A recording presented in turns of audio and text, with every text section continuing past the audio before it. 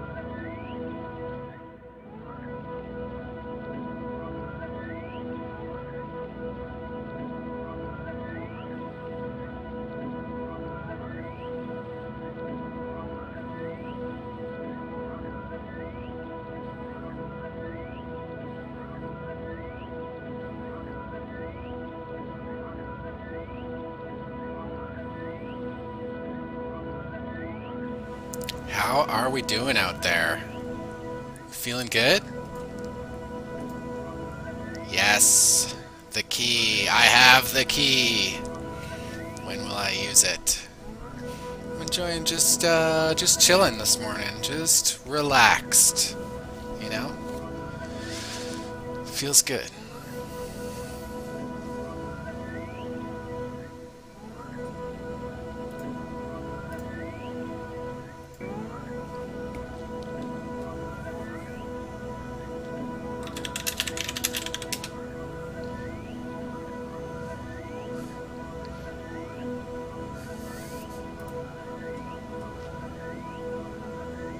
How am I sounding out there? Sounding good? We all here? We all ready? VIDICON day 4?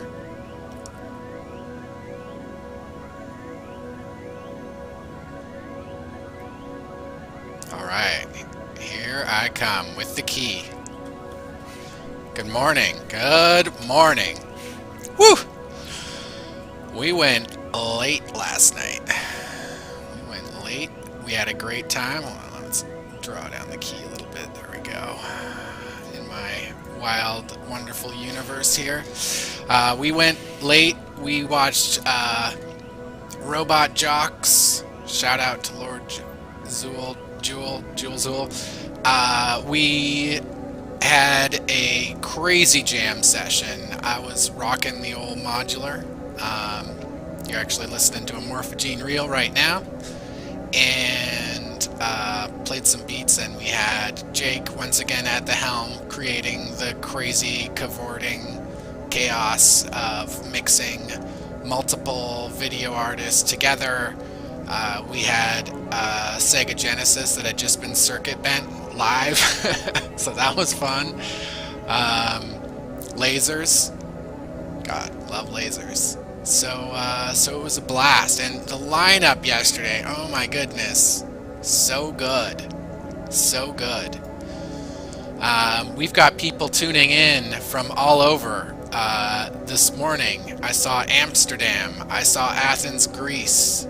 Welcome. We are all part of the noosphere, the media information layer that connects us all. We're all one race, people, all one spectral beings. I love that from yesterday from Sharice's talk. We're all spectral beings together in the noosphere. If you haven't heard of robot jocks before, you're welcome.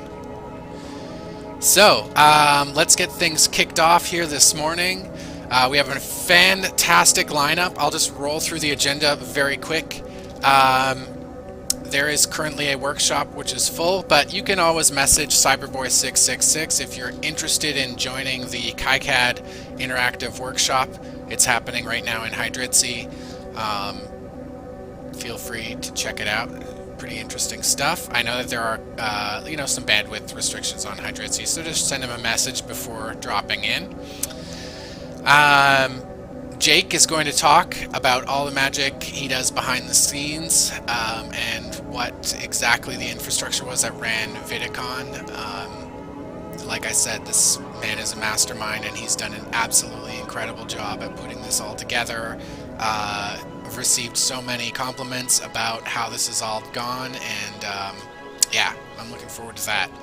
Then we're going to have Matthew D. Gant talking in Mozilla Hubs, which is the Enter VR link that you see at the top. So what I would say at that point is we'll all jump in, pile into Hubs, as many of us as we can. I know there's a limit of about 30, but we'll also have a camera in there that will be broadcasting onto the stream. There is an entry about Peace for Armenia, which I'm very much looking forward to. We'll talk more about that. And I know everyone's excited for the Liquid Light show. We all love Steve and the amazing art that he does, and can't wait for that. Robert Jordan, you're seeing some of this in here, this Matrix-like Commodore graphics action is coming from a video equation. It's just a beautiful video instrument that I fell in love with and built myself. Robert Jordan is based out of Australia and has blasted back onto the scene with some wonderful devices. We're very grateful to have him here today. And then it's going to enter the performance section, and let me tell you, some of my favorites are coming up in performances. Absolute favorites. If you're interested in KiCad, just send a message to Cyberboy666 in chat. Just so you know, the Rocket Chat instance underneath the stream is actually shared with Scanlines. So if you go to chat.scanlines.xyz, or you pop it out in a new window, you'll see there's a whole bunch more stuff there. There's other channels. Well, there's 2 channels. But you can DM people, you can make group messages, and so on. So just send a little message. I don't think it's in that main room with Hydritzy. I think he might have a separate workshop room set up. So you'll have to message him for access, I believe. So just send Tim a little message there. Alright, is Jake telling me anything that's done? No? Okay, it looks like we're good. So let me introduce the next one. This is Leonel Coelho, or Tree of Light. They are a multimedia artist based out of Portugal, and they work with visuals, video, animation, art installation, video installation, and they do their own workshops.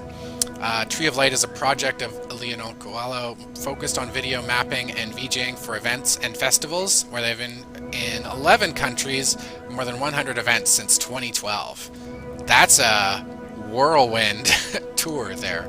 Very excited. We're going to look at a brief compilation of video explorations carried out in 2020. Again, Looking for KiCad? Just message Tim, Cyberboy666. Pop that chat out in a new window, send a DM, slide into those DMs. Alright.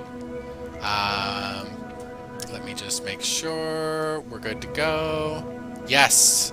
So thank you so much. Stay tuned for another wonderful day, day 4 of VIDICON.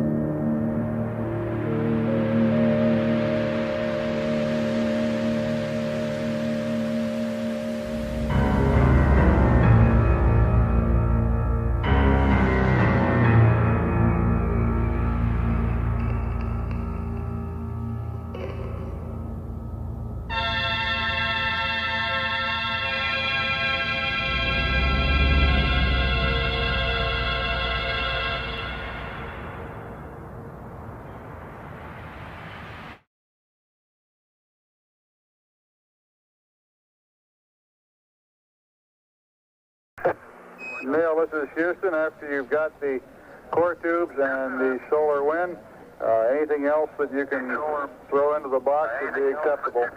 And we got about, I'd say, 20 pounds of carefully selected, if not documented, samples. Houston, Roger. Well done, out.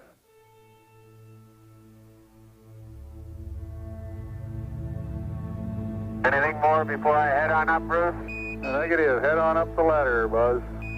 Adios, amigos. Hey. Transferring the sample containers into the limb cabin now. Unofficial time off the surface at 1:11:37:32. Okay, the hatch is closed and latched and verified secure. Okay.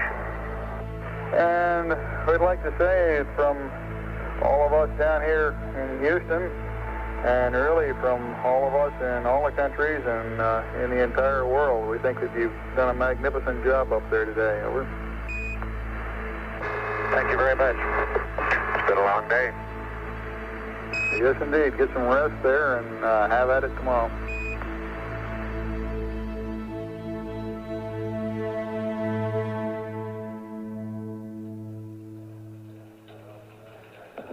Not since Adam has any human known such solitude as Mike Collins is experiencing during the 47 minutes of each lunar revolution when he's behind the moon.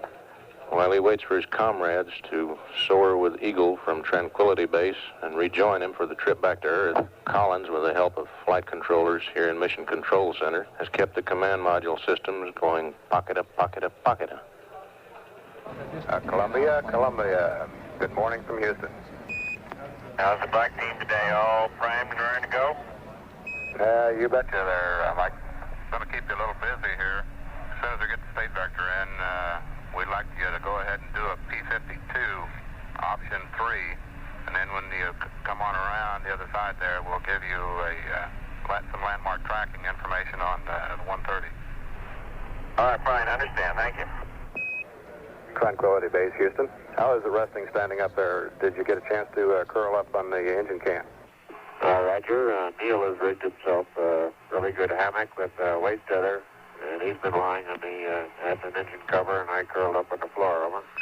Roger, copy, Buzz.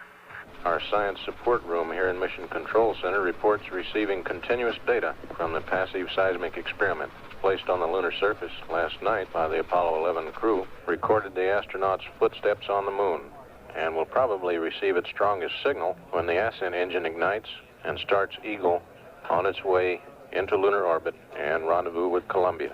Tranquility Base, Houston. Go ahead. Roger, just a reminder here, we want to make sure you leave the rendezvous radar circuit breakers pulled. Okay. Eagle and Columbia, this is the backup crew. Our congratulations to yesterday's performance, and our prayers are with you for the rendezvous. Over. Thank you, Jim. Thank you, Jim.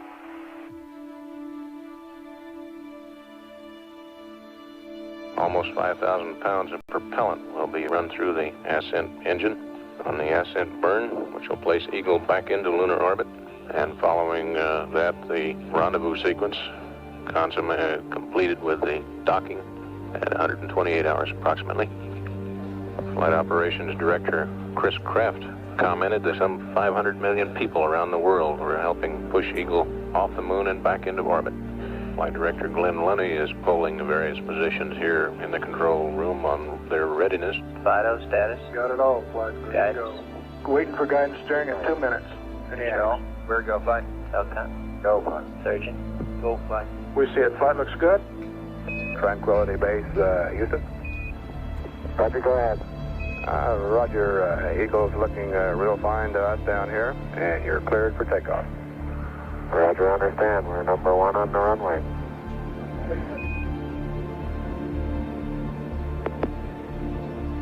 Guidance reports both navigation systems on Eagle are looking good. Yep. 9, 8, 7, 6, 5, port stage, engine arm ascent, proceed.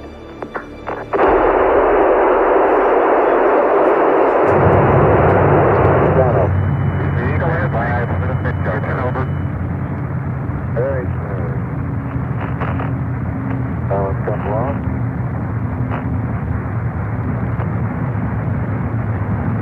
Right down US 1. Roger. Not very much thruster activity. Flight Fido, ping Smith spin, we're looking good. Okay, Roger, mighty fine. Turbo systems. 30 seconds, bud. 30 seconds, man. SSC 700, 150 up. Telcom. Go. Eagle Houston, still looking mighty fine. Roger, good agreement in Delta V to go and both action things. Roger. All three data sources are agreeing quite closely here. Eagle Houston, that's on me, low fixed rate, and we'll see you at 127 plus 51.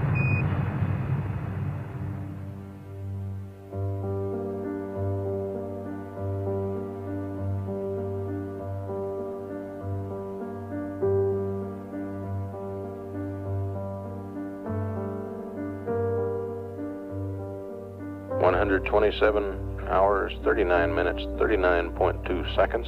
This is the start time for a series of velocity match maneuvers to bring Eagle in with Columbia.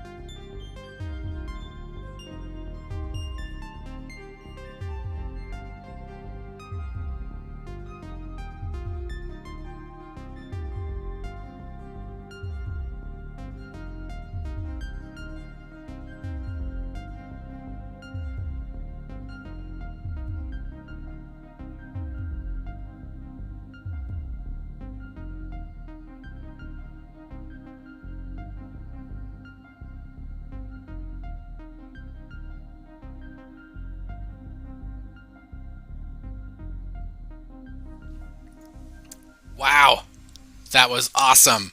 Thank you, Tree of Light, Tree Light in the chat for that beautiful, beautiful piece.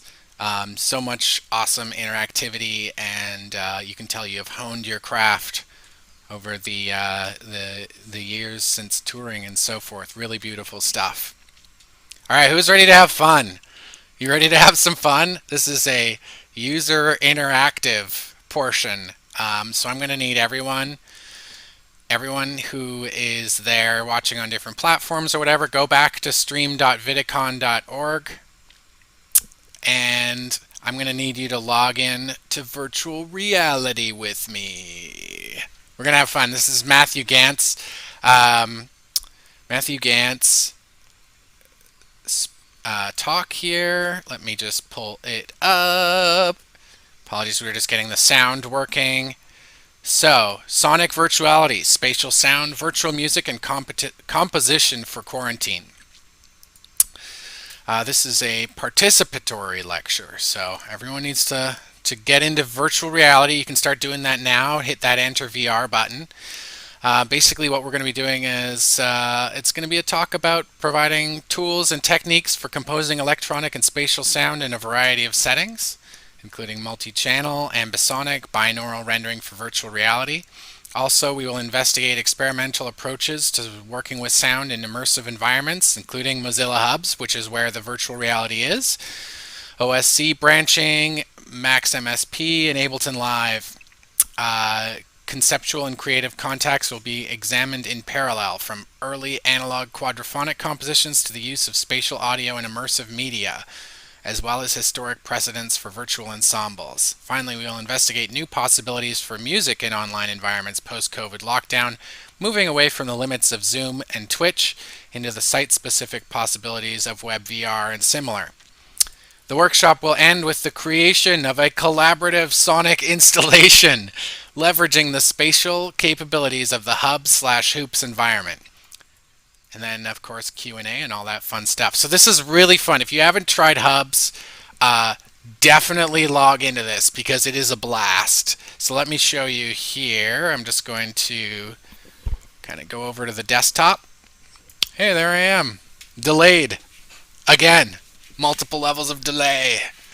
Someone told me last night that time is just a concept, and I definitely agree at this point of the conference. So over here, you can see the stream, the chat.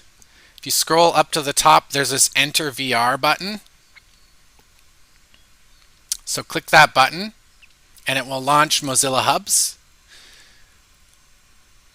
Oh, how many layers can we get here? The longer I stay, the more infinite feedback we will get. So I'll just do an example of this if we open it up.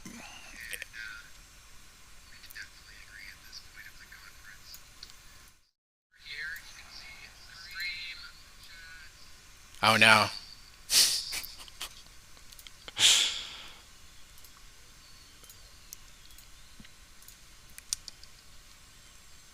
Click this Enter Room button, and then enter on screen. I'm getting a crazy feedback. And you will be in the virtual reality. Sorry, I'm a little slow this morning, just because of this feedback I've got going on. I'm muted here. I don't know where this is coming from. No idea. Anyways, once you're in virtual reality, you can move around with the mouse, WASD to walk around, and then the magic wand will open possibilities. Please give respect to the speaker, just like you would an in-person event. Don't spawn things in the way of the audience and the speaker, and show some appreciation for this wild experience. So let me switch back over to Jake, and once we have the all go ahead, we'll start. Thanks, everyone.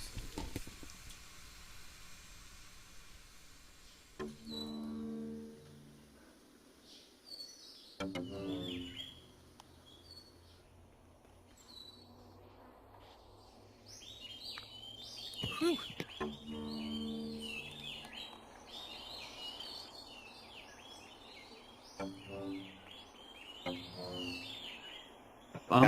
Man, going on here.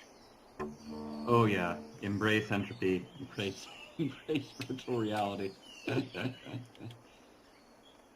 I am.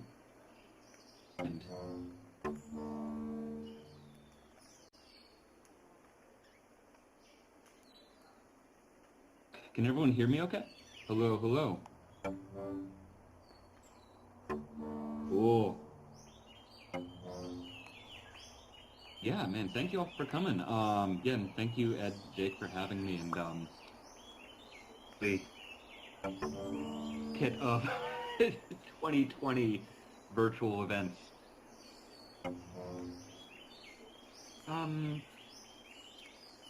Most interesting. So I'm curious where everyone here is coming from, kind of creatively, technologically, etc. Most interesting is once we jump off, maybe I'll sort of talk maybe about 10 or 20 and just kind of be in this crazy space. And then we'll teleport over to another space. We'll actually try and build some sort of installation together.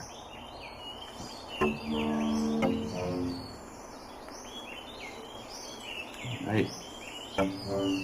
Ed and Jake, should I go ahead and jump in?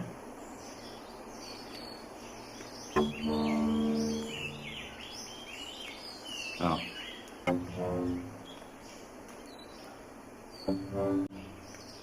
Do.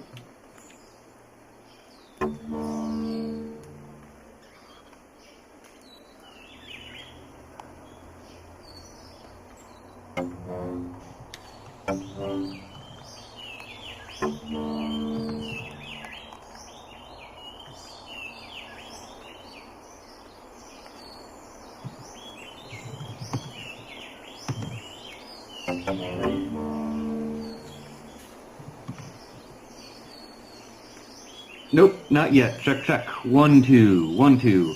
Can you hear me, Ed? Check, check.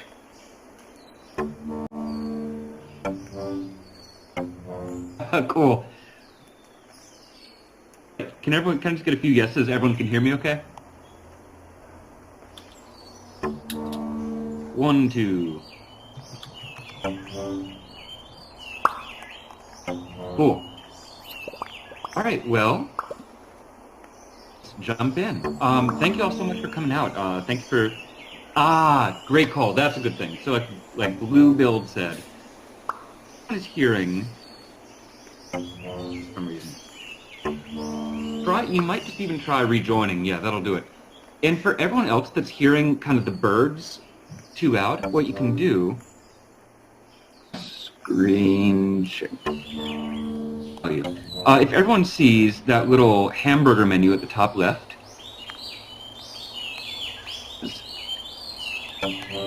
one will say voice volume, one will say media volume. You turn down that media volume, and that will pull the birds out of it. That'll turn down the background ambiences. So everyone can kind of mix and match as they like.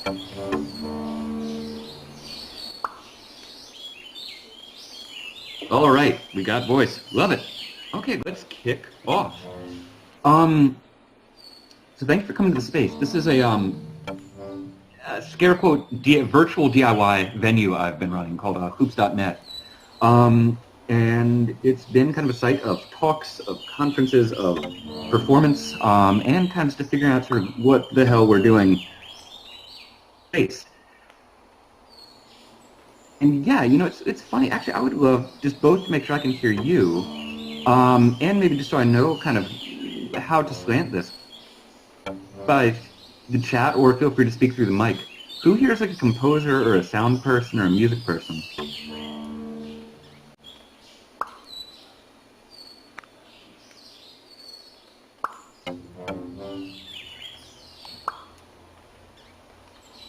Okay, so I figure tell you how I kind of came to be this talking to y'all, and we'll kind of try some things together. And here's a picture of me looking intently at a laptop to place this. For the last 10 years, I've been living in New York City. I just recently moved up to upstate New York. Composer, a sound artist, media artist, whatever you want to call it. I think I've followed probably a path kind of been playing in DIY venues, touring, playing synthesizers, playing grungy concerts, etc. I record for a few tape labels. I do a lot of work for Oxtail, based out of Sydney, Gold Bullish, New York City, and more recently I've been releasing a lot of music with Orange Milk recordings. In tandem with that, I've been doing, over the last few years, a lot of work with virtual reality. Both like installation works, kind of spatial sound works.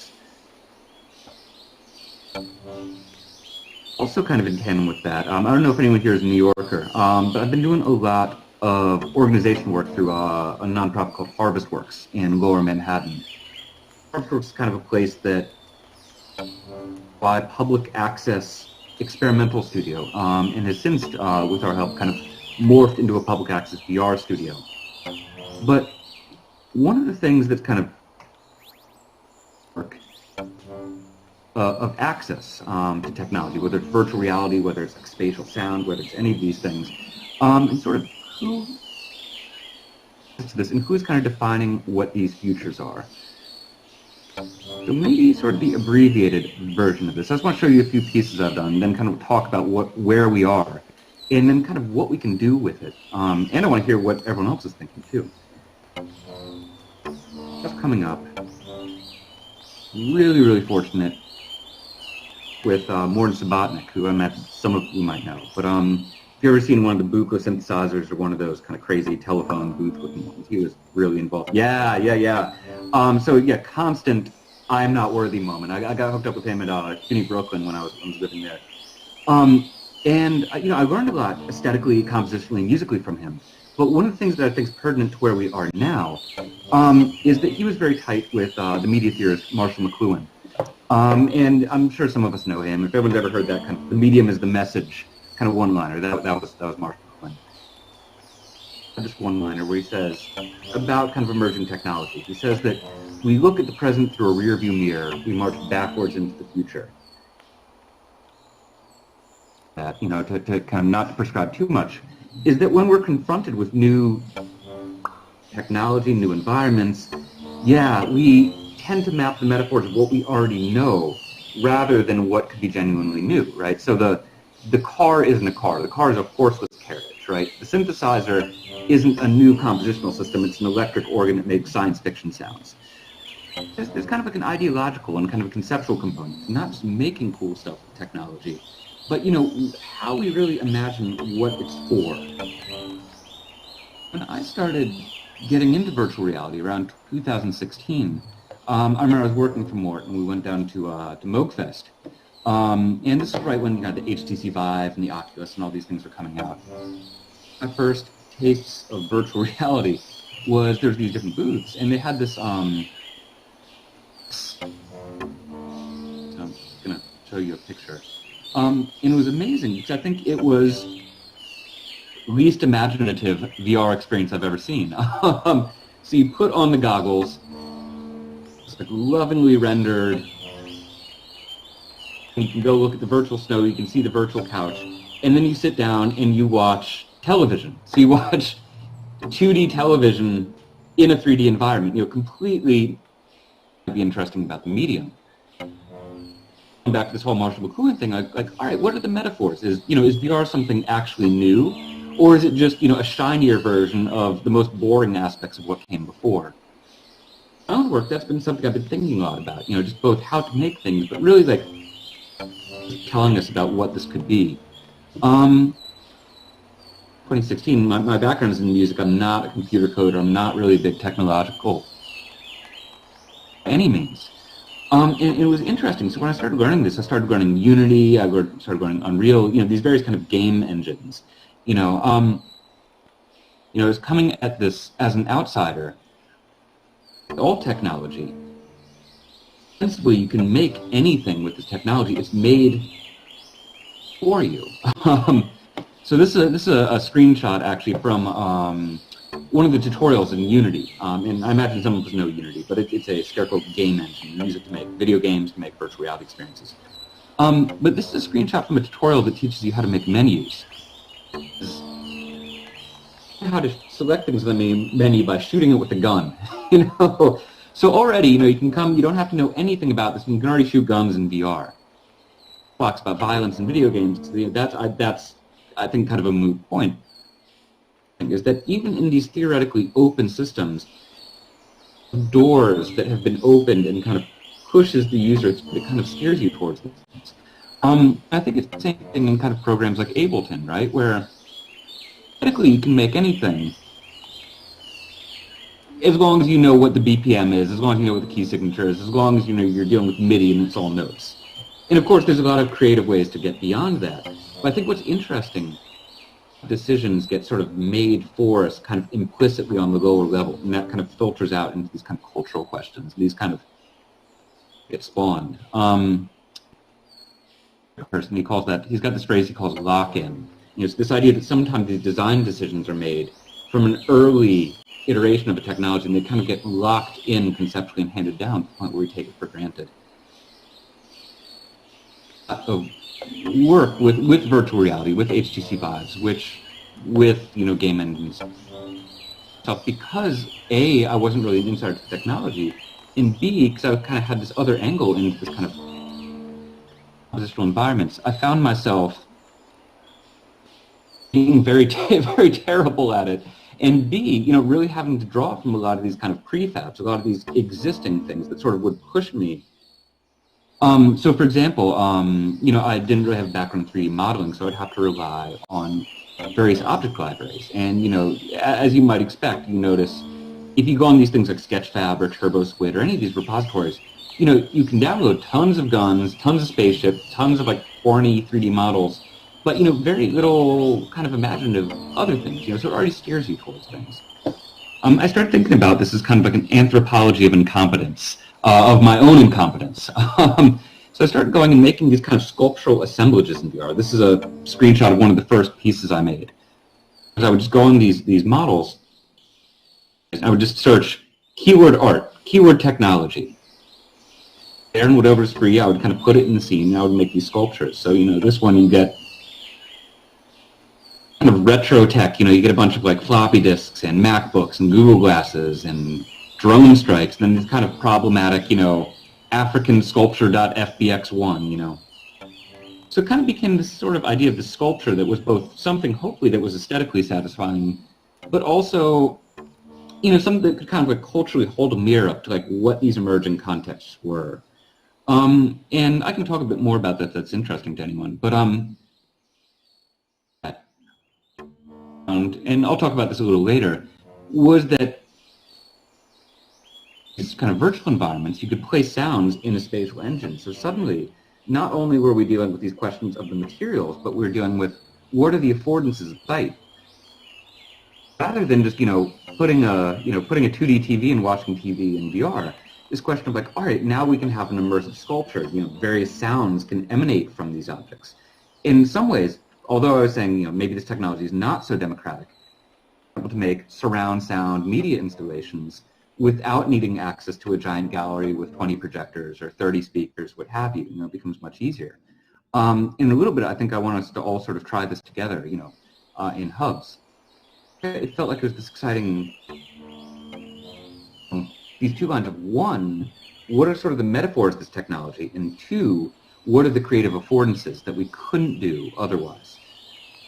And I don't want to bore y'all to tears too much kind of talking at you about myself, but just to kind of place this, we did, I think between 2016 and 2019, we did a lot of various installation work where we were taking this commercial technology, kind of using it very wrong. So we, oh shucks. So we did this, we got very interested in first commercial VR experience I saw in addition to the Netflix piece was IKEA put out this VR and you could IKEA furniture in VR.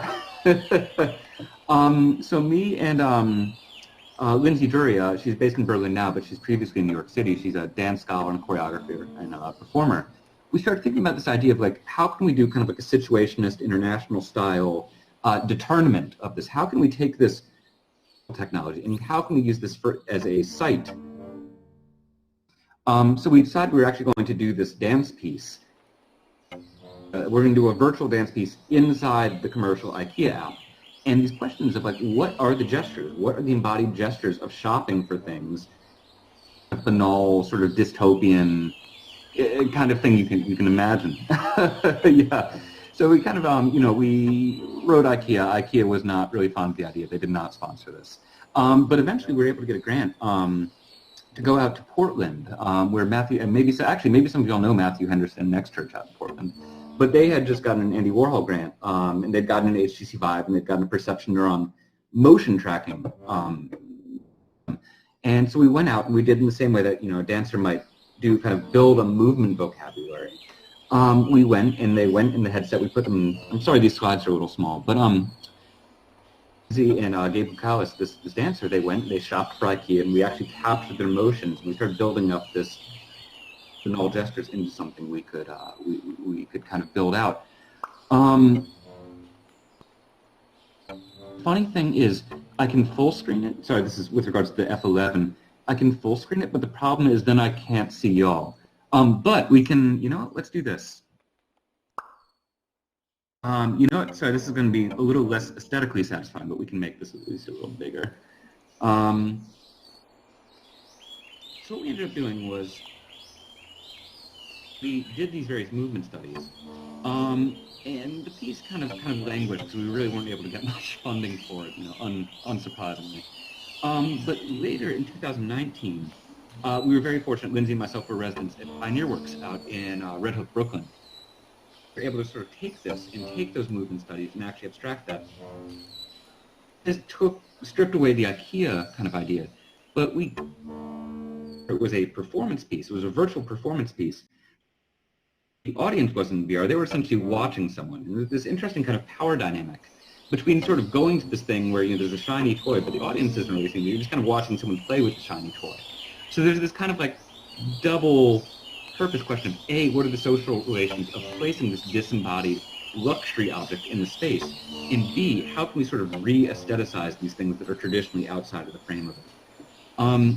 Here's just a few kind of screenshots, or just kind of pictures of the performance.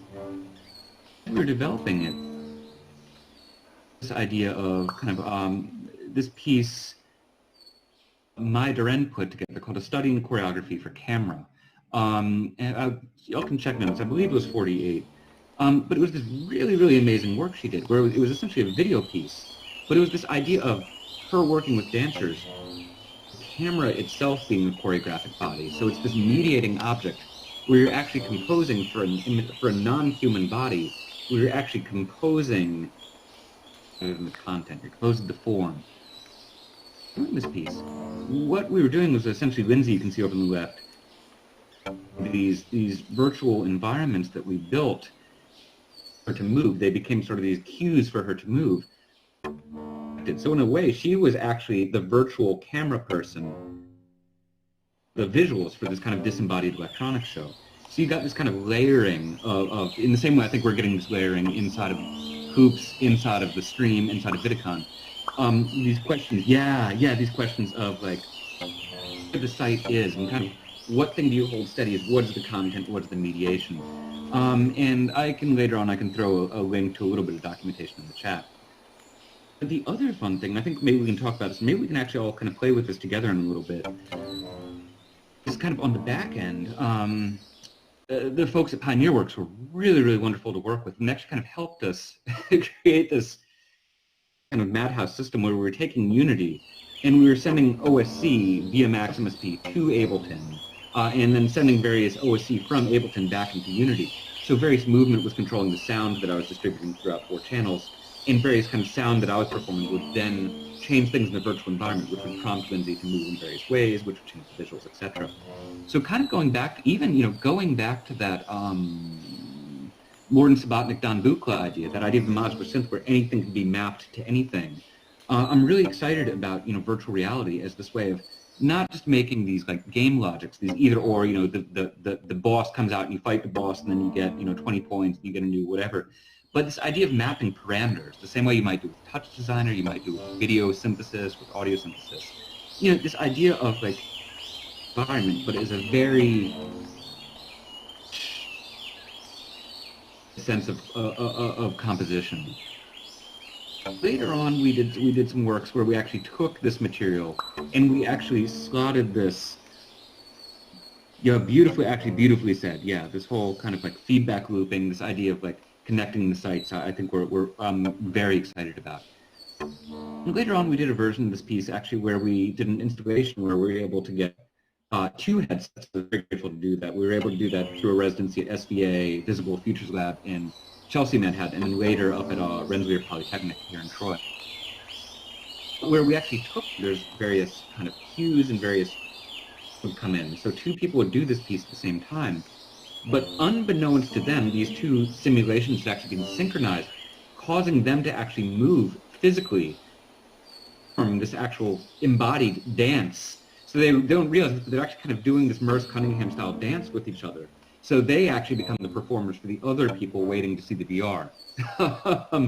So it becomes this kind of bait and switch where, it's these virtual reality pieces that are less about the spectacle and more kind of about what is the human embodied relationship to mediation. Yeah.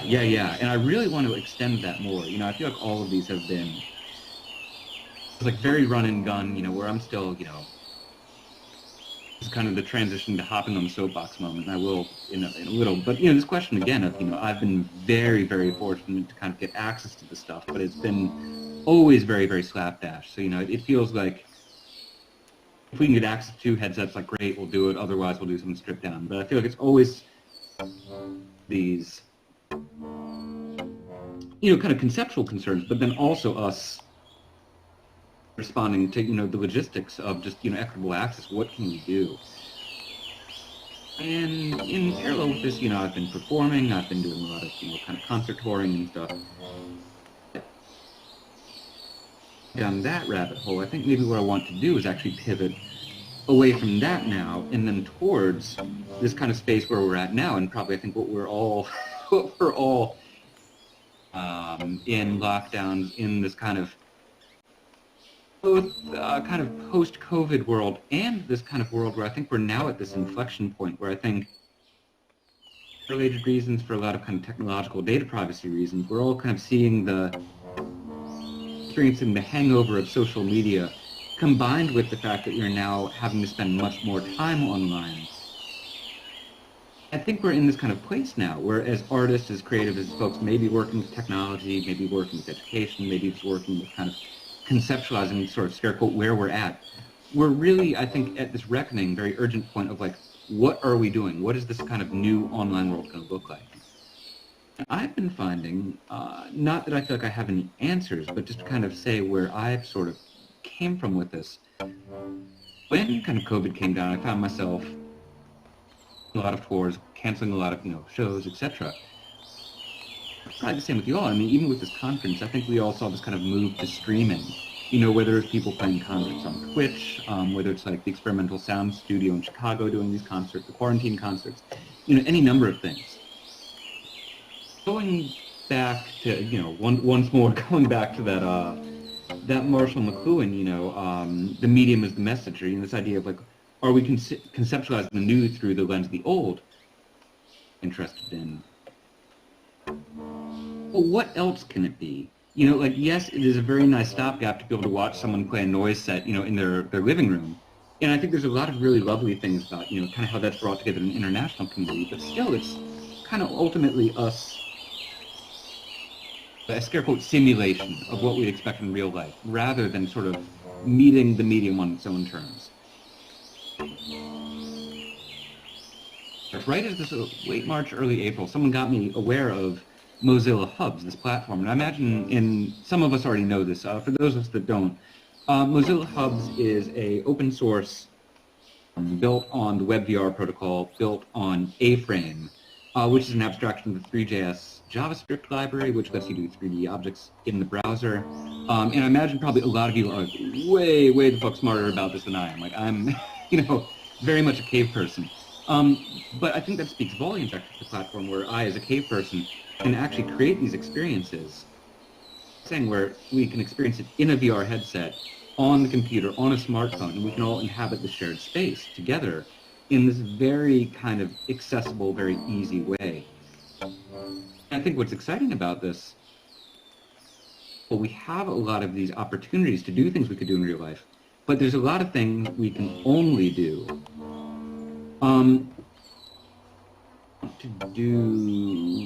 To kind of pivot is I just want to show you a few things what we've been doing in Hoops. Then I'm going to hop on the soapbox and say a bunch of stuff about equitable technology. And I promise I won't rant too much. And then I want to hear from y'all. And then I actually want to show you kind of some of the fun stuff I've been finding with this. And then maybe we can actually make a piece together real quick in the environment. Kind of a short history of hoops.net. .net is a virtual DIY venue. What I see is this is kind of a continuation of this kind of punk house, DIY, low overhead, high flexibility, accessible. So I started essentially writing at the beginning of lockdown, writing these articles, just kind of trying to put a smoke signal out, saying like, all right, I think there's a possibility, I think this is something we can do. And, started kind of corresponding, like actually Jake, I think we didn't meet through this, but we actually did a lot of brainstorming.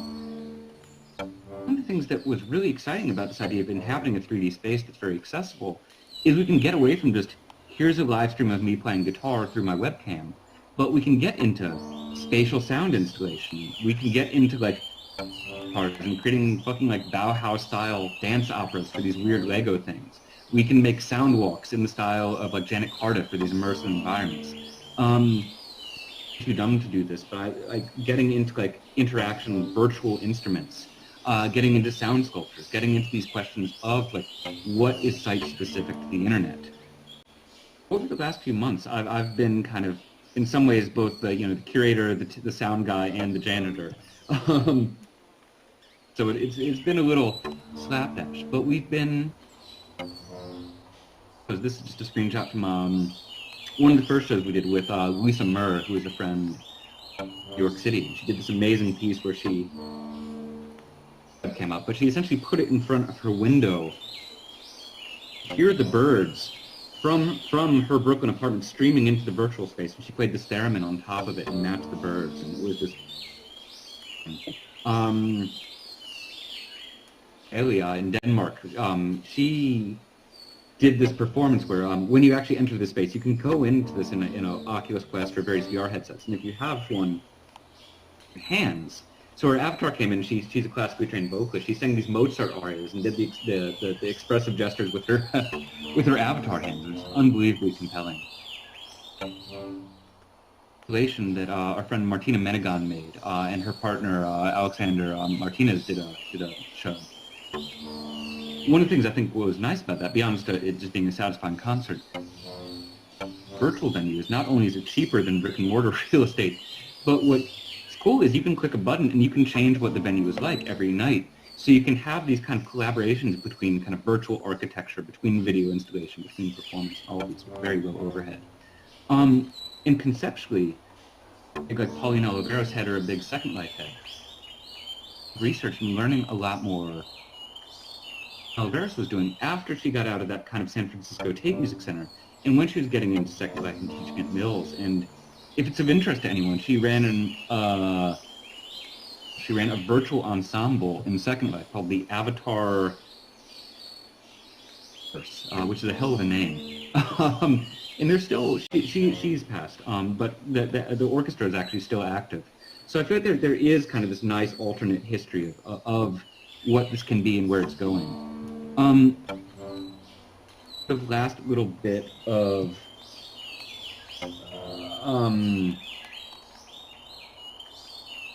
I think I want to sort of say before we get into kind of the nitty-gritty and start playing with ideas, is I think beyond, again, kind of beyond all the stuff just being cool and fun,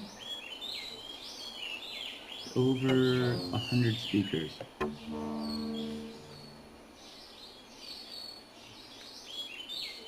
Wait, is that MPAC? This is just a virtual installation she's made.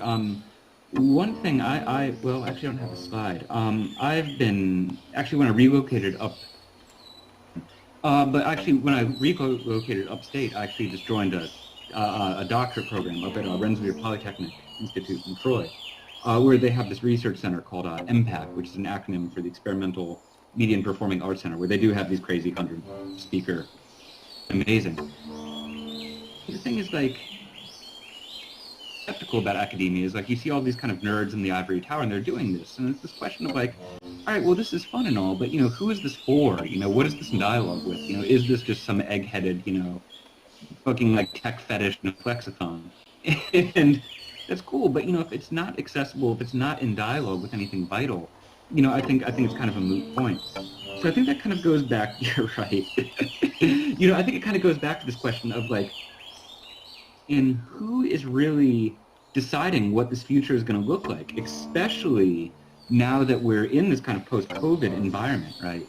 And, kind of going back to, like, interesting, are we going to have a bunch of subscription model, total people burning money, people in the trade scene, like, telling you that, like, sitting on a virtual couch, paying money to watch virtual Netflix in the most unimaginative way is the future. And, I think we all, that's bullshit.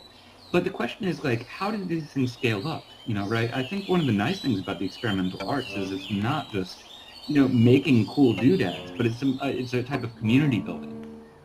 So one of the things I see with, and I think what I want to do is we're going to pivot. I want us to kind of try some things together, that we can start kind of building a new groundwork for not just everyone getting off Facebook because, every Cambridge Analytica, every, kind of horror story that we all know now is not necessarily a crisis of platform. There's a million options, but I think we have a crisis of metaphor. An article that came out in Wired, and, Wired is pretty awful in general, but a Second Life before Facebook, Second Life, World of Warcraft, there's all these other wonky. Apparently MTV had an early immersive called MTV Lower East Side. It was something. I'll try and find it. Idea of what the internet could be. And I think since then, social media has really kind of like flattened our imagination into the point where we just take it for granted that kind of content-driven, algorithmically optimized social networking is the default metaphor for online community building. About this idea of 3D spaces, about hubs, about this newfound kind of full environments, is it gives us a chance to kind of return to these more sloppy, more idiosyncratic environments that are maybe a little more stick and twine, but I think offer a lot more space, not just for us to like scare quote express ourselves, but for us to really start thinking not just about the content we're showing on the platform, but about how the platform and the kind of context itself can be a message unto itself. And I think probably maybe some of us heard the term like metaverse thrown around. And in my experience, it feels like it's typically kind of like the Burning Man, like cryptocurrency set. And, you know, there was this article in Forbes, you know, that came out. You know, it's like, oh, the metaverse is coming. And I think already, you know, in this kind of post-COVID way, you know, you see a lot of these kind of like capitalist folks, money to burn, kind of. It's a little scary. Anyone see that video piece? I think it was called Hyper Reality. It came out a few years ago. Just, you know, like total over the top kind of satire of like into black and the, oh my God, yeah. And, you know, I think, yeah, everyone can search it, you know, it just, yeah, it's like, you know, classic Black Mirror, you know, here's the ad absurdum what this will be like, you know, everyone's, you know, bombarded with the most awful kind of like Uber, Grubhub, gig economy bullshit. Is what was linked in this Forbes article that came out is this fucking like Adobe suite, this commercial, and it's just so on the nose. It's so unironic. It's this kind of the future of Adobe augmented reality. And you see this woman get up and she's bombarded with productivity apps, and then she goes throughout her day and she remembers someone's name because she doesn't have to remember it because there's a pop-up, and then it ends with her kind of buying a house, you know, on her porch drinking wine, you know, and it's this amazing thing where it's like it feels like someone reads like Philip K. Dick or like William Gibson and like doesn't realize that it's a warning, and they, you know, these tech bros take it as a recipe and say like, oh, you know, oh, totally. It's like, oh, Ready Player One is exactly the future we want. Or it's like these folks that say like they see Blade Runner and say, oh, that's the future I want. I think with all of this, and we can talk more about this. Maybe we'll open up for discussion a little bit too. Is I think both A, what can this be conception creatively, but B, how can this be a type of grassroots technology, a type of bottom-up that I think we're all familiar with probably as folks that come out of a DIY scene or kind of a grassroots scene, rather than a top-down corporate or institutional model. Oh yeah, right, exactly. Everyone saw Terminator and said, that's what we need. Maybe one thing which I won't touch on too much, but I think there's also these questions at the back end of this too. And I think Mozilla is a pretty good company, generally with a little kind of from Google kind of full disclosure. I'm talking all this talk, but Hoops is hosted on Amazon AWS, so we are still kind of corposphere. But one of towards, and if anyone's kind of a computer science person, please let me know. Drop me a line. One of kind of the fantasies for this space is I would actually like to build a physical server and host this independently, so it kind of becomes this that is independent. But, you know, really the back end we can start thinking about structure. So, and I don't know, here's an inspirational quote. Here's some experimental art, chicken soup for the soul. And Buckminster Fuller, you know, we won't fight the thing, we'll build a new thing that builds one obsolete.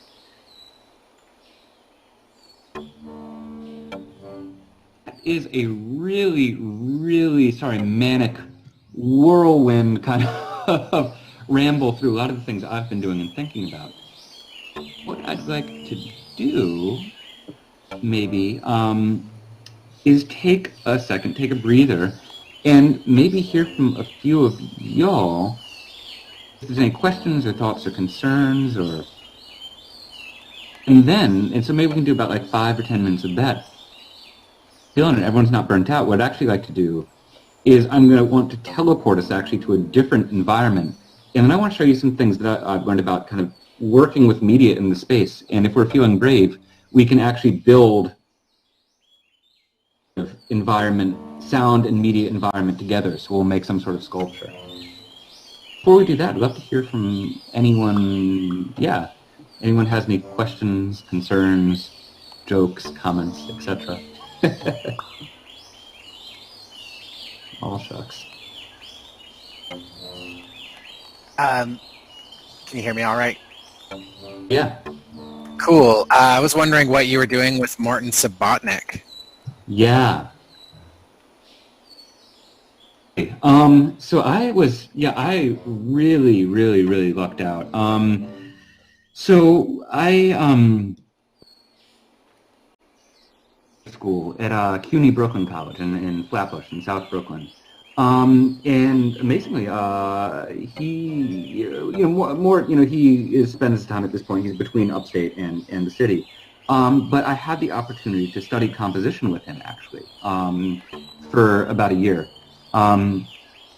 Was sort of really, that must have been maybe 2014-ish. And, hugely kind of inspiring thing in its own right.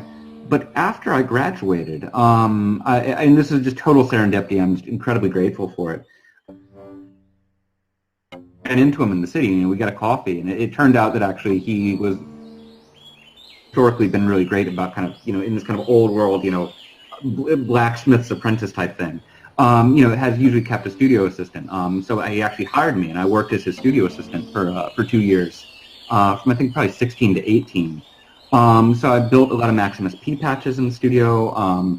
We developed a piece that was shown at Knockdown Center and then later at Lincoln Center. So yeah, I did a mixture of kind of boring admin work and then a lot of kind of creative, interfacing the Buchla with Maximus P and a lot of kind of studio work. And yeah, I'm eternally grateful for that. I think both kind of creatively, but I think also just generally as far as, having a life in the arts, how to be a composer, how to be someone sort of in it for the long haul. So yeah, that was hugely formative. And sorry, I think I saw a question with regards to, who manages the identity of this? I think that's a big question, right? Who has, agency in the space? What is it, for and about?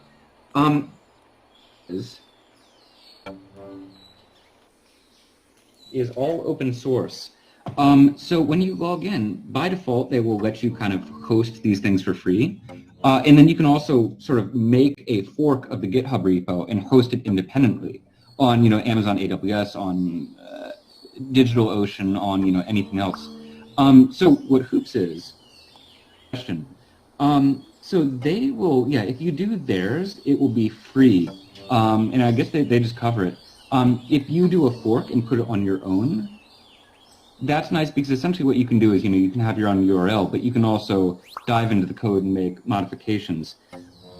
Ooh, great question. I think this dovetails. So kind of in full transparency, right now, I think between the domain name and the AWS hosting, I pay about, I think the space costs me about $50 a month.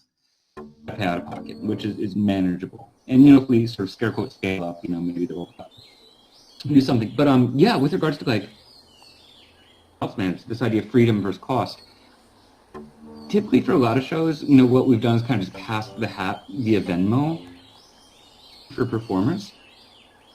What I like about this is we're not paying rent on a physical space. I think we have a lot of freedom where if, I don't feel pressured to necessarily I'm running, that's a good question. I'm running on I think there's a personal tier instance and a business tier instance, and I'm just on the personal. I'm on the cheapest one, and I haven't had much issue with it. Yeah, I think that's it. And yeah, full disclaimer, I'm an absolute cave person, so that the documentation is pretty good, and I just really, the handrail. As I was putting this together, and was able to kind of put it together, as it is now. But one of the things I want to do, and actually maybe this is a good pivot too, we can start playing around with some.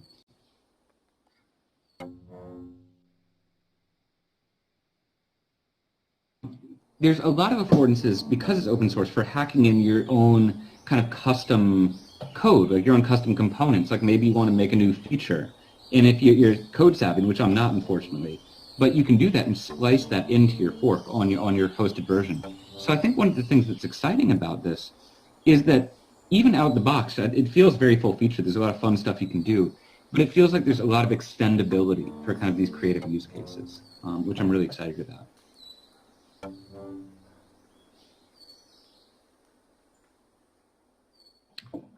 Cool. I think, Ed, you were about to say something. Maybe. Oh, I was just going to say I'm really excited to build something together. I think that's a lot of fun and be neat to show off kind of some of these environments that you've created. This one, you created this one, right? Yeah. Yeah, that's a great pivot. Let's try some stuff. So yeah, if anyone's interested in this, essentially Mozilla hubs, and maybe, all right, this is going to be some like radical inception shit. Let's see if we can do this.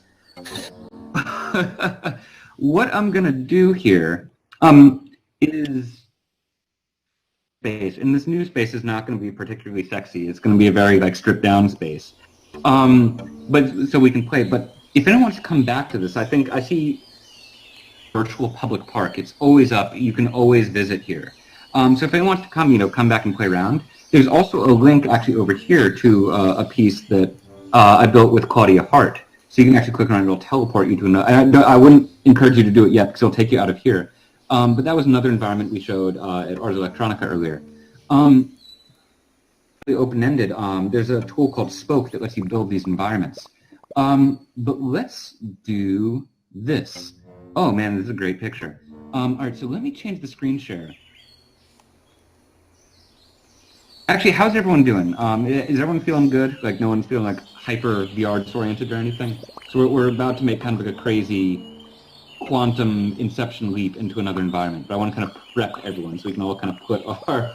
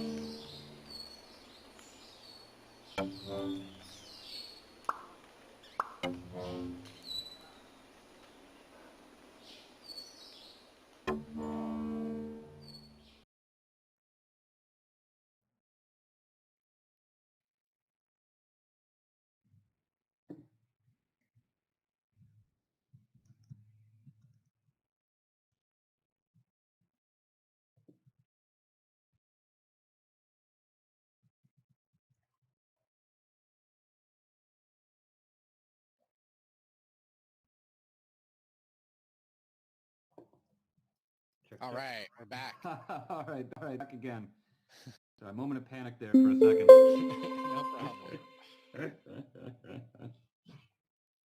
Cool. Yeah. Oh my God, I love it. We got the little drone camera.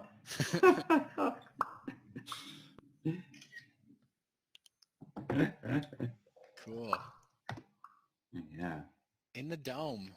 In the dome. Yeah. So this one is just kind of a default little, Mozilla Hub's space. But the reason I wanted to switch over here is because it's a lot computationally cheaper than the Hoop space. So when we start kind of bringing things into the environment, hopefully we won't kind of hurt anyone's like smartphone, or if anyone's running on kind of like an older machine. So this will give us a little more headroom. Perfect. Yeah. So just give everyone a second to come back. Yeah. Hey, quick question. What's fly? Is flying enabled? Oh, great question. If you hit the letter G, as in great, it will. You can enable fly, and then you can and then if you just go, oh yeah. There we go. Oh yeah. Now we're talking.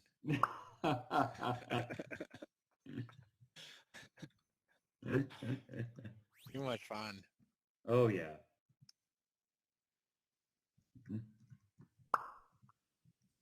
Oh, absolutely. Yeah, and it's funny. I still love Second Life. And what's funny is I feel like Second Life was just such one of those like too weird to live, too strange to die things. But I feel like it was so brilliant, and just the interface was so bad. I feel like this type of Mozilla Hubs, I feel like it's giving kind of the Second Life energy, kind of a Second Life, just because of how easy it is to get here. And we can get into this kind of like very weird, sort of playful approach to working with technology rather than this awful, auto optimized content kind of thing. Mm-hmm. Yeah, but cool. All right, so I'm just gonna wait until Shelduck 15600 joins us. Yeah, yes. Oh man, honestly, that is exactly the vibe. This is Second Life plus like grungy DIY is sort of the points of reference here.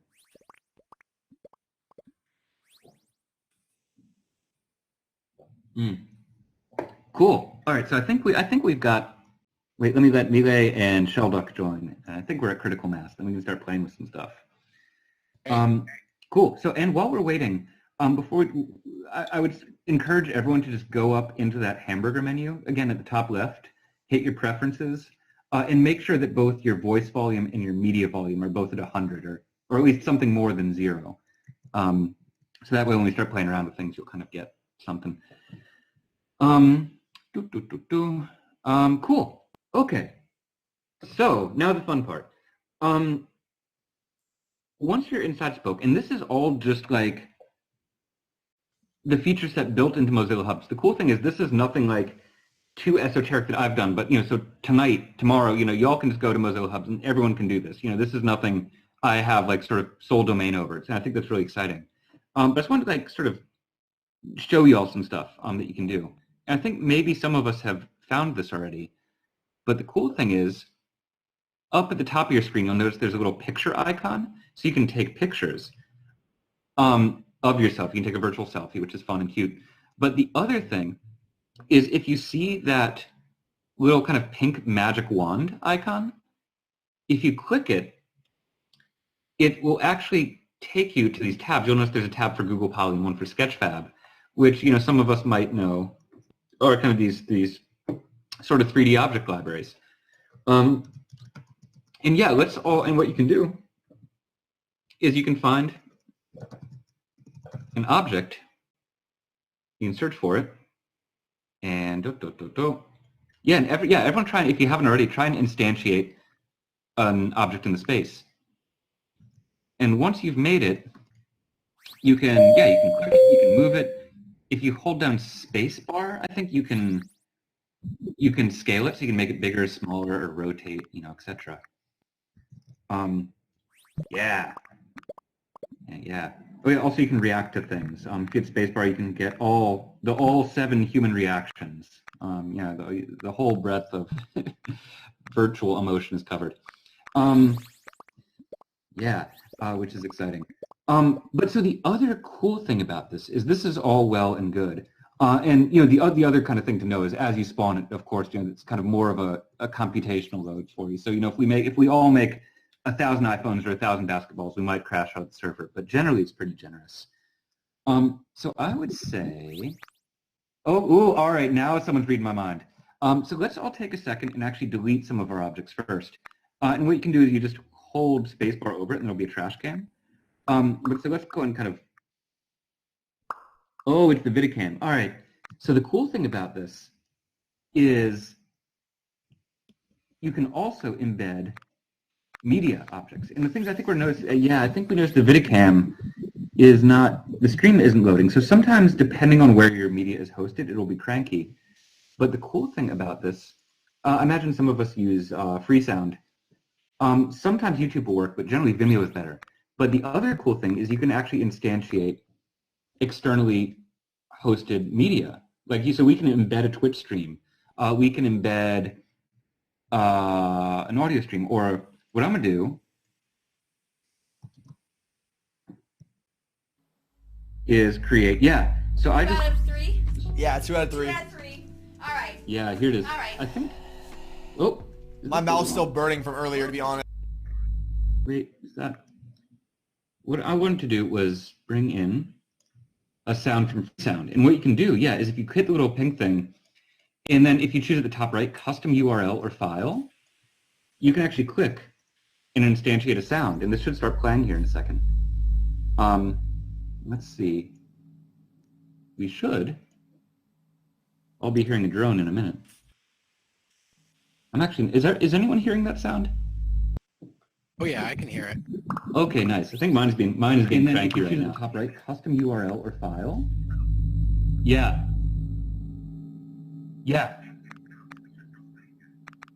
Exactly right.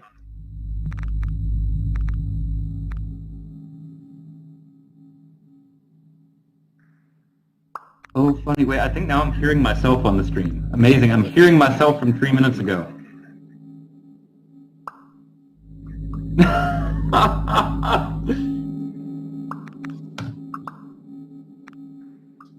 Cool. So now what I would say is let's all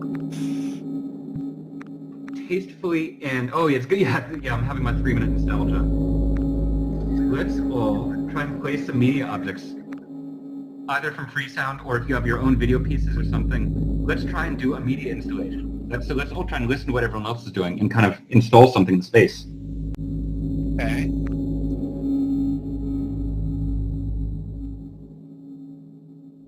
Oh, and the other thing to notice, which is really great, is that by default all the sound is spatial. So you notice as you get closer, it'll get louder. As you get further away, it will get quieter. So you can really kind of play with it the same way, like a quadraphonic or an ambisonic thing. You can really get weird with it.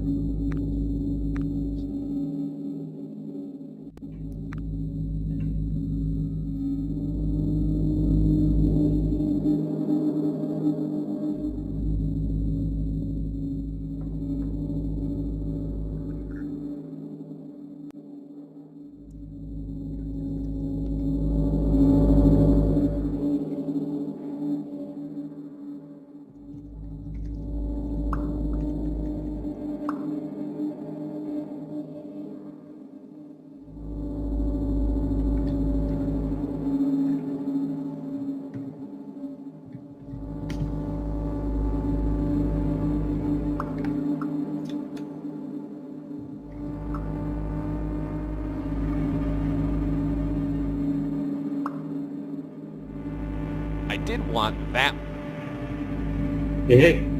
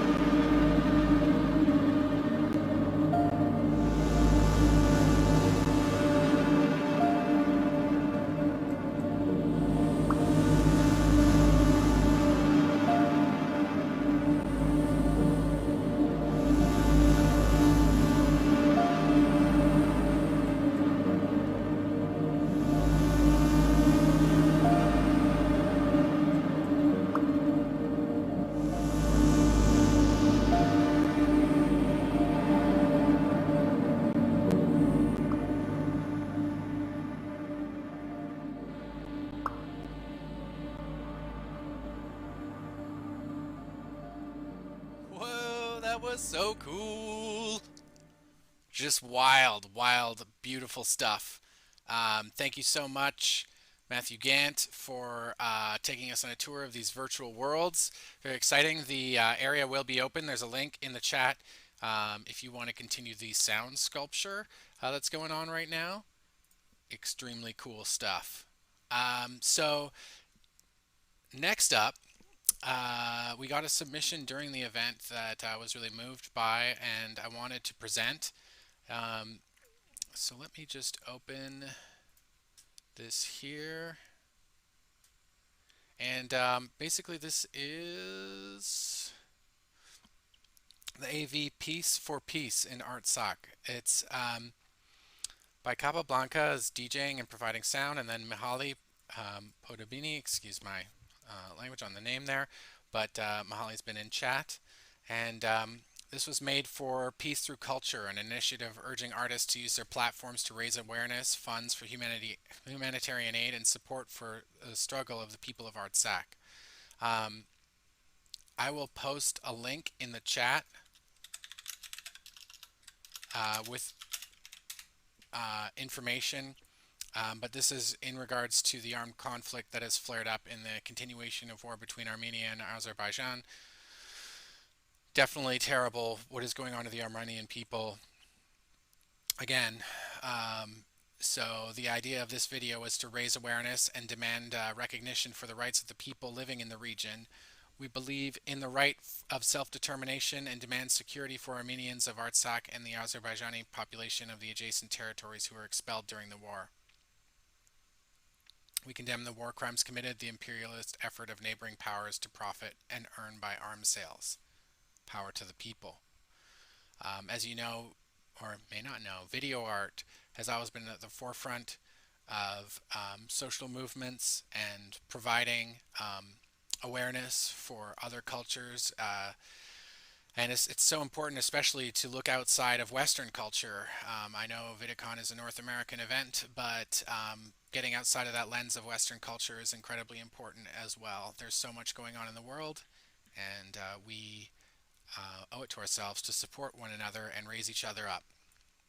So thank you so much, and thank you, Mihaly. I see you in the chat, and let's switch over to this amazing piece. Can't wait to show it to you. Thank you.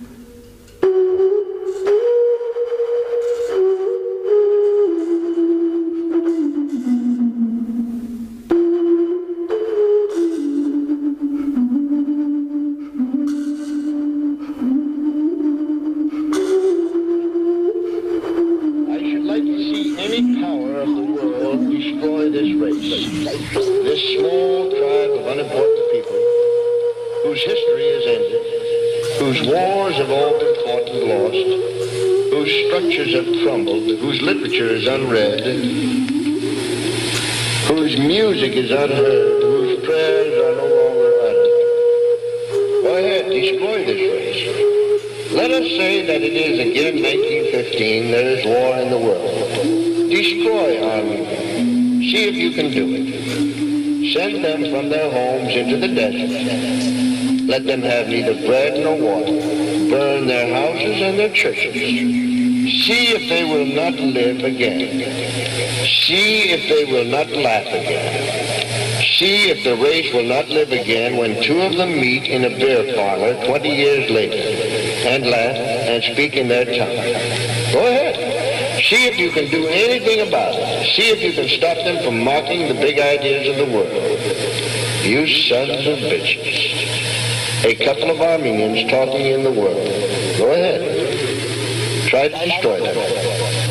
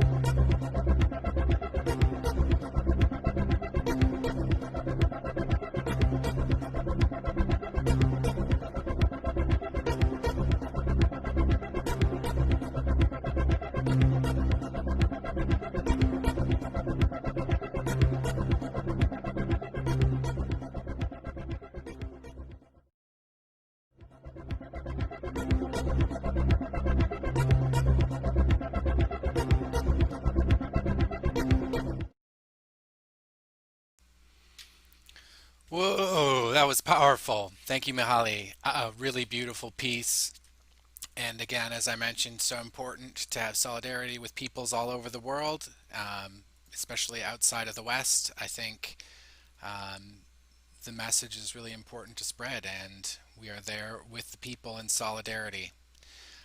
There's more information. If you go to the agenda, you can click on the event there, which is AV Peace for Peace in Artsakh by Mihaly. If you click on it, and I will post a link in the chat, there are ways that you can support Armenia and their struggle at the moment if you go in there. So let me just post that in the chat. Now, I'm getting all kinds of messages in my email right now because apparently there's this famous Steve Pavlovsky about to go on. Everyone's asking me where to go. Stream.vidicon.org. But if you're listening to this, you already knew that, didn't you? So, Steve, I don't know if you want to put out a message where to go so that everyone can tune in here.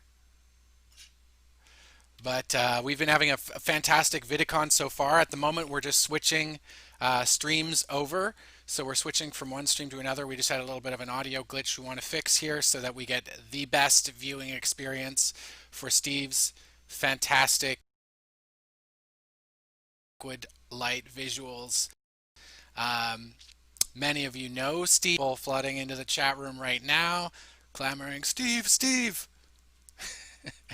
Absolutely brilliant artist, and Steve's going to be walking us through the evolution of the liquid light show, going from 1950 to present and beyond. I've done a little bit of liquid light myself. It's a tremendous amount of fun and a really beautiful addition. I think we've seen so many cool different pieces. We had David Francis talking about lasers earlier with the evolution of laser light shows. Mix the two together. What do you got? You got a stew going on. You got a great visual performance going on, and I think that they're sort of related. So it's really awesome to me that we kind of get to provide that full spectrum of technologies for visual arts in VidICon. I mean, we've seen some incredible talks over the last 3 days. If you're just tuning in on now, welcome. We're going to be wrapping up talks for today shortly. There's a couple more talks. We're going to hear from Jake on the technology side, and then Robert Jordan from Australia, and then the remainder of the evening will be set aside for performances. So yeah, share the link, tell other people. Yes, there is a link to the YouTube stream, so let me post a link to that.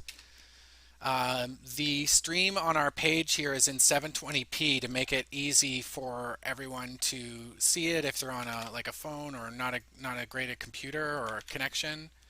So here's the YouTube link. I'm posting it in the chat, or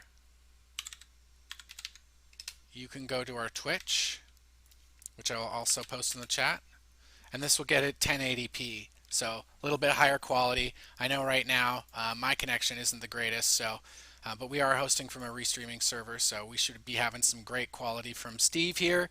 Just waiting for the go-ahead from Jake so that we can get to Steve. I know we're all anxious to see some liquid light here. So apologies, we just had to reset some technical things.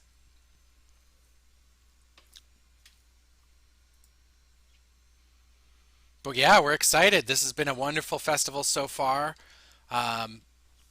Really honored to be host to so many incredible artists, so many incredible pieces of art. It's been really, really awesome. Shout out to Out of Tune Wolf, who's been in the chat the whole time rooting for us. Hope your bathroom remodel is going really well.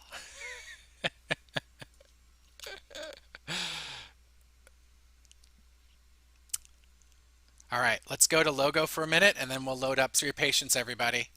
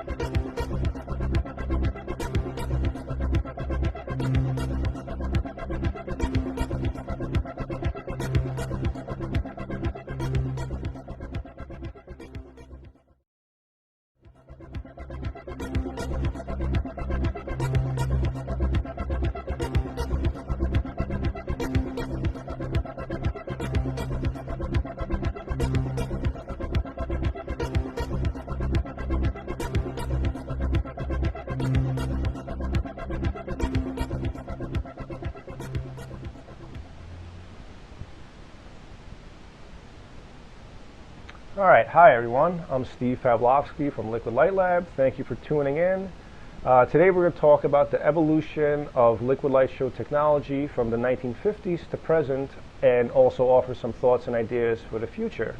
I'd also like to thank my lovely producer and fiance Elizabeth Candela, who's here today helping me out with the show. So, what is a liquid light show?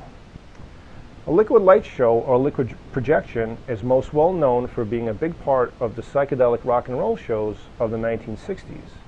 It involves the use of colored oils and liquids, which are used to create visuals in real time and work together with live music to create a synesthetic experience. While the liquid light show is the most memorable component of these light shows, it was often used in tandem with a variety of other lighting and projection tools, including 16mm film loops, slideshows, lumia, and the optical manipulation of light and visuals using modifications like warp and color wheels. The psychedelic light show is a broad topic with a deep and rich history, and as you can see from some of these slides, there were some pretty interesting rigs and pretty interesting things that were done. But today I'm going to discuss mostly the liquid light show part. As we'll see later on, the same tools can be applied to a variety of live analog visuals. I think one of the most important and appealing aspects of this medium is that it's performed live and gives the artist a way to create kinetic imagery in the moment and treat the performance and light show as a living, breathing thing. Let's just go through some more of these slides and just show off some of these rigs here. This would have been single wing turquoise bird. This is from forget Baby Maker.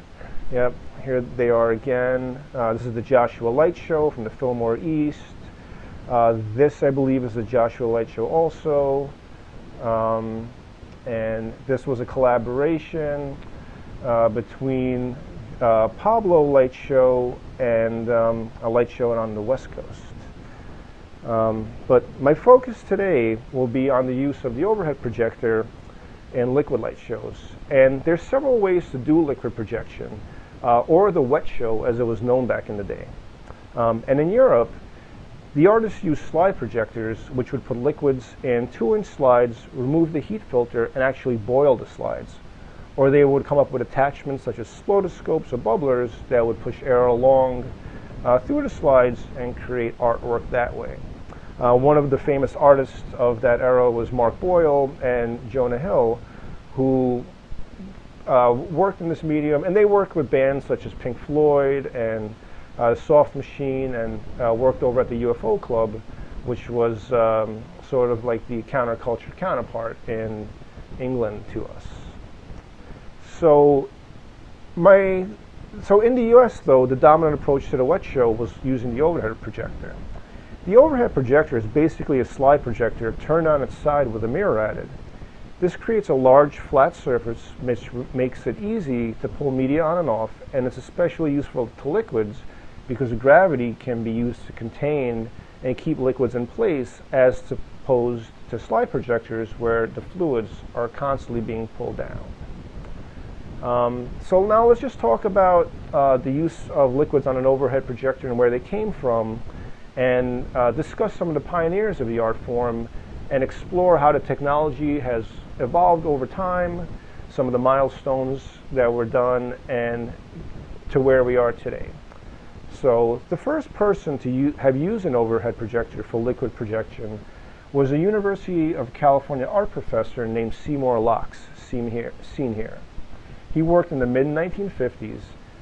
His inspiration actually comes from earlier German Bauhaus experiments in the 1930s, where sealed liquids were put in containers and light was projected through them.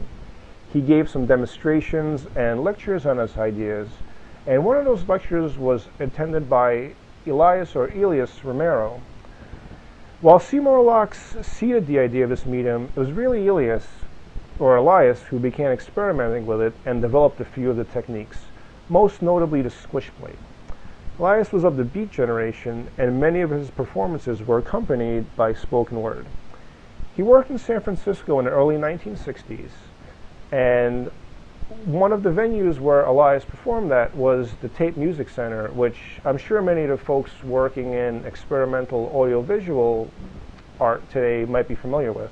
This is a place where, let's say, Morton Subotnick also started making his synthesizers and things like that. Around this time, another artist named Tony Martin also began experimenting with liquid projection, also working in tandem with sound artists. And he also worked at some early events in San Francisco, such as the Acid Tests and Trips Festival. Here's some of his artwork that we can see here. And another very early pioneer is Bill Ham, who we can see here. Bill Ham is probably the person who's most responsible for starting what's called the psychedelic light show. He brought this into the rock and roll environment. Here's Bill and some of his early photos. And Bill would, really start using a lot of overhead projectors, and that was sort of his primary medium, and he considered it light painting. Here's Bill again. Here's Bill again with a joint in his mouth. And so by the mid-1960s, the rise of the counterculture and so-called hippies began taking place. Rock and roll music, LSD, and a general sense of dissatisfaction with the status quo was on the rise. New forms of expression and experimentation were flourishing. Happenings, gatherings, and acid tests began taking place, and these events moved from coffee houses and small meeting spaces to larger halls and auditoriums. This was a perfect opportunity for light shows because lighting for these types of environments and performances had not yet been invented. In many cases, the light show was not only there for creative input, but also there out of necessity because there literally was no other lighting. Multimedia and immersive projection, visuals, and lighting design was born. As mentioned earlier, it was not only the overhead projector, but arrays of slide, film loops, and manipulated light that began to fill the screens and walls of these venues. Artists like Glenn McKay, seen here, and Jerry Abrams began adding color wheels and other effects to their overheads. They became staples at San Francisco venues like the Fillmore and Avalon. Other light shows like Ben Van Meter, the Brotherhood of Light, and Little Princess 109 were also doing shows. The medium began flourishing and it also began to spread across the country. There's a few more of Glenn. You can see here is also using slide projectors along with the color wheels. But here we have one of probably most significant meetings in this art form. You have on the East Coast, you have a meeting between Glenn McKay and Joshua Light Show that happened while Glenn was on tour with the Jefferson Airplane. The meeting with the Joshua Light Show will prove to be invaluable to the evolution of the art form. Legendary rock promoter Bill Graham had just opened up the Fillmore East in New York City and wanted a West Coast style light show at all the concerts. The Fillmore East also had something that none of the West Coast shows had: a permanent rear projection setup behind the stage. Unlike the California shows where the artists would have to load it on Thursday and be out on Sunday, the Fillmore East provided a fertile, stable ground to experiment at. The Joshua Light Show would go on to develop the psychedelic light show in leaps and bounds and raise it to a level of sophistication not seen in other light shows. So here's a few shots of them. You can see this massive setup that they had behind the stage and the platforms that they were on, and that was there all the time. They actually had a dark room on site as well. Here's some classic Joshua Light Show stuff. And here's a classic picture with Frank Zappa and the Mothers of Invention with JLS playing behind them. Now, while the so-called hippie era and counterculture was in full swing in the 1960s, by the early mid-1970s, things had changed. Rock and roll went from halls and went from halls that only had a couple of thousand people to arenas of tens of thousands. Bringing the complexities and fickleness of an experimental light show on the road to these types of venues was logistically prohibitive. Also, the evolution of stage lighting introduced the Verilight, which was the first moving head projector and precursor to what we mostly see in concert lighting today. On top of that, cultures and attitudes changed. Free love and hippies were no longer in vogue, and the light show went underground. And actually, if you can go back to the slides, I forgot to show this one. This is one of my favorite photos. This is Bill Ham and Joshua White at the San Francisco Exploratorium at a show that JLS went and did there a few years ago. And I just love this photo. I love seeing them two together, and I think the way the lighting and everything, it's a fantastic photo.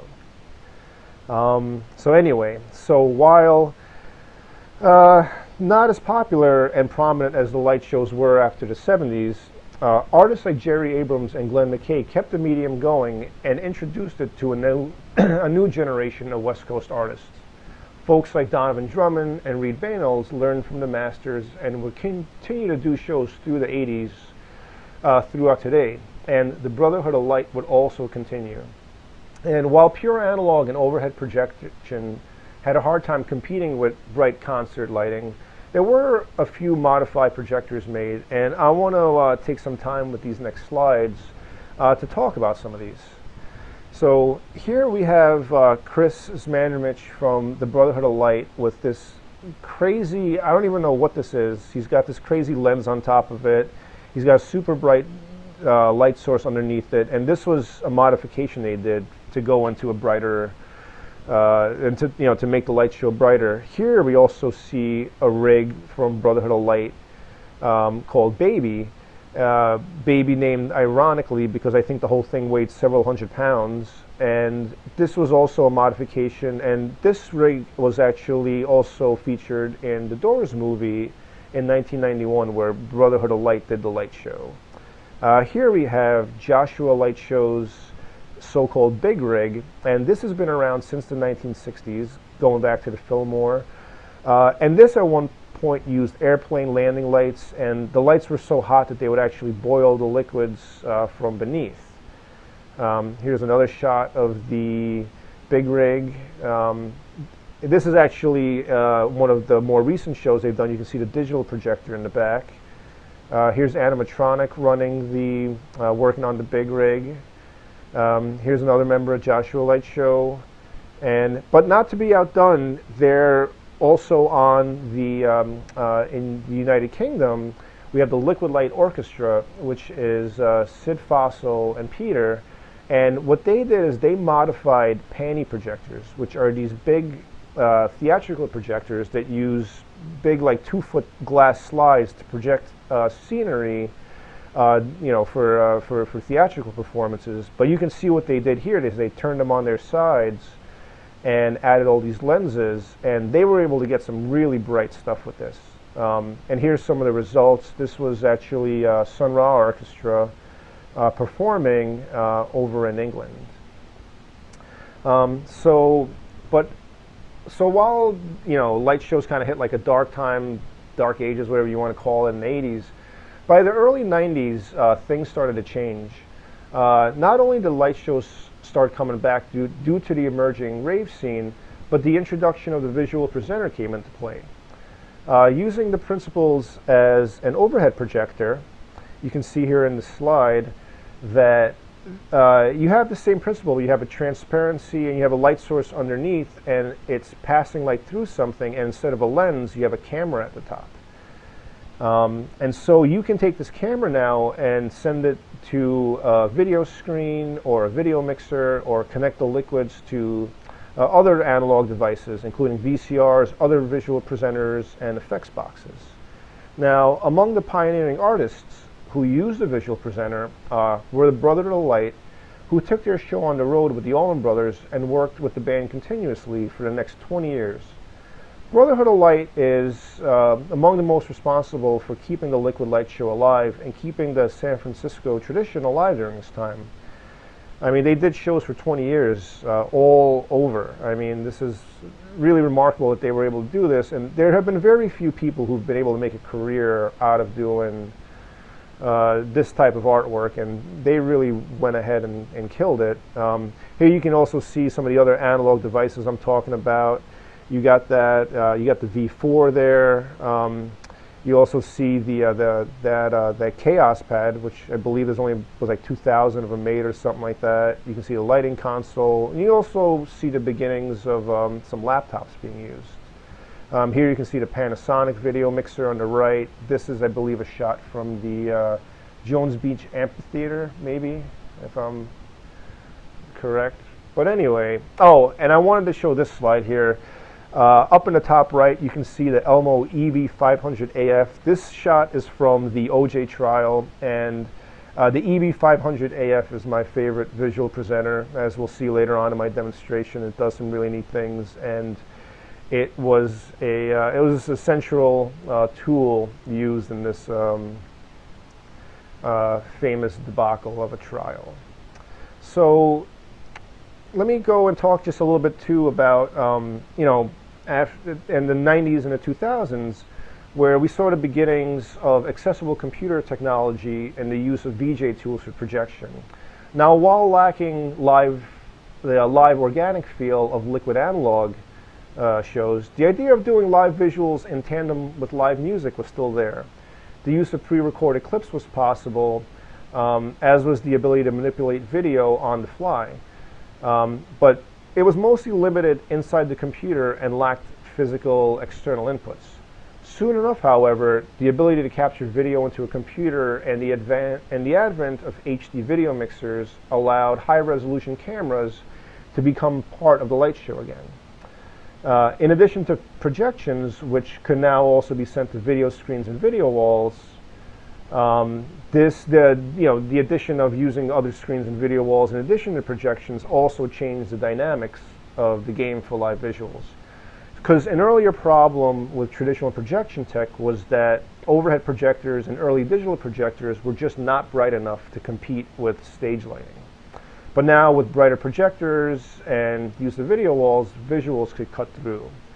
So I'm going to go and talk a little bit about my work and two other artists who I admire, whose really their technical approach to this is really cool. So let's start with my stuff first. I began doing visuals in 2007, and I started off with overhead projectors as well, but I quickly moved on to the use of visual presenters and video mixers, as the logistics of doing this was superior to old school analog gear for larger shows. I also started using a computer in my work, not as a main source of presenting media, but as a side piece to accommodate the live liquids I was doing. And I eventually developed the use of an LED tracing tablet and HD camcorder to make the setups more portable. So here you can see just a very simple flat LED tracing tablet used for drawing, basically a copy stand, and a prosumer digital camera. Here's some of the more recent advanced rigs that I've worked with. These use 4K cameras. We also have the, you can see the roll-in HD video mixers there. And then on the left side, you can see the Resolume. It's a popular VJ tool, and MIDI as well. And this was actually a rig that Marco Ferrero and I put together where we were prepping for an Allman Brothers show at the Madison Square Garden. And this, I believe, was probably the last big rock and roll light show on Earth, because this was literally the day before the big lockdown happened in New York City and all across the country. We weren't even sure the show was going to happen, but we made it through, and like literally, the next day, lockdown happened all across the country and all that. And so this is probably one of the last times like 20,000 people got together to see a big show like this. But this was a lot of fun, and you can see our rig here. On the left side, you can see us with our liquids. On the right side, we also have another visual station. That's Jonathan Singer. In the front, you got lighting with Christopher Reagan, and in front of that, you have sound. Here's us prepping for the show, going over the set list. Marco's prepping the liquids and all that. Here's one from sound check. You can also see us up at the IMAG screens on the top of the, on the top where we were being able to be fed to. But for the most part, for this show, we actually fed the liquids into a video map mushroom that hung above the stage. And this was quite a bit of fun to do this show. Here's a little bit more. And next slide, I think. Oh, there's me at the garden. And the next artist I want to talk about is Dennis Keefe, whose work I really admire. You can see him here collaborating with Marco Ferrero there on the left, Lance from Mad Alchemy on the right, and you can see all this crazy stuff that Dennis has developed. He's using cameras, video mixers, but he's also doing live analog stuff on the spot. He's making things, making things alive and all that. And here, so even though he's using all this crazy technology, at the heart of it is a living, breathing thing that is being projected or imaged to a big screen, to a big audience. And finally, here's another artist I admire, Akiko Nakoyama from Japan, and she does some very interesting work that uses high-resolution cameras, but at the heart of her work, is really liquids and organic analog things. Although she's using all this crazy, high-tech technology, really it's the hands-on, in-time, real, live approach to visuals that she is bringing. So I think that's really cool. So there you can see we went from overhead projectors to visual presenters to high-resolution cameras and all that stuff, and bringing it to big video walls and video projectors. So where are we going next? I think that the use of AI, and I'm hoping to someday use it, is that AI will get to the point where I can simply set up a camera and have it watch the screen while I do visuals. It can maybe look at me and see what I'm doing. It can maybe be connected to some of the inputs that I have on some of the MIDI or the video mixing that I do. And basically, I would train this AI to learn my light show and sort of have fun with it, have it like try to approximate what I do, use it as an assistant to me, maybe take over some of the things that, I for the most part do my show solo, so you never have enough hands to do everything, but then maybe have the AI figure out what I would want to do and anticipate that and do those types of things would be really cool. And it would also be really cool just to play around with it. And AI still seems to be pretty weird when it does stuff, so it'd be pretty interesting to see what it does with the work that I do and to collaborate with a machine like this. So thank you for watching. That brings us to the end of the talk. I'm going to spend a couple of minutes talking about doing some demonstrations with some of my gear here. I got some overhead projectors, I got a visual presenter and analog video stuff, and I also have some HD capture and digital stuff as well, and then we'll open it up for questions. So stick around. Thanks. All right, hi everyone, welcome back. Right now I'm going to go ahead and demo my digital rig here. So let me just go ahead and talk real quick about the different pieces of equipment that I have here. Over here is sort of the heart of the digital capture, which is basically the next evolution of an overhead projector.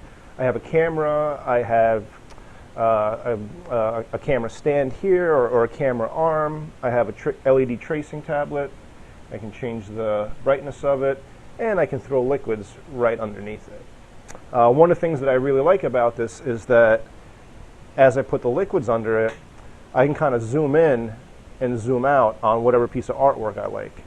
This is something that's, with like an overhead projector, kind of tough because you don't really have this level of control over it. And as we'll see in a second too, since I'm running this, feeding this into a computer, I can also add effects to it live and change the colors and all kinds of stuff, add video feedback to it, etc. Over here is a similar thing, but this is sort of like a Frankenstein version of this. I actually have this on a Lazy Susan, and it's the same thing where I have a camera here and I got the light table, but in this case, so I can switch between two different things, I have it on this copy stand. So for instance, let's just say over here, if I want to go to my liquids down here, let me get that going. So for instance, over here, I can start adding liquids to it. And I also have a fan on it that's blowing the liquids around. And it's one of the things that I like to do a lot with my equipment is that I like to have sort of automated things, because again, I work alone, so it helps to have stuff automated. So doing something like having a fan on it really allows me to free up myself and then work with other things. And as I mentioned, this thing spins around, and what I have here is sort of this, it's a turntable that's on a speed control. I can change the direction of it. This was given or lent to me by my friend Joshua White, who made this. And some of these things that we like to put on here would be like these shiny reflective things. And also I have a bunch of lights here that I can put on it. And I also have a top light as well. And it all does different things depending on what what you want to show and what you want to do with it. There you get I usually like to use manual focus with my stuff. And then you can like sort of blend it. The other piece of equipment that I have here is a video mixer. This is the Roland VO2. I will be honest and say I'm not really that happy with it. Because this one, I like the one that has the 4 inputs. This one just isn't as great. It's a great video mixer for just getting stuff together, but it's not really great as a performance tool. But now that I have these 2 cameras and the video mixer, I can start blending the artwork together.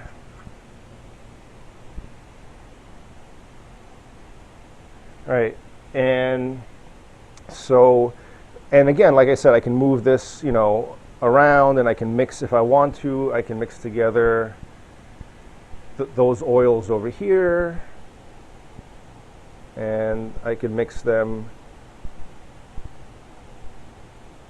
with what I'm doing by hand and have all oils, or if I want to, I can also, or if I want to, I can also just start adding some effects to it.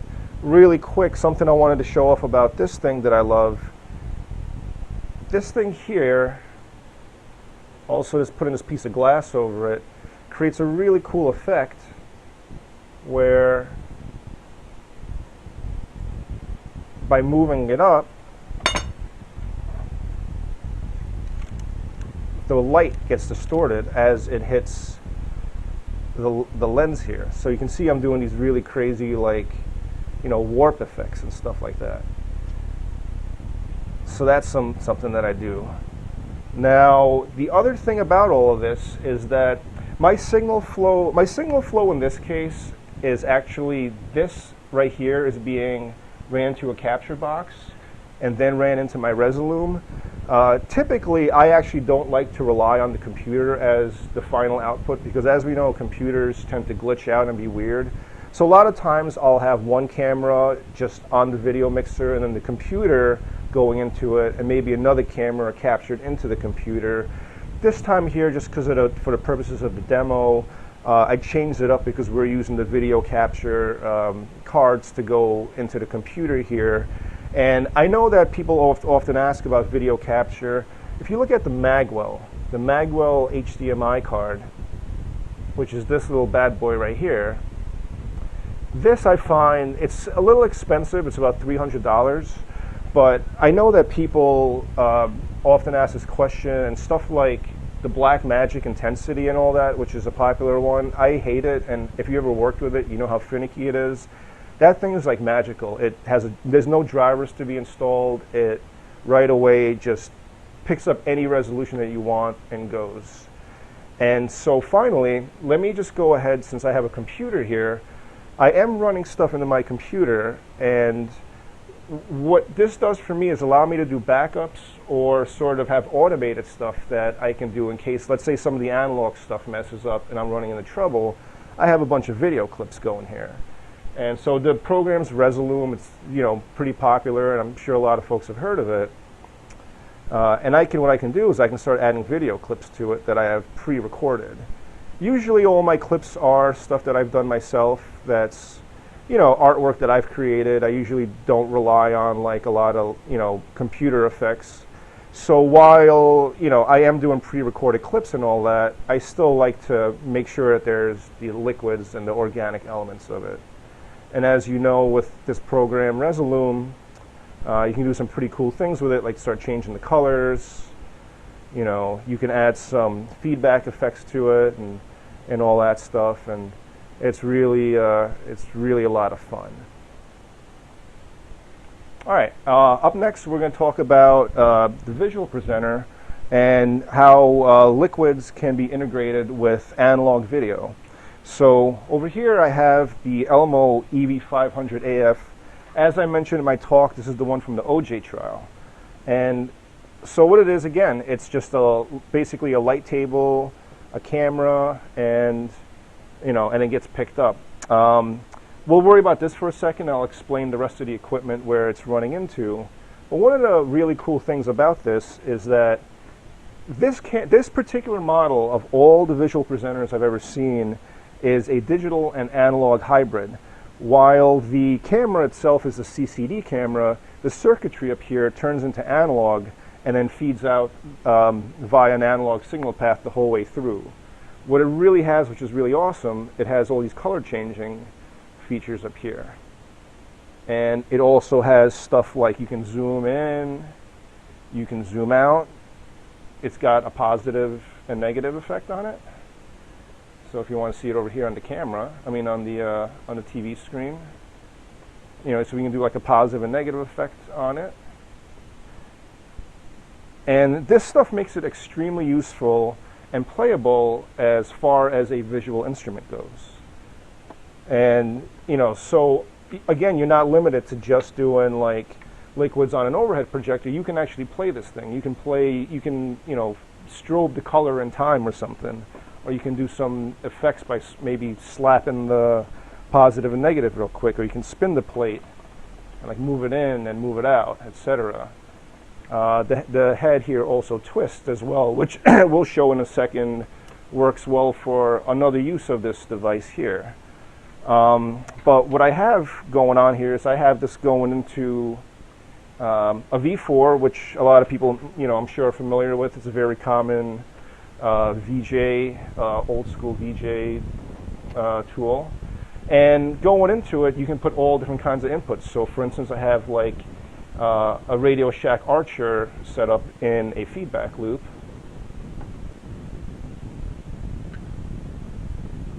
You know, or I have an LZX Vidia that I might want to add to it.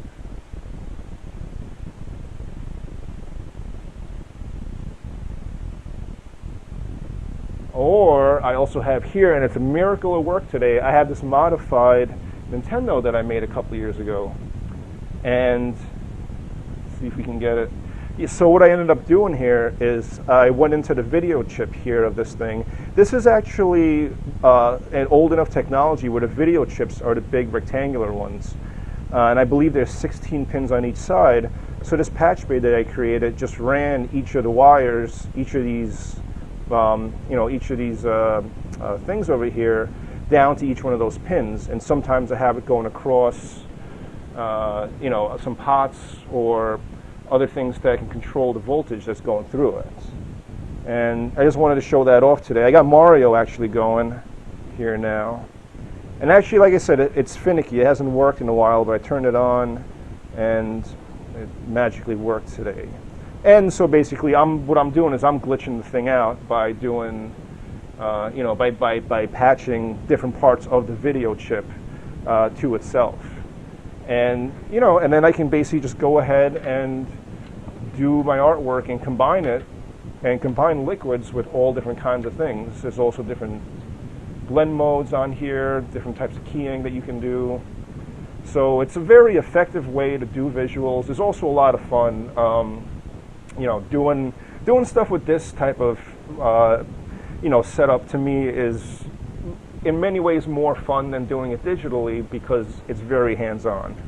And just one thing I want to show real quick about this is that the Elmo also is really good for video feedback. So let me just take this off for a second.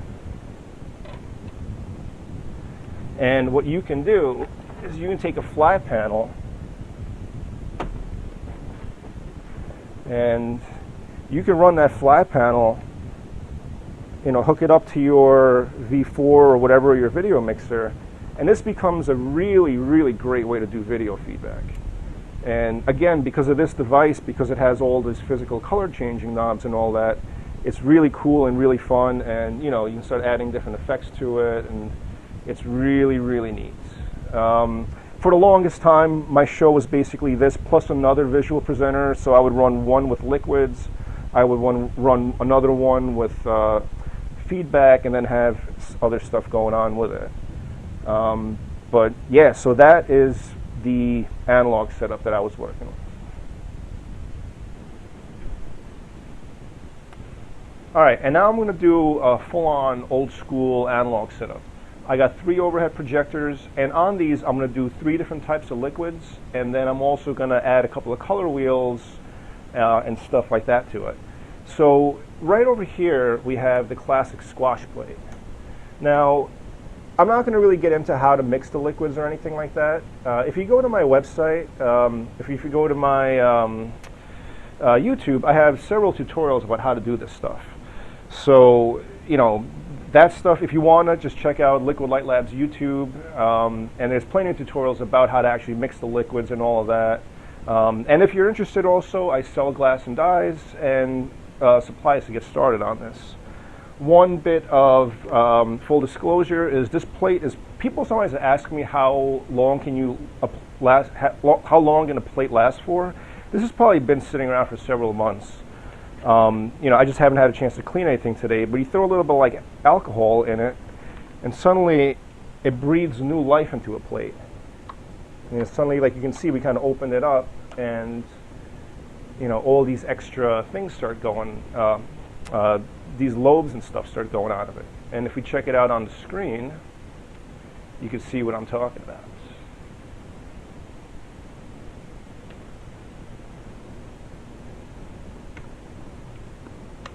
You know, it was a little flat before, but the moment I added that alcohol in there, you can see that it broke it up and the bubbles got added to it. So moving on to the next thing, we're going to do what's known as a blow plate. So a blow plate is basically when you fill it up with some water, or you fill up a dish with water. And again, if we check out the screen here, one of the things that I really love about analog projection, it actually picks up the 3-dimensionality of whatever you're putting in there. So those ripples that you're seeing from the water show up as well. That is not something that you would see if on a digital capture system, which typically flattens stuff out. And I'm actually going to try a bit of an experiment here. I have these oils that I pre-mixed several years ago, and haven't used them yet, so let's actually see what happens here.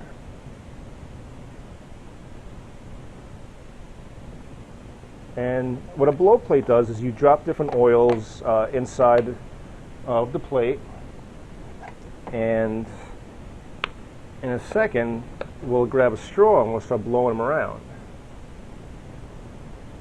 Oh yeah, look at that, that's gnarly. Let's see, and so I'll grab a straw. And again, you know, the idea of this today is just to do like a quick demonstration of stuff, not really to get into techniques. But I did want to show off some of the classic, you know, techniques that people used. And you just grab a straw and move them around. Let me add a little bit more dye in there, just to make something look kind of cool.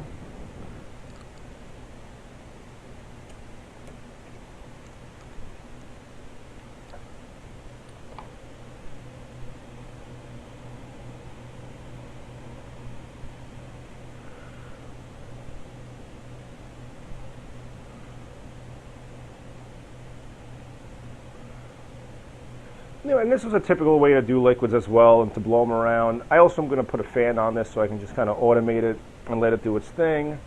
And I'm going to turn on the other projector, and one of the things I also added to my projectors that really helps is I added dimmers. If you are going to do this, make sure that you put the dimmer after the fan. You always want to make sure that the fan is running. Don't ever shut off the fan on one of these things because it's going to kill it. And as you can see on the screen, I can now mix the different liquids using pure light on the screen. And this is something that's really cool. That's something that you don't really get from typical you know, digital or single source projectors, is you have real light on light mixing on the screen. And that's something that I really enjoy. Let me change that up a bit. And then, finally, what I'm going to show off here is something that my friend Jocko from Light Show Sphinx lent me, and this is a bubbler. And this is sort of a chamber that he made where you can push air through, you can push air using, and I'm using a And I'm using a basic fish tank air bubbler, and I'm using some of these knobs to kind of change how much air I put in or out of it. All right, where's the other one?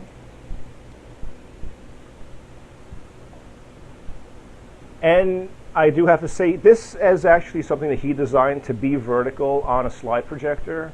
But for our purposes here, and just to make it a little bit easier, I decided to go ahead and lay it flat on this. And I know he's going to kill me because he's always told me that you put it in the slide projector, and I'm sorry, but I think it still looks pretty cool. Now, one of the things that we talked about that other artists would do back in the day to overhead projectors is add color wheels. So if you want to check this out here, I got a color wheel, and again, I have tutorials about how to make this stuff on my website, on Liquid Light Lab's YouTube. But basically, I'm going to take this color wheel and put it in front of the lens here.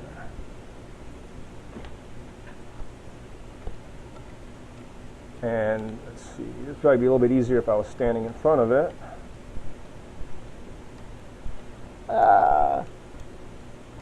Sorry, I got to go around the front. The wonders of analog. And this I'm also, I now use flanges and hubs.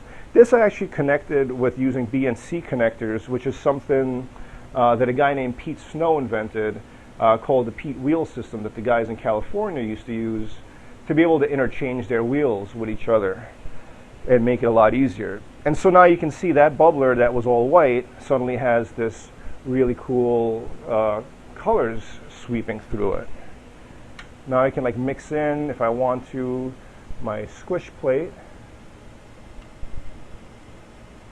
And this is the squish plate that I was talking about that Elias Romero was the first person to start, and this is probably the most, one of the more classic elements of the old school liquid light shows. And let's just add in my my little spinning glow plate here. So here we got a bunch of analog liquids going. One other thing that I also wanted to show off, actually two things.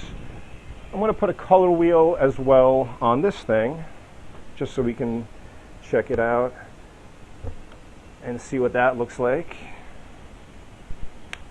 And this one's a lot faster.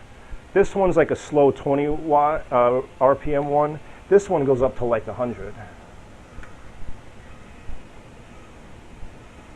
And so this can really give some pretty cool strobe effects. Let's just say if you put like a dark piece on one of them, you can start making it strobe.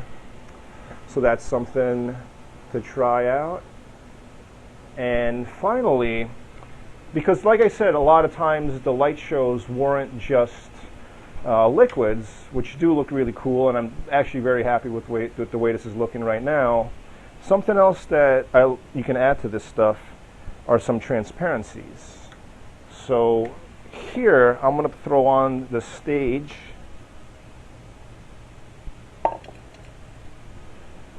I've got this transparency here of this kind of ghost character. Actually, sort of a demon from an old Magic Lantern show. And while this is a static image, right, we're going to add a little bit of motion to it. We're going to take off this color wheel, and we're going to go ahead and put a warp wheel on it. This is one that we devised. We call this one a candela wheel. Typically, warp wheels have been vertical. We decided to put this one up, typically, color wheels are horizontal. We decided to make this one vertical, and it spins like a tulip. And as you can see, while the image is static, we can go ahead and lift this up. I actually dropped this earlier and kind of broke it a little bit. But as you can see, as this gets in front of the projection, suddenly we take this kind of demonic character and kind of give it this like ghostly situation going on here.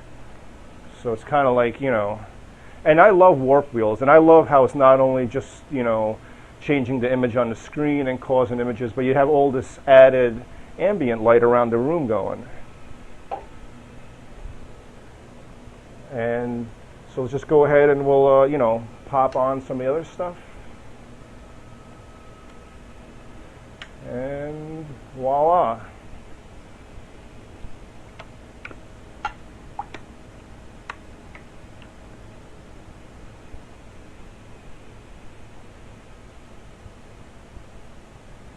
All right, and so so thanks for watching. I'm going to open this up to questions in a bit. These were pre-recorded just because it was, you know, the logistics of doing this made it a little bit easier to do it this way. But I am going to be live now if you want to ask me some questions. And I want to just make some corrections from a couple of things from my earlier talk. Elias Romero worked with jazz. I don't know why he said he worked with spoken word.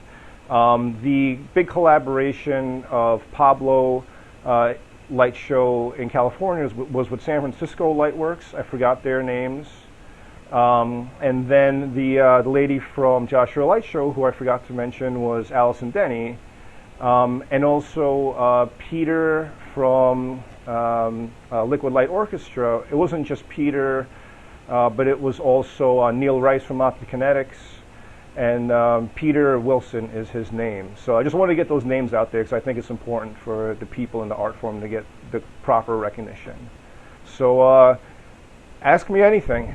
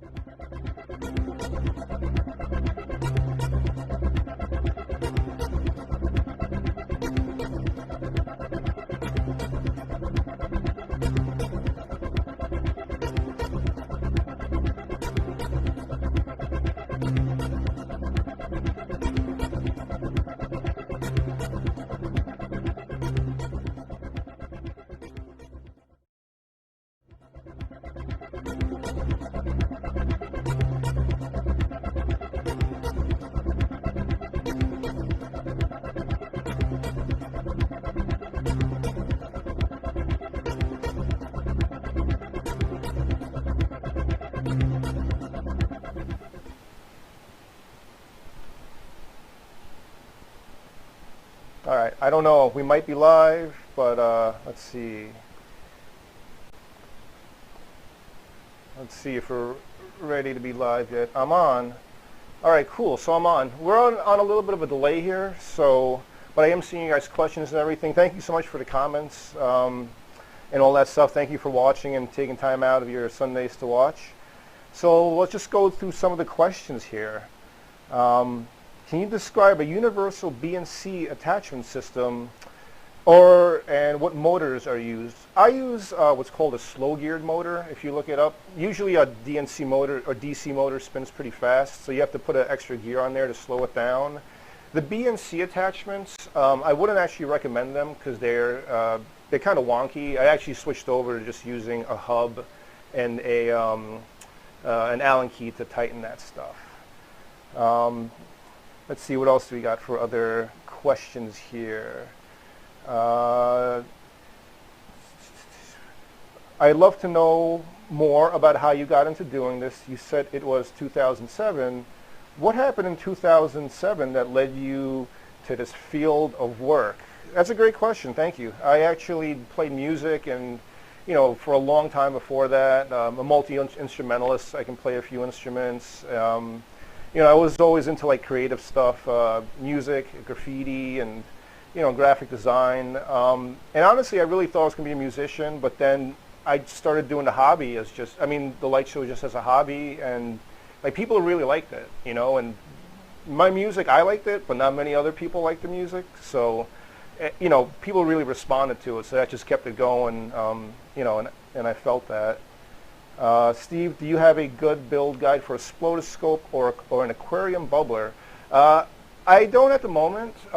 if you talk to Graham Walford from Heavy Light in Vermont, he builds really, really good ones. He's a great craftsman. If you find him on Heavy Light, he's a great person to talk to.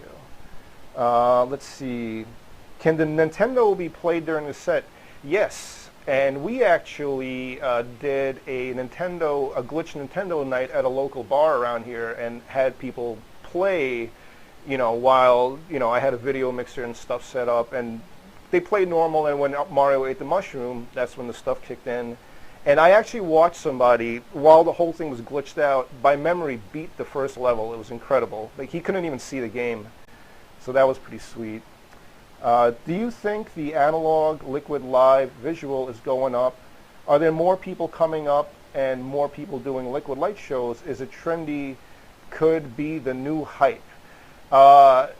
As far as hype goes, it's still very niche. I mean, I still have to have a regular job, I mean, I make some side money off of this and all that, but it's not really, it's definitely not like mainstream or anything close to that.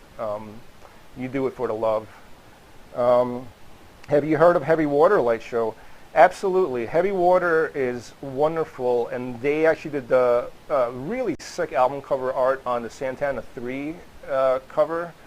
And they think they did a couple of other album covers, and it was a female-run light show. And I heard one of the ladies actually went and became a nun, and like nobody heard from her afterwards. Can you speak more on the elevated Lumia table? Sure. Yeah, it's basically just a rotating, turntable, and on top of that, I put whatever kind of stuff that I think is shiny or reflective or cool or whatever. So yeah, and it can control speed. I have another one actually, which is a LED. It's a circular LED light, and that also spins. At the moment, it's kind of broken, and it makes a lot of noise, so I didn't use it for this one. This analog stuff just craps out, so it's sometimes it works, sometimes it doesn't. Besides oil dyes and watercolors, do you use other additives for special effects?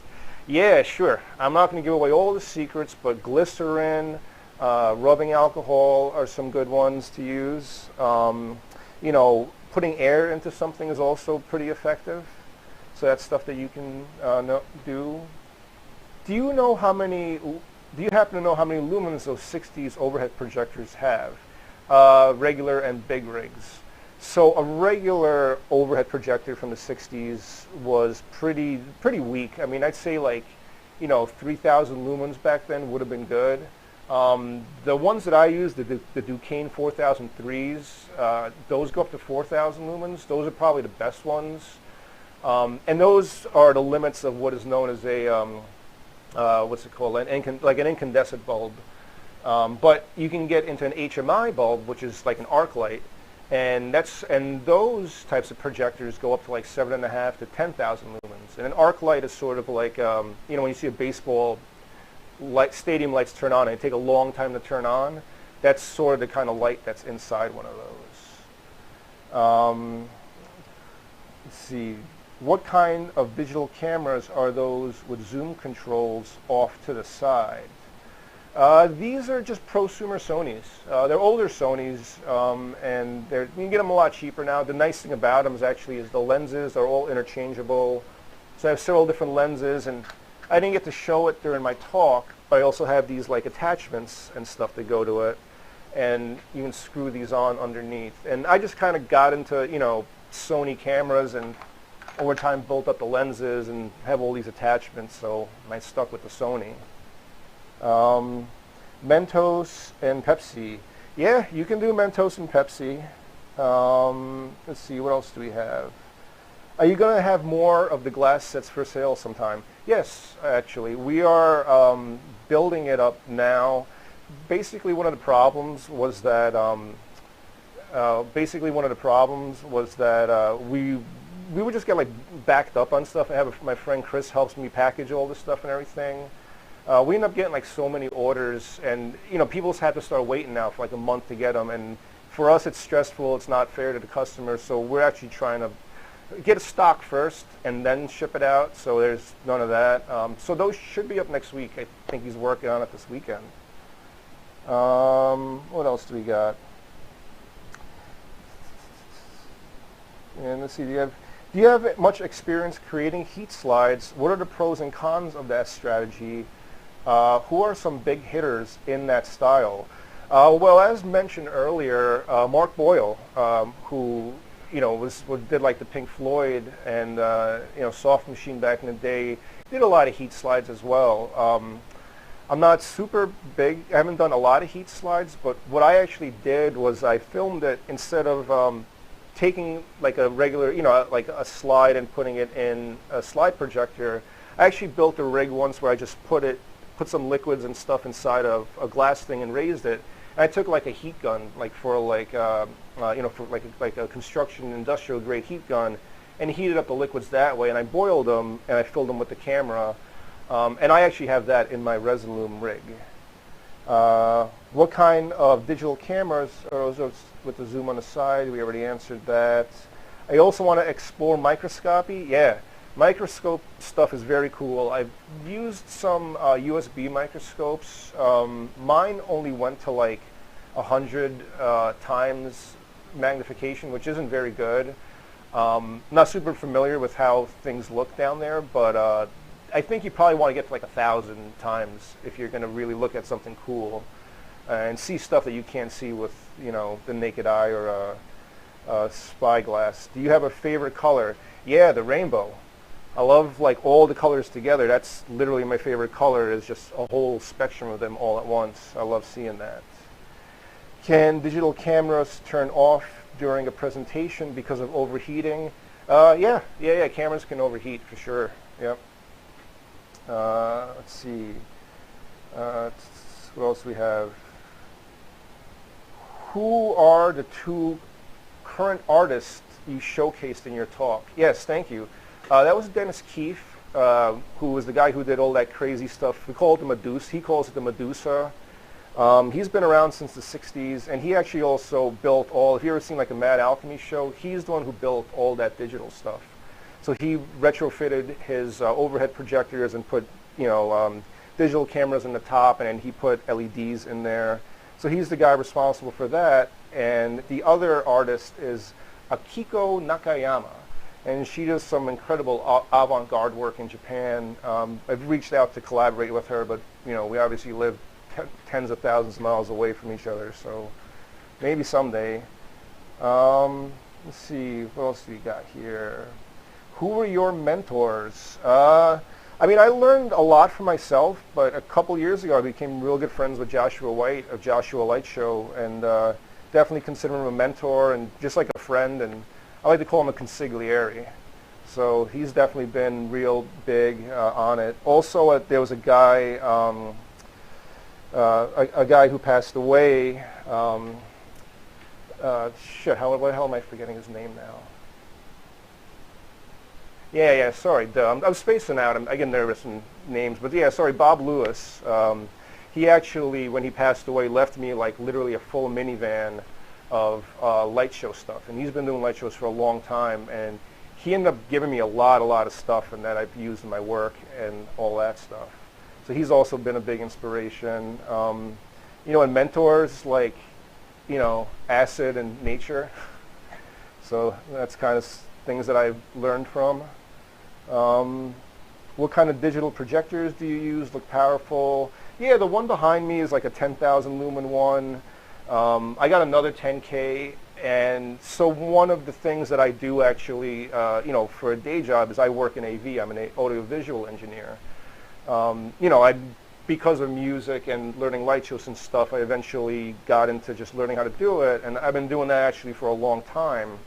And one of the things that there's a real benefit, and I would suggest this to anybody who's, an artist that does this kind of work, because it's really freaking difficult to make a good living off of it, is since you already know these skills of like signal paths and tech and stuff like that, get into AV. And there's actually an old guy problem. The older people who know how to do it are retiring, and younger people don't know the tech as much. So And to backtrack, a lot of my projectors were actually given to me straight up from like retrofitting a space, and boom, I get to like take the projector home.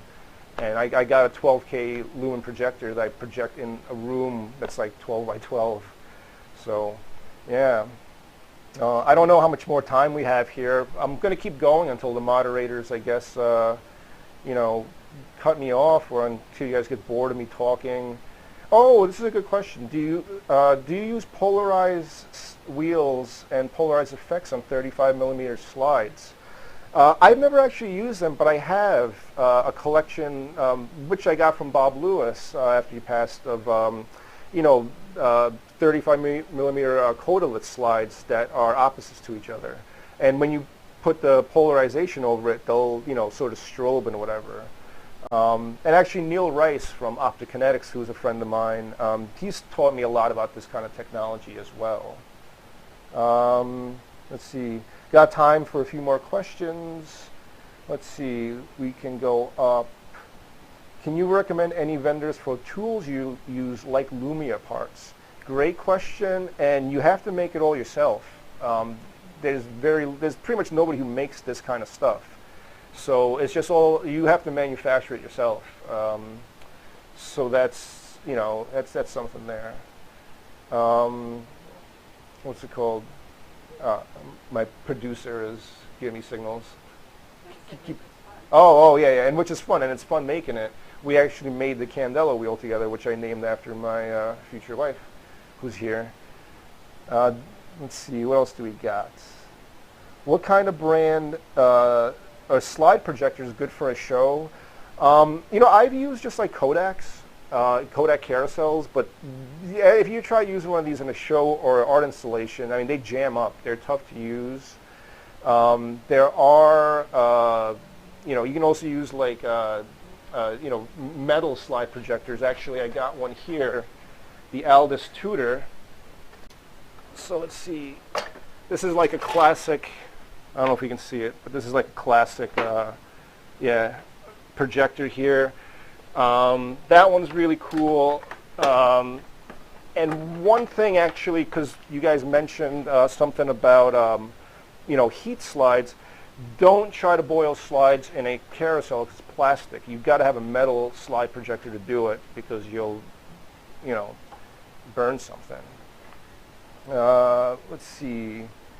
Handheld Lumias, yeah. So I mean, Lumia really is just like, if you want to do it in its most basic way, just get like a projector or a light source or anything and take a piece of Mylar and just grab Mylar and start reflecting it or something. Maybe put like a stiffer back on it. You can also do like, actually Elizabeth, can you hand me those two things actually? I'll show you some other stuff that I use for, I'll show you some Lumia stuff that we use as well, which is, you know, really cool. And these days, you know, using a digital projector is actually really cool for Lumia because you can use it as like, you know, you know, you're not limited to just like a slide or something static. You can like control the kind of light and patterns that go into the Lumia. I've actually used the VIDICON actually to push some of it through. These would be some of the, you know, things that we use for Lumia. You know, this thing here with the back, you know, you gotta want to be able to stretch it a little bit. This one's cool when you like rub your hands on it. It does some cool effects. This is cool too. And you can also do this as well. You don't necessarily have to do it in a big venue anymore. Oh, I'm sorry. You don't really have to have like the, you know, big setup for it. I've done Lumia with Elizabeth where we just put like a board under our cameras and took the lights that you saw earlier and used those as light sources, and then you know, picked up the lights with that. So that's actually a really cool way to do Lumia now. You know, because again, like, you know, you do stuff and it's the modern concert environment. You're usually just relegated to front of house. A lot of times you get a really small space at front of house. Front of house is like the sound booth and lighting booth area. So you kind of like, you know, those sick light shows from back in the day, you're kind of now like, you know, you can't really do things that same way, but you can get creative and still, especially with the use of the cameras, basically do a lot of that stuff. Let's see. What else do we have? Does the Elmo have serial control? Have you tried controlling it, syncing it to other devices? No, I don't know if it's, I don't think it's got RS-232. It does have MIDI, which I've tried to control, but it doesn't work well. The MIDI's not, yeah, it doesn't work as well as you think you would. Something that I have used for a controller that I think is really cool. I showed it earlier in my slides, and it's there. Was it Boss or Korg or whatever? They make what's it called, a MIDI foot pedal pad. It's got like 12 different switches that you hit with your feet and 2 expression pedals, and basically you like choose which slider you'd want by hitting one of those things, and then the expression pedals on the right control the parameters. And that's actually really good for doing like liquids where you got to use both of your hands, but you want to start like switching between clips, you can use your feet. Definitely takes a bit of practice to getting used to, though, because it's a lot to do at once. Let's see. So,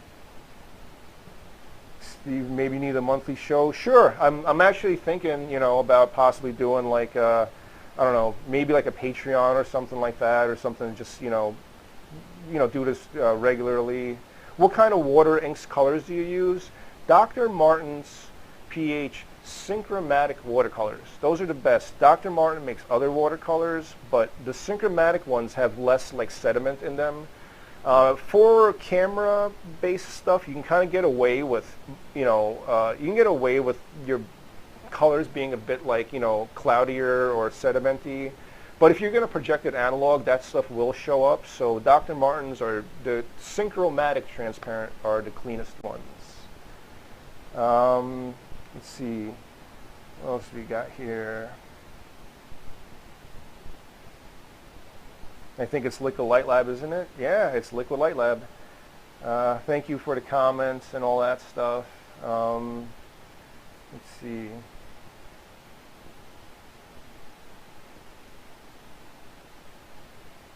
So, yeah, the Roland V1 has external input too. Yeah. All right, so maybe I'm just going to stick around and maybe take a couple of questions, but yeah, we're going to wrap it up here in a few minutes. Really just wanted to say thank you for everybody who joined. This has been great. Elizabeth and I worked hard on this the last 2 days, and really the positivity from the comments really means a lot to me, so thank you.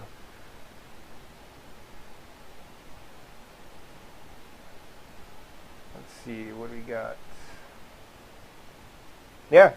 That's it. So thank you very much, everybody, and please stay safe out there. You know what's going on and everything, so let's stay safe. Let's take care of ourselves. Let's also be kind to each other. I know in like this climate, especially with politics, there's a lot of nasty stuff going on. Let's treat each other with humans, no matter how much you may despise the other side. So God bless everybody. Stay safe. Much love. Keep rocking.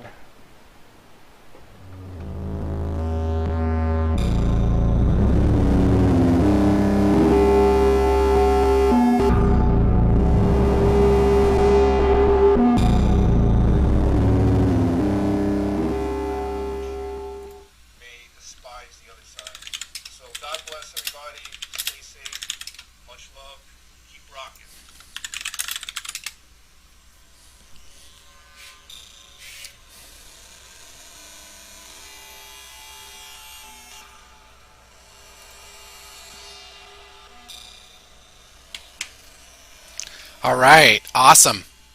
That was incredible and such a treat to get a look back into where the art has developed from. I think a lot of things that we do today as video artists stemmed from the very beginning of the Liquid Light Show. So thank you, Steve, Liquid Light Lab. Check him out on Instagram and let us know if you start that monthly show. We definitely appreciate it. All right, we are a little bit behind today, so there's a couple talks coming up next that I want to bring up, and I'm just going to go to them. Jake Metz, the man in the chair, the operator in the Matrix. He's been the one who's been coordinating all of the streams. His technical prowess and know-how has enabled VIDICON to happen, so extremely grateful for Jake and what he does. And, Jake wanted to talk a little bit about how he put this together and how to create wonderful streams of your own. So thank you all for your patience and for tuning in to check out Steve. Hang around. We're going to have a couple more talks and have some performances later tonight. We will be going to about 10 p.m. Eastern time. So thank you, and I'll turn it over to Jake. Ooh. Hey, everybody. Whoa. I don't have fun video synths in the background, unfortunately, because I moved not too long ago and haven't reset up the studio here. So this whole festival is being run from my dining room table. And if you look behind me, you can see that Ethernet cable snaking through my kitchen. So perhaps unsurprisingly, that is not the weakest point in this crazy Rube Goldberg machine of a festival. So I'm going to talk a little bit about the tech going on here behind the scenes. And I'll also talk a little bit about where I'm hoping to go next with all this, as well as what kind of led me to start working with this technology. I'm keeping an eye on the chat over to my right. Because I'm from the broadcast, hopefully the delay, I have the pleasure of having a very low delay. So should be in roughly real time. And I'm also going to be keeping my eyes open because Ed's going to yank me off at some point. So I'll try and talk for about 10 or 15, 20, I don't know. We'll see. Ask me questions if you have them. So I know a lot of you. I don't know some of you. My name's Jake Metz. I'm a multimedia technologist and multimedia artist of various sorts. I grew up playing instruments, and after I graduated from college, I had been doing some multi-track recording of various bands I was in and other bands. And after college, I was just kind of floating and decided to start recording video and following up with what I had been doing as a child, which was running around with handy cams, making weird movies. So myself and some friends started a live music video series, and then from there it just kind of spiraled out to all sorts of multimedia activities. So more recently, with the beginning of the lockdown, I started spending much more time figuring out how to enable remote collaboration. Those of you who do know me know that at last year's VIDICON and at some NobCons before that, and at other events that I've hosted locally, I'm very interested in bringing artists together and enabling collaboration and fusing different art forms together to see what comes out. Harry Tuttle. Thank you. I'm not Chris LeBlanc. I don't know which of these Chris LeBlancs is actually Chris LeBlanc. Wonderful piece last night, by the way. So with the beginning of the lockdowns, I started focusing a lot more on live streaming. I had been doing some live streaming before then, just with some of the events I was a part of to help increase accessibility, get people who couldn't necessarily make it to the event to be able to participate. And then, through my job and through other festivals I've worked for, there was a live streaming element, but obviously more recently this took on a more poignant note, the ability to do live streaming and live collaboration. So some of this began very early on with some friends with a local bar who were going to transition that bar because they had to lock down to, and they were a music venue, to a live streaming music venue. And so that led me to kind of expand my knowledge of OBS and try and take my knowledge of live switching cameras with hardware into the software realm. And it also led to me to start thinking about restreaming. Now, there are some services out there like Restream.io, which will allow you to send one stream out of OBS, say. OBS is open source software for mixing and live streaming video. hopefully everyone's aware of it. If not, definitely check it out. It's free. It's pretty easy to use. I'm sure someone can drop a link there in the chat, maybe Ed or one of the LeBlancs. So generally with OBS, you can only stream to one endpoint, say YouTube, Twitch, but there is a service called Restream.io, and there may be others, that allow you to send a stream to them, and then they'll distribute it to whatever endpoints you desire. That costs money, though, and with a lot of these kind of more experimental art and small scale local art, there's not the money for me to justify paying a subscription for those sorts of things. So I started looking into ways to do this for free. And what we're using here for VIDICON is something called Nginx, Nginx, and perhaps we can drop a link to that as well. There is a paid version, but there is also an open source version, which is free.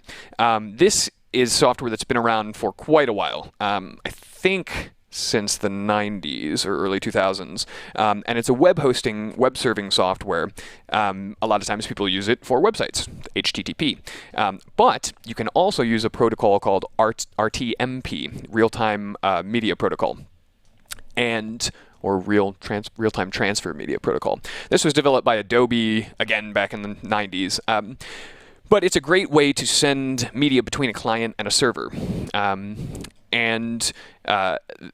Nginx has a module that you can install, a custom module for RTMP streaming. So that's essentially what I'm doing here. We're hosting an Nginx server in AWS, Amazon Web Services, which is enabling an RTMP module. Now this lets me define different stream addresses, and essentially it's a big reflector. You can send an RTMP feed to it, and then you can either transcode that and distribute it via protocols like HLS and MPEG-Dash, to just video players on websites, and that's in fact what's going on the stream.vidicon.org page. That is an HLS transcoding of an RTMP feed, but you can also allow the server to rebroadcast those RTMP feeds. So what's happening here is we have a cloud server running on AWS, and all the different artists are sending their feeds to that server. I'm then, from my house here, reaching out to that server and grabbing those feeds and bringing them down into software called vMix, which I will give a little view of now. Trying to get through a lot of content very quickly, so don't mind me as I consult my notes. Despite being a very digital human, I still like to write notes on paper. Oh yeah, one other cool thing you can do with an Nginx RTMP server is you can run it on a Raspberry Pi in your house, which is really cool if you have feeds you want to bounce from one computer to another within your house for free, with decent quality and fairly low latency. Okay, so let's pull up our vMix capture here. We'll go this way. Whirl. Okay, so here we are. We're looking at the vMix feed. vMix is a piece of software used for mixing video, perhaps unsurprisingly. I'm using vMix instead of OBS because I find it to be better for real-time composition. It allows me to drop lots of feeds in, and if you've used OBS, generally you're kind of arranging scenes with media sources and then cutting between them, but I find it's kind of hard to navigate the media sources you've already added. That said, no digs on OBS. I still use OBS all the time. We've used it for parts of this festival. Almost all our artists are streaming using OBS, and I actually have OBS running on another computer for a backup stream. So if vMix or this computer goes down, we can just cut over to that machine. So in vMix, it's really nice because you can create these bins and then drop all these sources in, and while we're live over here, I can be compositing the next scene. Also, a really nice feature is it's very easy to monitor the audio coming from any of these sources. So if I wanted to pull up, say, a live stream coming in here, let's look, this is coming from Ed. And then I can go in my audio mixer and monitor Ed's feed. Now that's coming out my headphones, so I can see if his level's coming in well, and do a oh yes, Infinity Mirror stream preview. Do a sound check for him. So this is generally what's happening with all our artists. We're sound checking them while the previous program is live.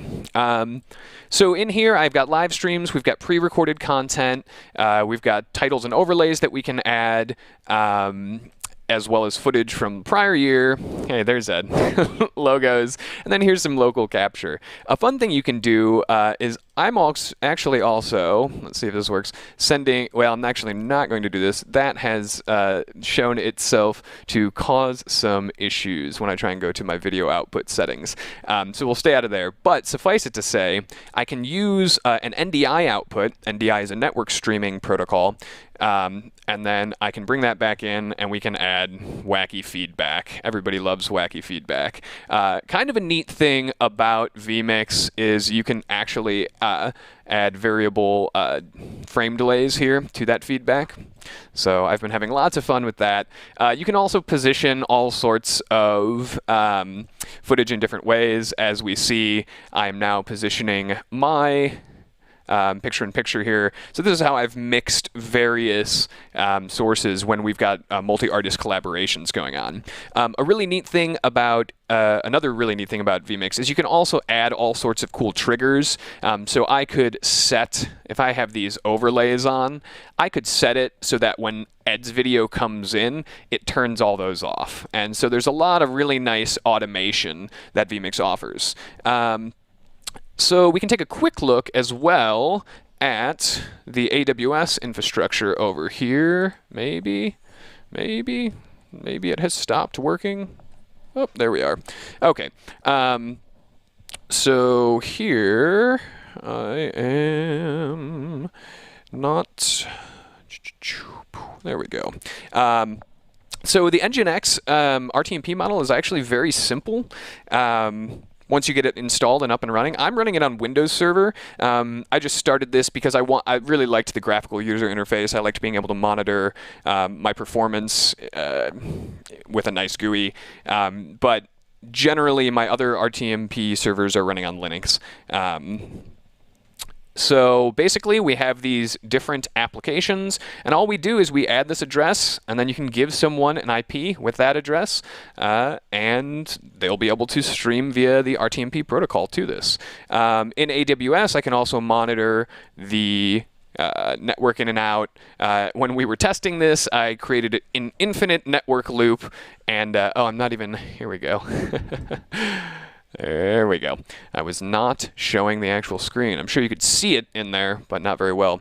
So again, let me just look at this. So this is what the background of AWS, the Nginx RTMP module looks like. And so I had created an infinite loop of network feedback, and I saw my network in bytes just spike up to about 2 gigabytes per second, and then the machine crashed. So, beware we're using multiple servers to allow ingest points that are geographically close to our streaming artists, and then I'm bouncing feeds between them, but you can create feedback loops that way as well. There's a billing console as well. What I will say is this is a fairly cost-effective solution because for this whole festival and all our testing, all the feeds we've been streaming, there is a Wagon Christ music video. Everything we've been streaming, it's only gonna, I think the serving costs are gonna cost about $70 for the 4-day festival, maybe 75 depending on, or 80 depending on how late we go tonight. So that's not bad, but I think I'm going to switch over to DigitalOcean soon, and that might be cheaper. No such Tim, how do you connect to the AWS server? Right now I'm using just RDP, Microsoft Remote Desktop, but when I'm running my Linux Nginx RTMP servers, just terminal, just I'm SSHing into it. Yes, Resonant Frequencies did a lot of this work. I was actually working with them early on to test this, and I was kind of working on this same idea at the same time, and so it was really neat to get to collaborate with them and get some ideas and also have them stress test a lot of this. Okay, so other things to talk about here. Let's see, so I have not been keeping up with questions if there are any, but I'll try to look over. I'm blasting through this because Ed's trying to keep us on schedule. But I've got time to take a sip of beer. He won't begrudge me that. Yeah, that's vMix in a nutshell. I actually have a video. I ran another live streaming festival with vMix in October, a local folk festival. And that was where I really tested it out a lot. Before then, I had been mostly using OBS, which is great if I know what I'm going to do beforehand. But again, vMix has been much better for me to composite these things on the fly, add new sources, preview things, get things queued up. It's been invaluable. As Ed well knows, I am like on the precipice of everything falling apart at any moment in this festival. So it's very nice to be able to spend a lot of time adding new sources, compositing behind the scenes, checking sound, mixing things, doing color correction, and vMix is super powerful for this. The one thing I will mention is that RTMP feeds seem to be a little less stable than in OBS. I'm not sure exactly why that is. It's something I'll have to look into more. I hadn't experienced that before this festival. But what I've found is I have to add a rather large input buffer to let vMix deal with potentially spotty streams coming from various places. Now, I'm really lucky here to be able to get symmetrical fiber. That means my upload is the same as my download speed, and we're able to get symmetrical gigabit fiber from AT&T for like $60 a month, which is fantastic. I've been on Comcast for years, and oh boy, it was very fun to call them and say, I'm leaving, and there is nothing you can do to keep me. So when I'm adding an RTMP feed, I just have to add a bit of buffer. So I'm going to show one other thing now that I'm done talking about some of that tech. Oh, and for those who might be interested, this machine that we're running on is actually fairly powerful. It's running an i7-7820X. That's, gosh, is that 6-core 12-thread or just straight up 12-core? I don't remember. With 64 gigs of DDR4 and an NVIDIA Quadro P4000. I also have 3 SSDs. One is SATA for the boot drive, and then there are two NVMe, one over the M2 slot and one over a PCIe slot, as well as a RAID array for media. So this machine was designed specifically to do video studio, live stream studio applications. The nice thing about the i7-7820X is you have a lot of PCIe buses, which is great when you want to have both a high-powered video card and several capture cards. So I'm using a few Blackmagic cards in here to capture a lot of video, as well as a PCIe SSD for a fast media drive to save and play back media. Okay, so that's all of the nerdy stuff, I think, behind the festival. I will say that one thing I'm always focused on in any productions I do is redundancy. I try and imagine every possible way this is going to fail, and I don't stop imagining the ways it's going to fail until we're done with the festival. And so I'm kind of always trying to build more redundancy in. Sometimes that's using uninterrupted power supplies. Usually that's just setting up multiple machines to do the same task. So if one goes down, we're able to bring one back up very quickly. Do I have an analog PCIe capture card I like? Yeah, I mean, honestly, as people were saying in the chat, I've been having great luck with the Blackmagic PCIe cards. I've also used the Magewell cards, although the Magewell card that I've used most is an HDMI capture. Most of the Blackmagic cards can do standard definition capture over SDI. I guess that's still digital. But I'm just starting to work with a Magewell CVBS card. Let me see if I can drop that in. It's not very well known, but it's called the Pro Capture Hexa. And this is what I'm actually working on in a very long, drawn-out collaboration with Bill Wiotrowski on building a machine, a computer build that will allow us to do analog capture and then projector mapping or output streaming. And so that card that I just linked is going to be at the heart of that. Oh, and I did mean to also link, from the last festival I did, I created a video where just at the end of the festival to kind of document my thoughts. And that is me running down my vMix setup after I ran the festival. Everything I discovered that was very useful to help make a live streaming festival possible. So it's about 30 minutes, very technical and nerdy, but if you want to learn more about vMix with a really candid view at it from a user who had just expanded my knowledge greatly over a weekend, check it out. Okay, so a couple other things. Beyond doing festivals, what I'm really interested in now is using these sorts of technologies to allow collaboration between artists as well as connection to live streamed performances. To that end, I've been playing with, as we said, a setup where one artist who's streaming audio can stream to this server, the AWS server. Another video artist can then query that server and grab that stream, pull that audio into their visual rig, do whatever kind of video art they want, and then send that stream back on to either a live stream CDN like YouTube or Twitch, or to some kind of restreaming server to distribute it across many platforms, or back to me here in vMix. So I think we'll be trying a little more of this later tonight, and I'm hoping, Ed, perhaps you and I can collaborate on just some cool open AV Jam nights, similar to what Resonant Frequencies in the Bay Area is doing. I think there's a lot of room for this, and what I'd really love to see happen is a web page created where you could log in with your user account and then see who else is streaming, get their stream keys, and just start collaborating. Yeah, so Josh, yeah, probably too much latency to collaborate on music, but I will also mention, you jumped ahead in my notes here. I had a link here for something called SoundJack. And SoundJack is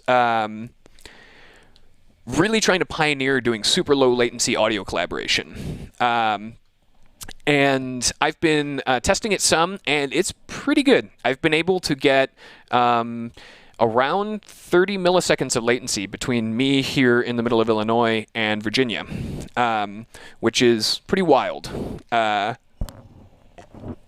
So look into that. It's a very cool project.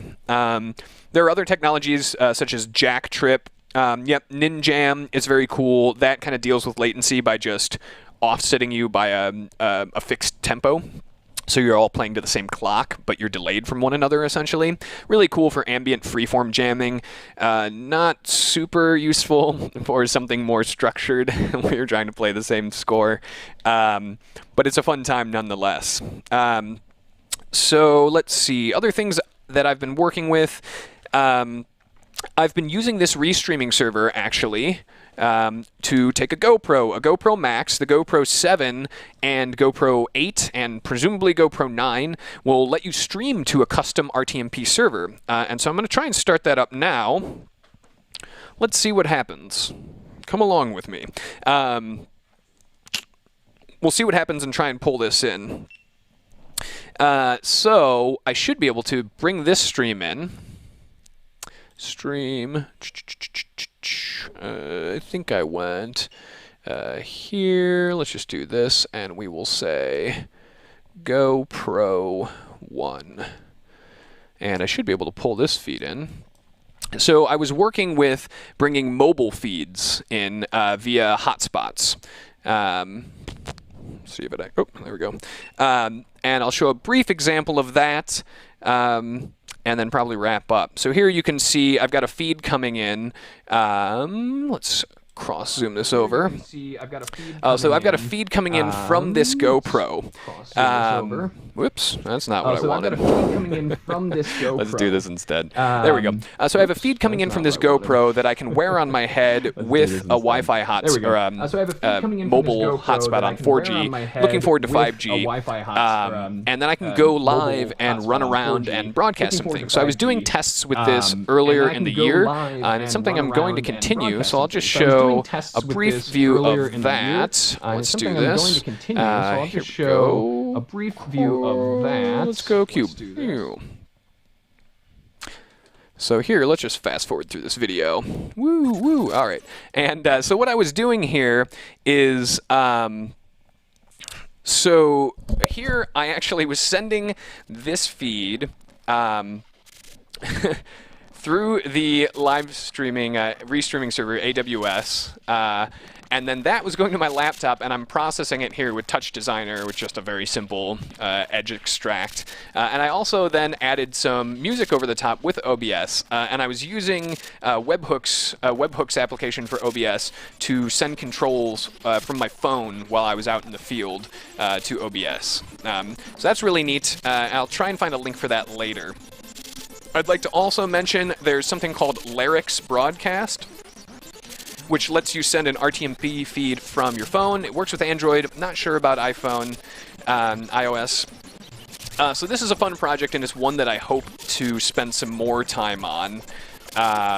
The live, kind of a live feed out from the world and then processing it using either digital or analog tools. Eventually I hope to take that feed, push it into my LZX, and then grab it back into the computer and broadcast through it. And then one other thing, I'll show a couple more clips here, and then Ed's given me the time to wrap it up. We've got a lot more great stuff coming tonight, and I don't want to keep you all too long from the next talk with Robert Jordan, because it's very awesome. So I'll just show you two more things. So yeah, this was a very fun project here. The next thing I'll show you is a little example of when I was starting to play with bouncing RTMP feeds off of a server between the various computers in my house, and it got pretty goofy. So we will cut over to that. Here you can see, I'll just take myself out of here. Here you can see me with many feeds bouncing around and kind of getting this layered network feedback situation. This is interesting. It seems to be running. And we can go to a very funny part right about and there we go. So this starts to get into very nonsense territory. But it does show you the power of using one of these RTMP servers. The nice thing is I'm using the AWS instance I'm using only has a 2.4 gigahertz single core CPU and 1 gig of memory, and it handles this fine. You could run hundreds, if not thousands, of streams with very, very low system resources. This is why it's useful to use a Raspberry Pi. What I will say, the nice thing about using cloud services like AWS is they have essentially unlimited bandwidth. So that's the nice thing. We're often during this festival, I don't know if anyone caught it when I showed the bandwidth monitoring earlier, but I mean, we're pretty constantly sending and receiving anywhere from 20 or 30 megabits per second up to over 100. So that wouldn't really be possible on most people's home internet connections. Okay, and then the last thing I wanted to talk about before I switch this over to Robert Jordan is where I'm going from here, and we'll come back to me real quick. So where I'm going from here next is to take immersive multimedia technologies and start restreaming them through these servers and deploying them onto various platforms. There's a really cool project called Host 360, which is supporting higher order ambisonics, which are a spatial audio technology. If you're interested in that, feel free to ask me later, because I could talk about that for a couple hours. And then as Matthew Gant earlier in Hubs talked about, he and I are working towards some future where we're actually able to stream multi-channel installations into virtual spaces. And have the ability to deploy immersive sound and eventually immersive video with 360 cameras or just 360 compositions through something like Touch Designer. To be able to deploy these to people to either watch in a VR headset where they can track the sound, in a virtual environment like Hubs where they can move their avatar around and get a binaural headphone mix that's taking into account the spatial characteristics, or eventually if you're able to have multiple speakers and perhaps multiple projectors in your playback environment. The next work I'm trying to do is to stream media, work on the streaming technology for that media so that we can send immersive multimedia experiences to each other and even collaborate with them. So the last clip I have here before we switch over is just a very brief clip, and now this is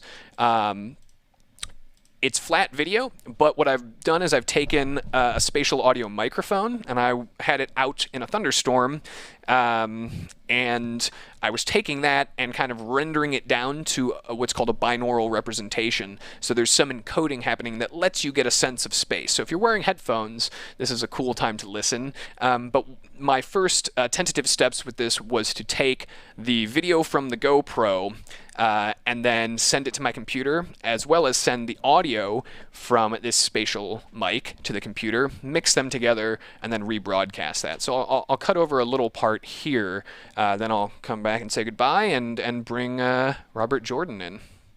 The Core Sound Octo mic in a microcyclone small, but surrounded by the Rain Man rain protection. For the first time, I'm using it extensively with the Octo mic. I spent a lot of time testing these things to make sure that it was not going to get wet inside, because these microphones are rather expensive. But after many tests, I determined that they were going to be just fine, particularly in a rain that is like this, which is quite light. I mean, I tested them empty out in a torrential downpour, and the inside stayed bone dry. So, felt good about that. And now I've been running the Sennheiser Ambio with a Zoom F6, which is a portable recorder. I've been running that doing thunderstorm recordings for the past month or two. Now I'm working with the Octomic some here at home. Okay, so you get some idea of this perhaps. And if you want to hear me talk lots more about spatial multimedia technology, subscribe to that Multimodal Productions YouTube that I linked the vMix video in, as well as we've been broadcasting through this whole time, or just reach out perhaps here through a direct message. I'm Make Jets in the chat, or through Facebook, Jake Metz, and if you search Jake Metz, you'll probably be able to tell which little picture is me. All right, I think I got through just about everything I wanted to talk about. Yeah. I mean, there's lots more to talk about with streaming technology to enable real-time remote collaboration between artists and between artists and an audience, and that's really rocketed to the top of my interests in the past year. So if there's anyone out there who wants to chat more about that, to perhaps collaborate on some things, if there's any web coders who want to help make that restreaming collaboration platform, please reach out. Okay, so next up, well, here, now I see, you know, I feel Ed has had all these hosting duties the whole time, so now I feel the pressure of the host. Next up is Robert Jordan. Ed said really nice things about him before, and I would echo those sentiments. He makes lots of amazing video tools, and puts out really cool, wacky videos. I think recently he's been putting out some videos doing a series of reviews of old video hardware, which are really fun to watch, so I highly recommend those.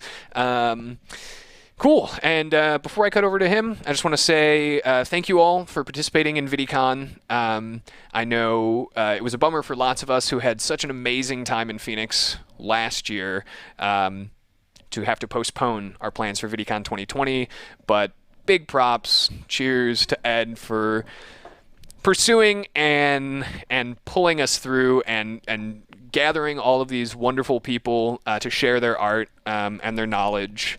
And for staying on top of me and putting up with all of my insanity as I'm like, yeah, we could just like stream a pre-recorded video with OBS, or we could balance a ton of shit on top of each other and hope it doesn't break. And it did break a few times, but we fixed it real quick. So thank you, Ed, for putting up with that as well. Yeah. Thanks to you all for joining us here. All of this content is going to be archived somewhere. I think VIDICON.org will have information on that. A lot of it for the short term will be on my YouTube channel for perusal, except for when YouTube takes us down because we're sampling audio. So keep watching, keep enjoying, keep just making weird stuff. That's the spice of life right there. So with that, I think I can cut over here to another person who makes some weird stuff. Okay, we are recording. Hey, howdy, hey, hi. I am Robert Jordan, and thanks for having me at VIDICON 2020. I'm going to do a little talk that was pompously called Control and Response in Creative Visual Instruments. But what it really is, or what it has really turned into be, is pretty much me talking about audio, video, the connection between the two, why I find that interesting, and kind of my thinking around audio and video. So, I'm Robert Jordan. I do stuff as Capful of Ghost Electronics, originally starting in theatre, renegade projection, VJing, circuit bending, all that fun stuff.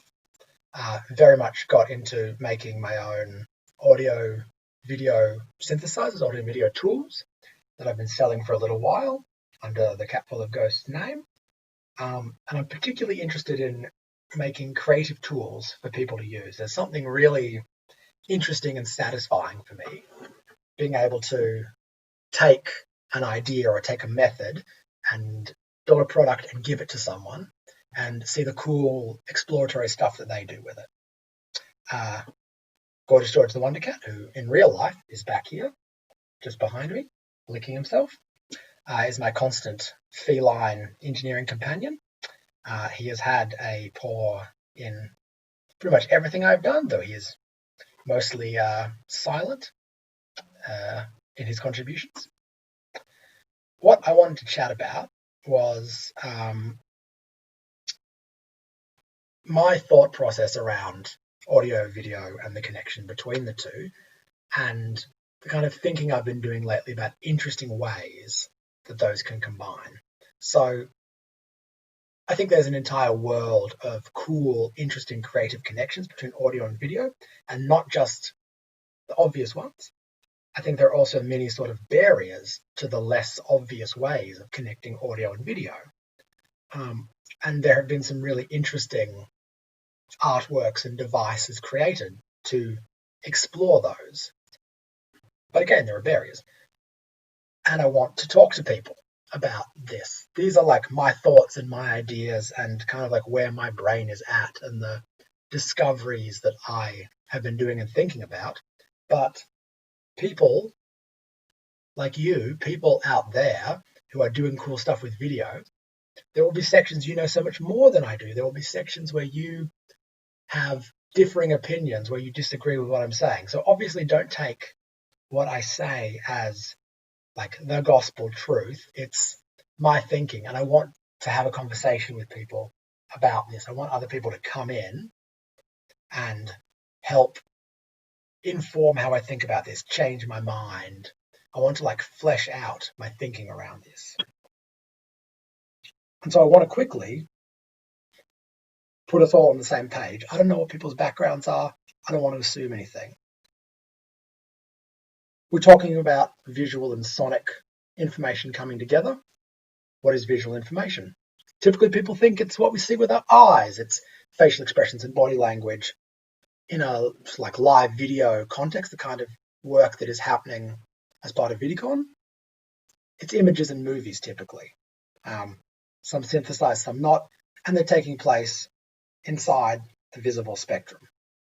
Yes, there's visual information outside of that, and also some very cool stuff that happens there with medical imaging and cool creative stuff that can happen outside of the visible spectrum.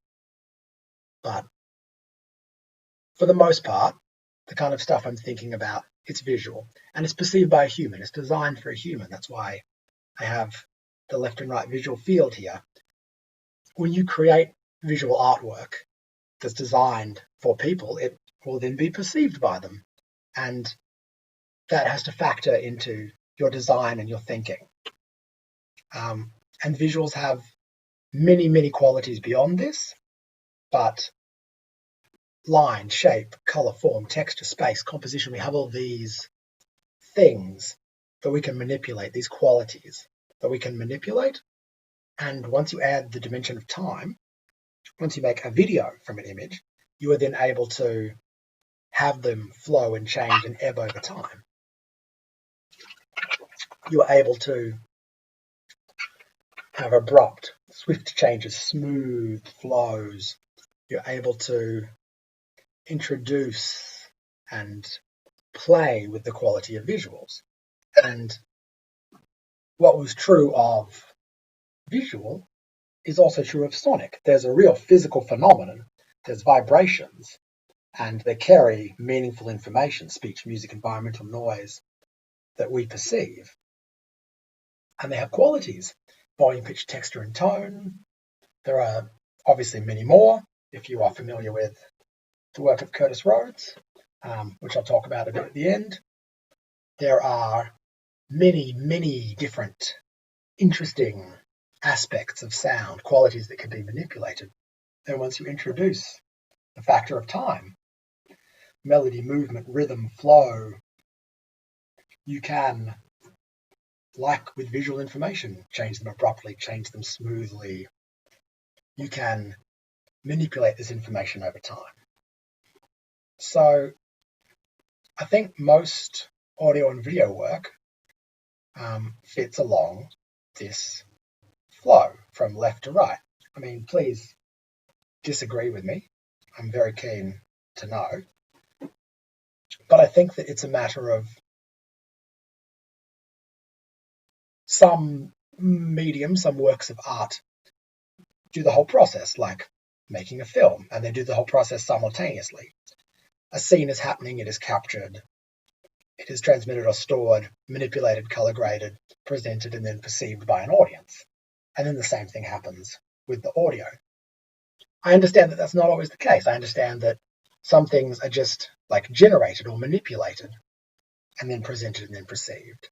And some things, you know, may loop around. They may be presented and then recorded and then manipulated and presented, recorded, manipulated, you know. It's what feedback paths are. But I think that what's interesting is that when you want to combine audio and video, it's most often I see done at the manipulation level, because that's where it feels like the tools are. That's where it feels like it's very easy to push audio and video together, make one play off the other or one interact with the other. I think it can happen at any of these stages, and I think it's interesting to happen at any of these stages. I think it's interesting to have it happen in the world of phenomena, in the world of, say, filming a body of water that is being vibrated by a speaker. There you have the two influencing. It's a classic example of shining a laser at a mirror on a speaker and having it bounce around.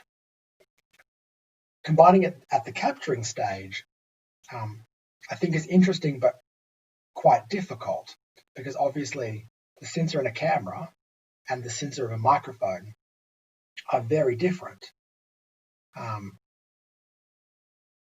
It can probably be done. I can't think of any examples off the top of my head. But yes, I think it can be done. Again, I think it can be combined in the transmission or storage stage, especially because analog video, analog audio, when they're being transmitted as, analog voltages, yeah, of course you can just smash them together. But how interesting will that effect be? How much depth and nuance can you give? It's definitely a cool tool to take video and inject audio and have it jump and have it, But what about with digital stuff? You try to combine digital audio and video, and sometimes it can just appear as noise when it happens at the kind of the file level or the stream level. Of course, so many tools, VJ software, Ableton Live, Photoshop, make it very easy to manipulate and in some cases combine audio and video, make them play off each other. So I think that is the most kind of well-trodden interaction. And some of the examples that I show are really happening at the manipulation stage. Again, presenting. Difficult to do. Difficult to combine audio and video in the presentation stage. There are examples that I can think of, but they're very similar to what I was talking about, the phenomena stage, the idea of, say, projecting onto smoke or particles and having a speaker and the audio waves manipulate those particles or those clouds or that mirror on a speaker. And then once we get to the perception realm, that is very much unconscious. The combination between visual and sonic senses happen, and typically we don't have control over those. Not just talking about things like synesthesia, there are a number of relatively well-studied phenomena like the McGurk effect and others where our sense of audio, our sense of sound, and our sense of vision are not as separate and clear-cut as we might think. So I'm going to do a demo, and I want you to think about the connection between audio and video in this.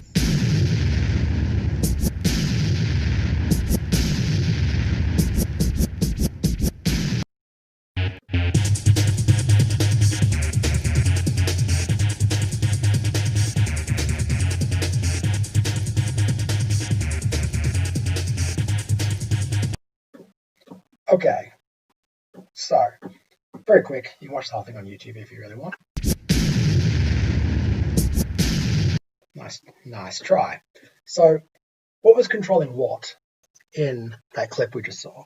How are audio and video connected there? If you're at home, just say your answer out loud to yourself. How do you think those were connected? Or were they connected? Because joke's on you, they weren't at all. So that example there, which I have uploaded a while ago to YouTube as a jam, that audio going to it was not even the original audio that I was jamming to. So that was something interesting I was wanting to kind of hint at with how much happens in the perception, how much happens in our perception of the connection between audio and video. And I want to kind of, now that we've got that stuff out of the way, talk about what I mean when I talk about the connection between audio and video. So I think it's possible to link the two through things like visualization, sonification, and something that I'm calling unification, but only because I have not heard a better word or heard someone else talking about it. I would much rather someone else's great word than my own. Rigid and loose coupling, so that is in the connection between them. are going to talk about these kinds of methods and a little brief history of our human quest to link the two. It's going to be an incomplete history. Haven't got much time. I'm not an academic. I'm not an expert. I'm including works that are live, because that's what I'm interested in. And because of this, it's the history of people and machines. And if you're familiar with how history gets written, there are lots of people missing from this history and from any history because of just the way that the world worked in the past and just the kind of way that certain people and certain groups of people got overlooked and their contributions were diminished. And so I'm trying to not do that, but finding that information is incredibly difficult because of how that information and their contributions have been diminished. So, keep that in mind. One of the earliest kind of interesting examples of an attempt to fuse audio and video is Castell's ocular harpsichord. So Louis Bertrand Castel, 1734, took the ideas of Isaac Newton, who had this concept of the spectrum of light and the spectrum of audio, and that there was some connection between the two, some mathematical, divine connection between the two. The image we see is not of Castell's organ. Castel, it's thought, never built it, merely came up with the idea and designed it. This is Alexander Remington's color organ. But the idea behind the light organ or the color organ, which became a very 70s kind of idea, is that musical notes or frequencies should correspond to colors of light. And you can see a list here of people throughout, the centuries attempt to create a concrete mapping between pitch and light frequency. It's a interesting attempt to connect the two, but in the physical world, light and sound are not connected. They are different mediums in different frequency ranges. I have a little example. Come here, play. Let's play some disco.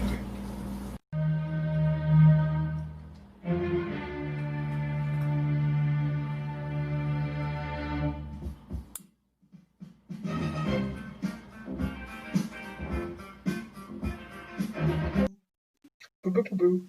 Yeah.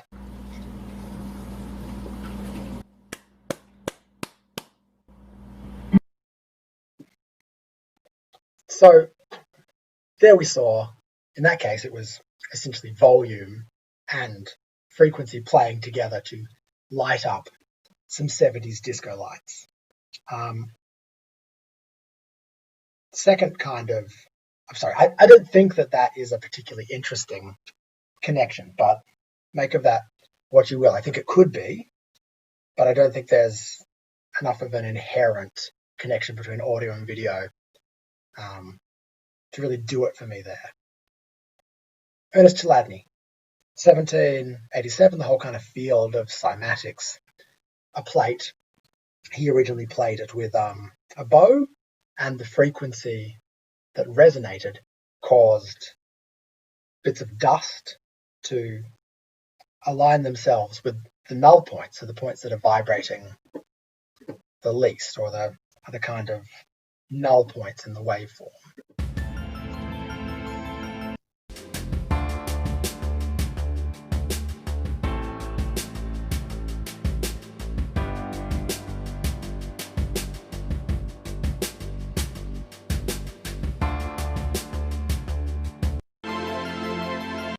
So keep in mind that the sound we were hearing is not related to the images we saw.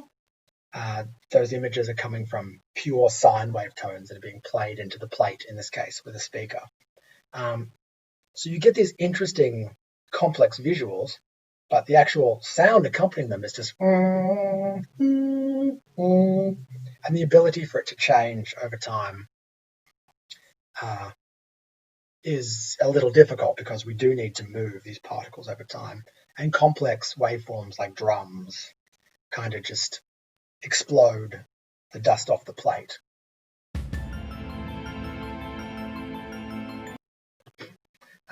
Daphne Oram. So this is a very cool form of sonification, which I'll talk about in a sec. A very interesting machine from the 1950s, late 1950s, where you draw these waveforms essentially on film, on cinema film. They are spooled up over time, and they play the pictures. It's like a piano reel that you might be familiar with from a DAW, but in a smooth connection without these discrete tonal steps that correspond to keyboard notes. So hugely influential on.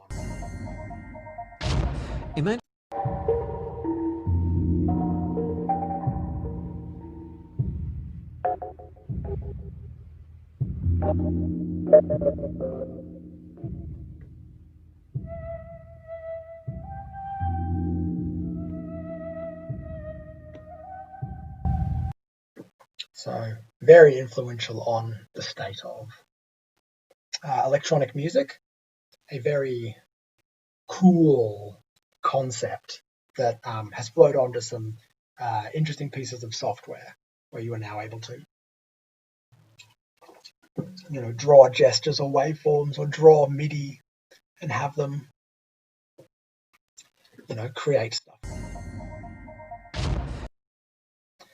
I think psychedelic light shows are interesting. And of course, prior to this, there was a talk about psychedelic light shows and the history of them. So I'll not go too far into it, but I think it's interesting the connection between psychedelic light shows that are responding to music and how loose the coupling can be, because you have a system, in this case oils, that something is placed into that kind of flow out. And I think the connection between audio and video in this case often happens in the perception of the viewer. The performance of the artist and the perception of the viewer, but they are these very loose. They're not as tightly coupled as some of the previous examples that we saw. I'm not going to play that, or maybe I am. VJ software, VJ hardware. VJ software has, and some VJ hardware has really pushed the visualization aspect. A lot of critter and guitar-y stuff, a lot of VJ software kind of right from the start has always really focused on giving you the ability to take sound and make a visual reaction, visualization. And typically, almost always, these connections are very rigidly coupled. A change in this causes, as quick as possible, a change in the visual information. And I'm going to...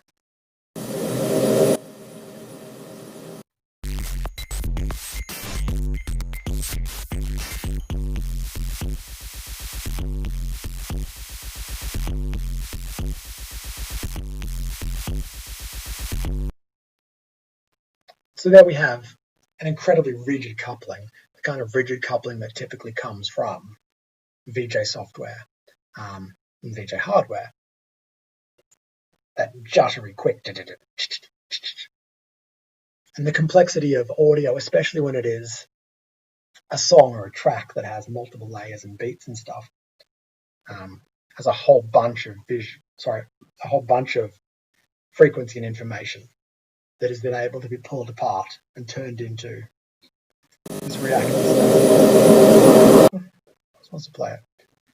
I'm very interested in why some attempts to link these work better than others. Like, why did Castiel's light organ never catch on, but things like psychedelic light shows had this big, long kind of period of cultural relevancy that has spread out into the rest of the world, despite the fact that there aren't that many psychedelic light shows happening compared to how many there used to be.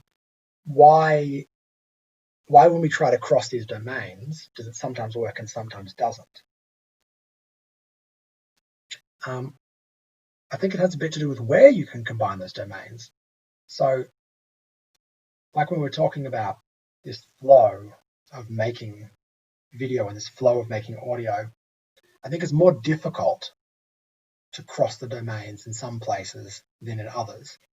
And in other places, it's very easy to cross them, but the results are not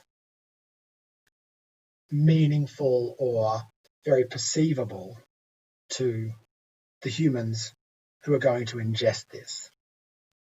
You could tie together, like say in transmitting or storing audio and video, you could make the what's a good quality of audio, an audio file.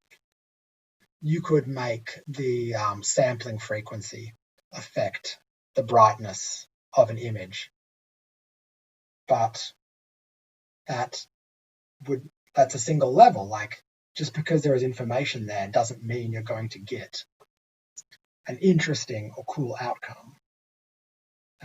That was a deliberately bad example. I think that where it is possible to combine these two, where it is possible to cross audio and video, because it is not a natural crossing, because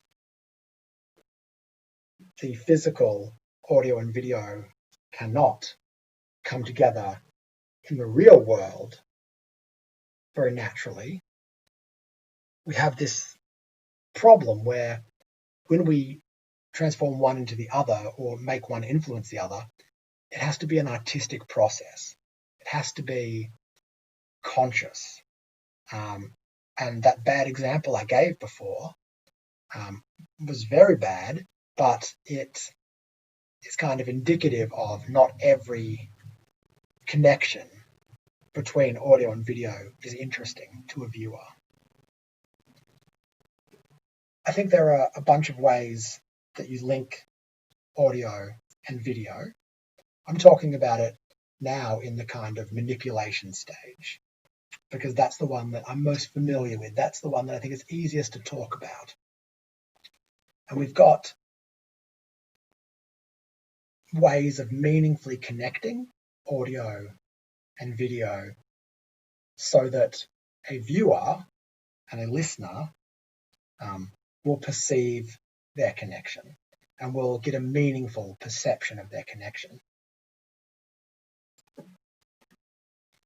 So, what is co-occurrence? Co-occurrence is temporal or spatial linking of audio and video. I'll play a quick example.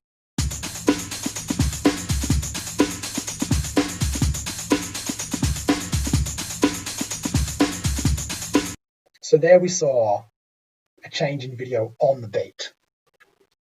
They were linked temporally. The start of the beat and the start of the video were temporally linked, co-occurring. That was on beat. Of course, we can be off beat. We can counter it.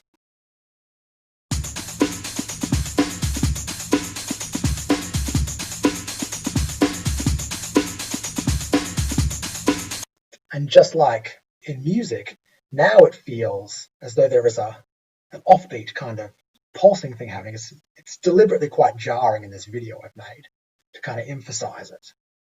And let's see what it's like if it is a random loop.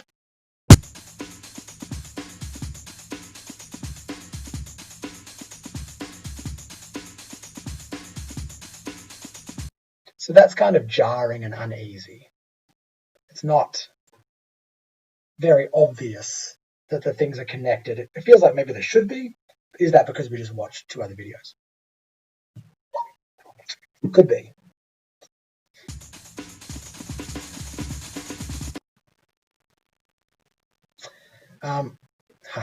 Visualization. So visualization is where we take the qualities of audio, those ones that I mentioned before at the start, and we apply them to visual qualities.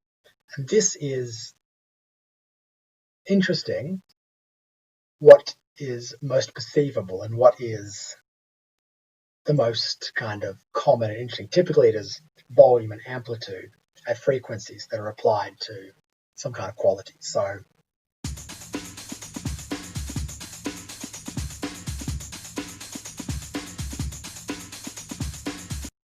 there we have the scale of this word being affected by the frequency information.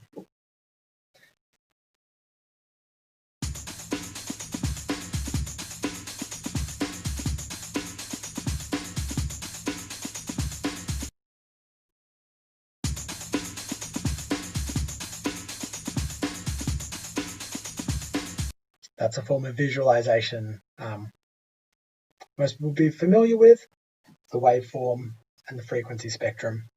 But of course it can be more complex.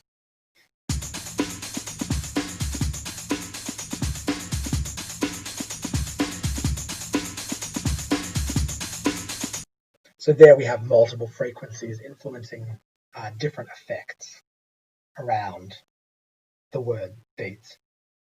Audio, a quality of audio mapped to a quality of video. It's interesting that volume and frequency feel like the most dominant forms, so the most dominant qualities of audio, and things like scale and color feel like, scale, position, color feel like the most dominant forms of visual information that mesh nicely to that, which is why I think you see a lot of visualizers of various forms of play. Yep, always wants to do that. Sonification, a much less common process and something that often doesn't happen live. So the qualities of an image or the qualities of a video are applied to audio. So let's play them. So here we are playing pictures of cats.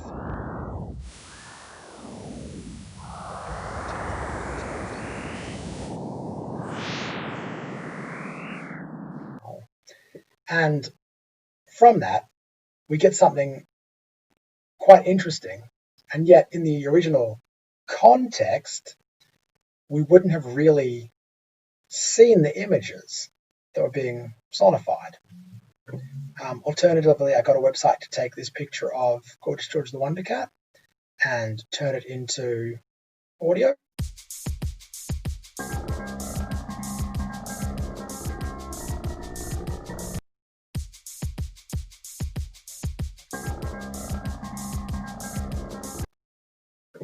Sorry, that was incredibly loud. But you can see in that example, they had taken qualities of the image and used them to influence things like beat and things like pitch and melodic structure. And it sounded pretty bad. Didn't sound very good. So not every connection I think is interesting, but I think it's also possible to cross-sonify visualization. And I haven't had a chance to get this to work quite how I want yet. But the idea is that there is a back and forth relationship where the qualities of sound are applied to the qualities of visuals, and the qualities of visuals are applied back to the qualities of sound to make this almost like multimodal feedback thing happen. I sat down to try to do some of this in the new Macs, which has what appear to be some great tools for combining audio and visual information. But without fail, every time I attempt to loop back, I crash it. So I didn't get very far on that, unfortunately. c'est la vie. Sorry, but I think it is a very interesting field, and I want to know if there are people out there doing stuff like this, and not just through the human feedback loop of, listen to a performance, see some video, see the video, musicians perform. I think that is very interesting, but I also want to know some kind of more rigid connections. Unification. I'm calling this unification, but honestly, like, if there's some better words out there for it, please let me know. I think that's where audio and video are together, and they are inseparable. And the way that I most often see it is when they're both being controlled by an external source. And I have the chaos pattern transfer with its combi mode up here. I have that as what I think is a really interesting kind of good example of that. In this case, your movement on the pad, and I will play a short clip I filmed later, in a moment. Your movement on the pad creates a visual effect whilst also creating a real-time audio effect. And the designers of the chaos pattern transfer have linked those two in what is an analogy. They have said, this sounds like this. This looks like this, which is a very interesting connection to be making that I think Resolume for a while, maybe they still do, they have some effects that are kind of like that. They're both audio and video effects, where they've drawn an analogy between the two. Let's see if... No? Oh, you didn't want to play at that time. Okay. It's anyone's guess.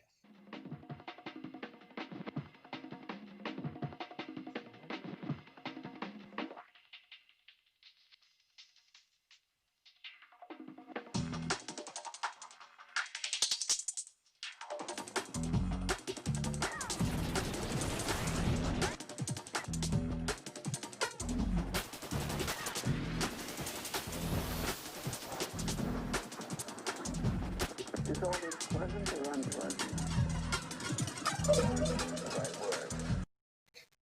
So there we could see the audio being manipulated and the visuals being manipulated at the same time from the chaos pattern transfer, and the connection between the two.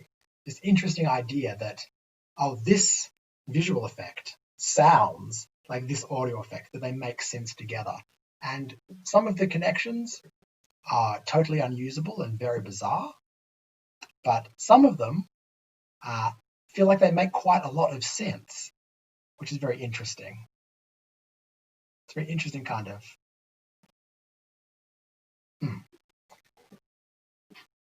I think the way that audio and video are linked, the way that they interact can be coupled together. Sorry, the way that they're coupled together can be rigid, or it can be loose. It can be smooth and direct. It can start with a delay. It's what I feel like the difference between the VJ examples we saw that were very juttery, and as soon as something changes in the audio, something changes in the video, all the way through to these kind of human VJing, like the liquid light, where there's this easing, this like movement that happens in the way that the two are connected. And sometimes that's through filtering, and sometimes that's through having humans there responding to stuff where they are delayed and where they are smooth and direct, or where they know the music that they're responding to. As action starts, we have more drawings near. That's just what easing is. So to wrap things up, I think where you connect audio and video in this process of creation is really important and interesting. But that when you make audio and video for humans, it is perceived by those humans, and the way that you connect those things need to be artistically fulfilling, or need to be artistically fulfilling for the viewers, for the people perceiving it.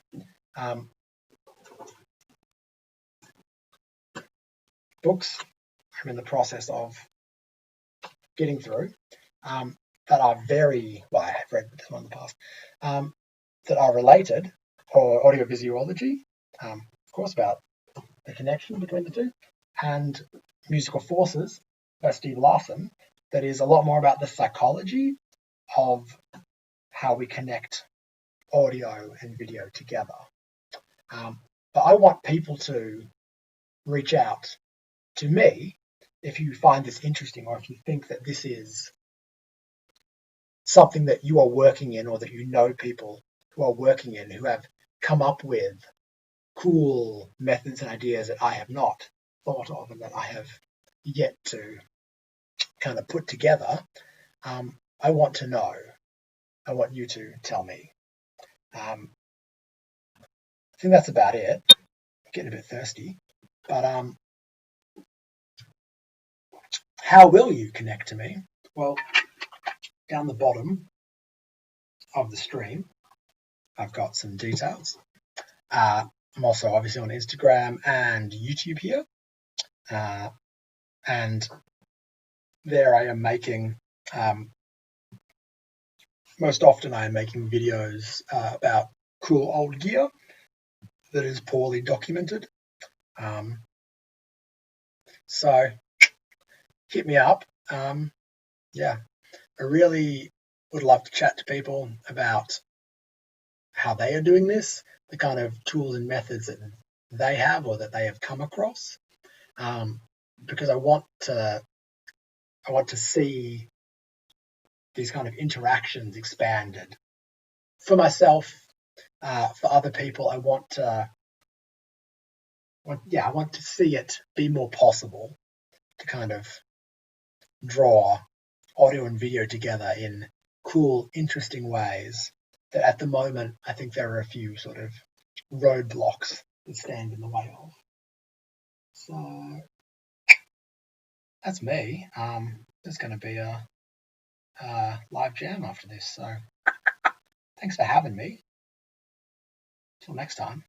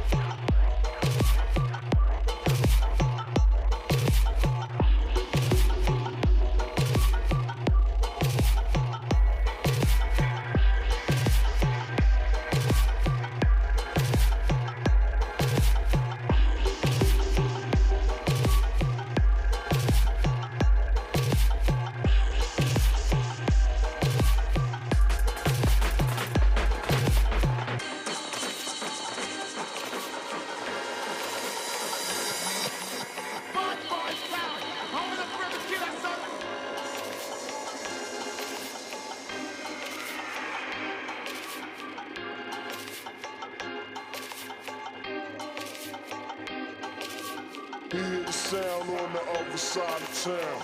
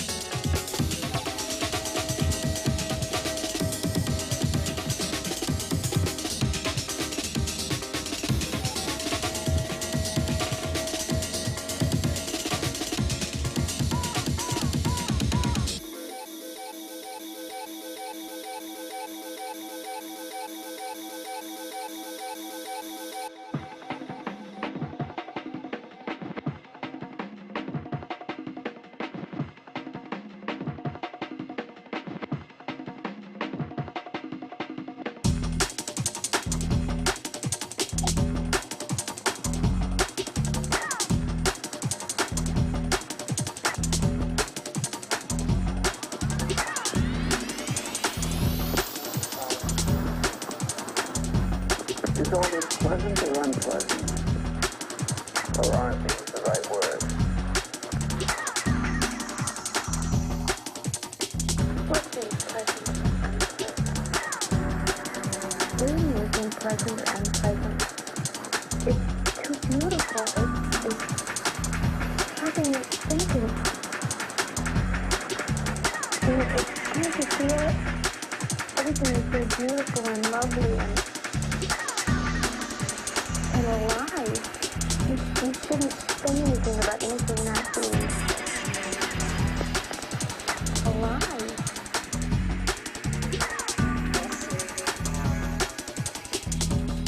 This is reality.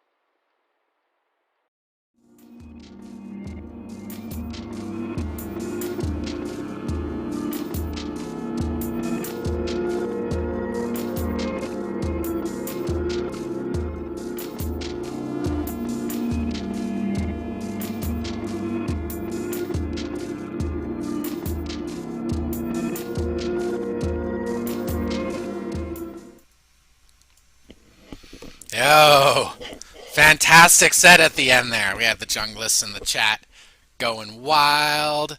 Love it. Thank you, Robert Jordan, Catful of Ghost Electronics, the Sea Fogey in the chat. I like the name. From Down Under. Thank you again for brilliant talk. And like I said, I love my video equations. I love the stuff that Robert Jordan makes. So definitely check it out. And hopefully we get some more of those secret prototype picture leaks coming soon. I'm still holding out for a cat vision. Hope to get one soon. As you can see from my surroundings, it's time to get weird. It's time to get the performances kicked off here. What a great way to enter into it with the high energy set from Catful of Ghosts. So next up, we have Gelatonin from Tucson, Arizona, performing with Sleep of Eons on audio. Gelatonin came to both of them came to last year's VIDICON and performed at Resonant Frequencies. Just awesome artists, so much enthusiasm, and it's been great to see their art develop since last year. Really awesome stuff. So give it up for Gelatonin and Sleep of Eons.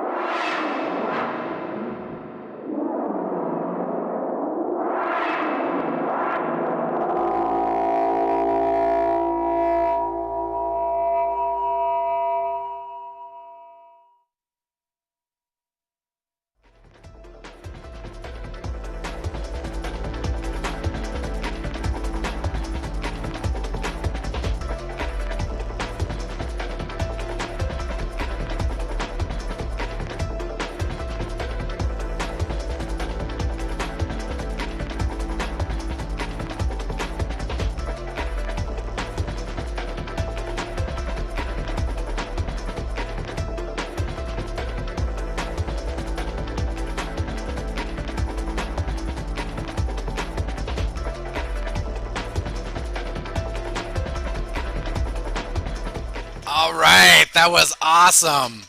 Love the intensity at the end and the way that whole set built up. Yeah. Thank you, Gelatonin, on the visuals and Sleep of Eons on the audio. Wonderful, wonderful stuff. So next up, we have another audio musical duo combo. This is another one that I just smashed together because I think they're fantastic artists and I just wanted to bring them together. That was awesome. Hold on. Love the intense. It's just cutting myself off again. Rude. So, Gelatonin in chat, please, there's so many compliments and people talking. Send out a message that she see Sleep of Eons as well in the chat. Get on in there, talk to the good people. So next up, we have Sohn, and he's going to be doing the music. Sohn is a Arizona artist that's also a sound designer, composer, visual artist, and educator. I had originally approached Sohn to do an audio-visual piece because his art is amazing and the visual space as well. But as you will soon see, this man is a true wizard of the modular. He teaches modular at a college here and uses custom software, has done all kinds of releases and recordings, contemporary dance performance work, art installations, just an incredible artist.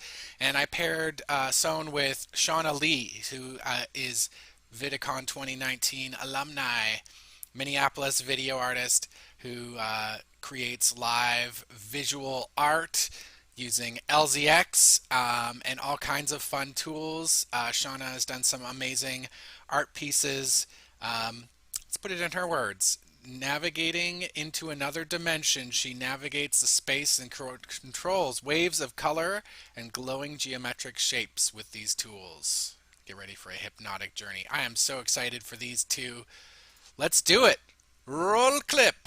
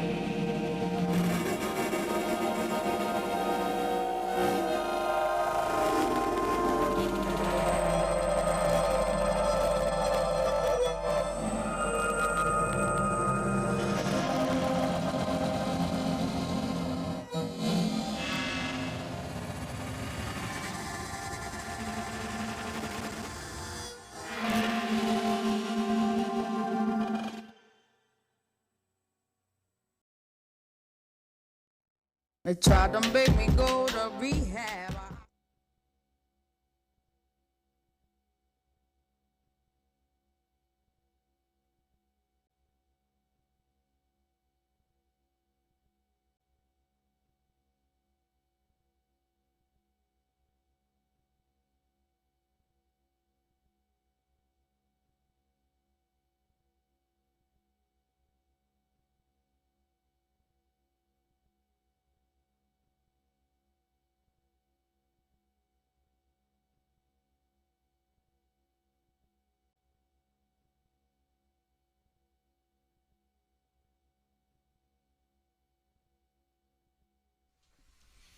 Hey, everybody.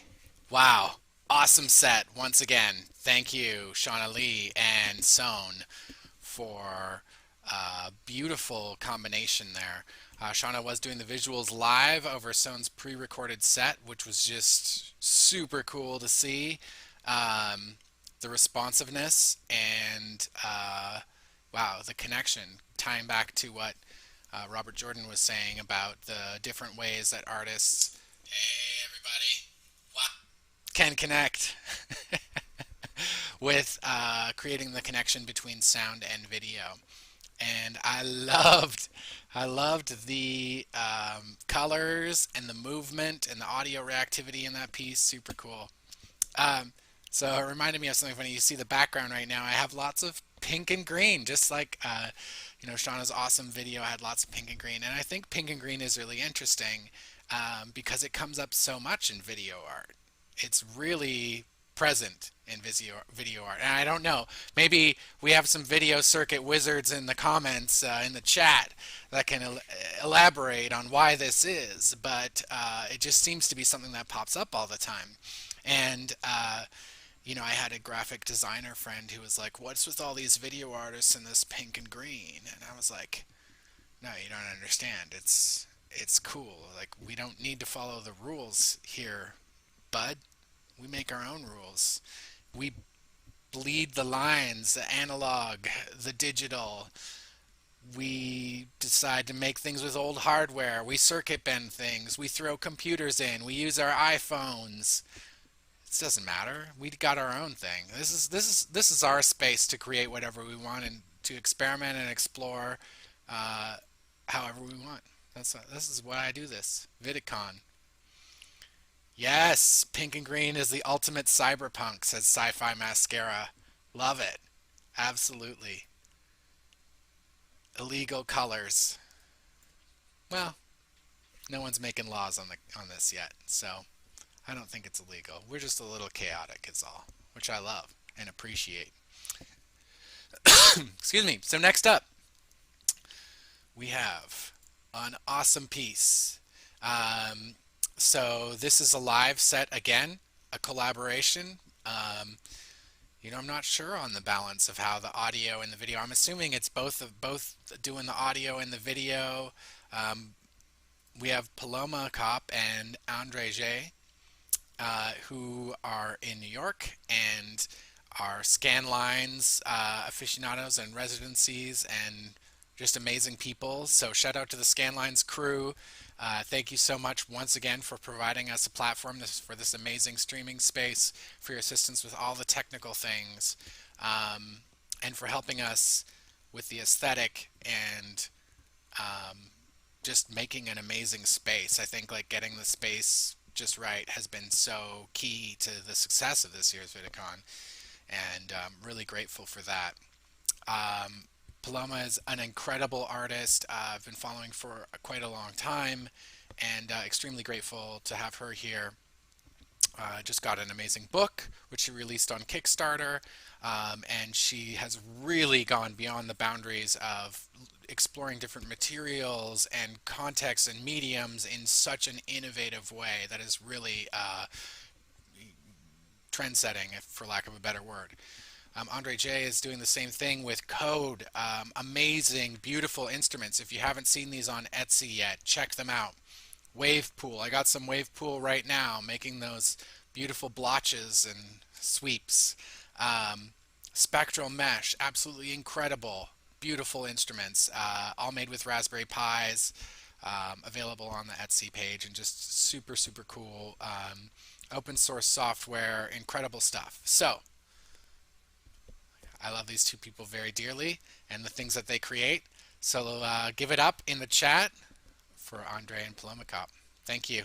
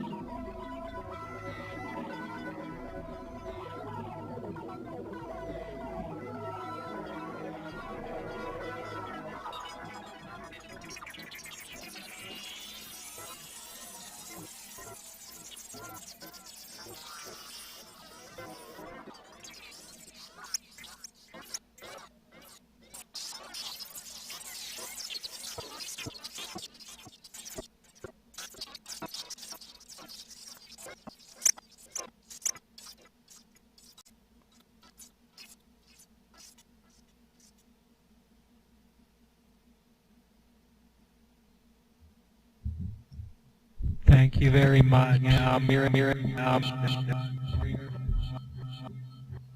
Thanks for listening and watching. Hope this was as much fun for y'all as it is confusing to understand.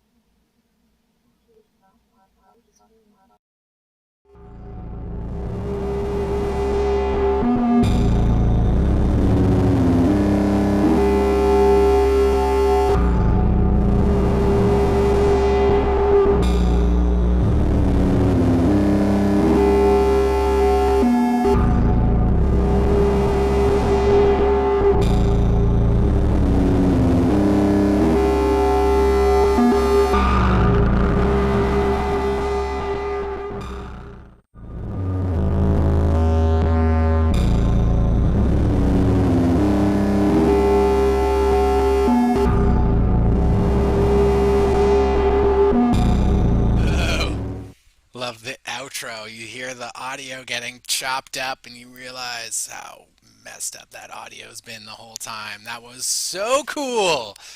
I have no idea what half the things were that created that, but I do know about the fantastic tools that Andre has made over on the Etsy. Posted the link in the chat. And the wizardry of Paloma and the absolute wizardry of just how she works with analog video stuff is just incredible. Really, really beautiful set. Wild, wonderful, improvisational jazz stuff. I'm a huge fan of that, and I think that's something that we see in the video art space is just this like improvise, because why not? Like, we don't have to keep things set on rails, you know? Improvise, and it bleeds over into the audio realm as well, and you just get this like free-flowing jazz fun. Love that. Oh, that was so good. That was so good. All right. Before our next performance, we have a little music video that just dropped today. We're going to do a little debut of this music video for Wagon Christ, made by Dr. Rec in chat. Shout out Dr. Rec in chat. Look at all those clapping hands. That was so cool. The slit scan and the feedback. Oh my goodness. You can tell by my pink and green surroundings, I'm really feeling it. Yeah, absolutely beautiful. Thank you so much. All right, next up, we're going to play the music video, and then I'll be back to introduce our last act. Thank you so much for sticking with us in this VidICon. The chat's been awesome tonight. So many wonderful people out there, and really, really loving this community. Thank you so much, everyone.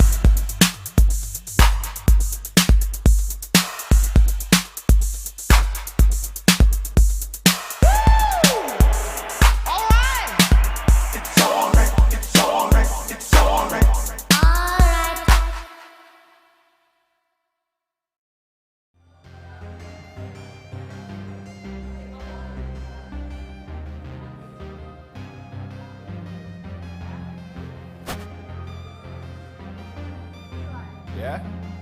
Oh, that's cool. That's like. I like that. What is that, an ultrasound? It kind of looks. Okay. What is that? Is that like an ultrasound or something? No, it's I think it's a cartoon robot from a weird Mexican castle. Nice. It's clearly on VHS because it's tracking. So. Like, Yeah. I love that you actually love the tracking. Yeah, yeah, it looks cool. That might be a weird for me, like, that's just so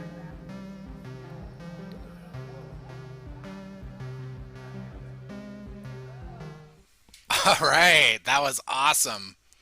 Super groovy, funky little tune and great video. Super happy. Love it. Thanks, Dr. Rec and Wagon Christ for letting us show off the new music video. Love it. All right. Yes, we've got lots of fun people in the chat. If you're listening, join in. This is going to be the last performance, and we're going to then close out. So very grateful for just an amazing day of programming. So many talented artists. Again, every day has been jam-packed with incredible, beautiful people. So I'm just super grateful, and I'm grateful for you too. So next up, we have a little treat for you. Last year, Bill Wiatrowski was a driving force for VIDICON 2019, and you know, this year things have taken a little bit of a different direction. Everyone's sort of had to reprioritize where they can, but I am super happy that we are able to have Bill back again. I always called him the spiritual advisor to VIDICON. I'm not sure he agrees with me. But that's what I think, and his art is absolutely incredible. Bill's also been key with Resonant Frequencies, which performed as a whole evening at last VIDICON, which is all about improvised modular, in particular, art or hardware art of music, and then it's paired up with a visualist.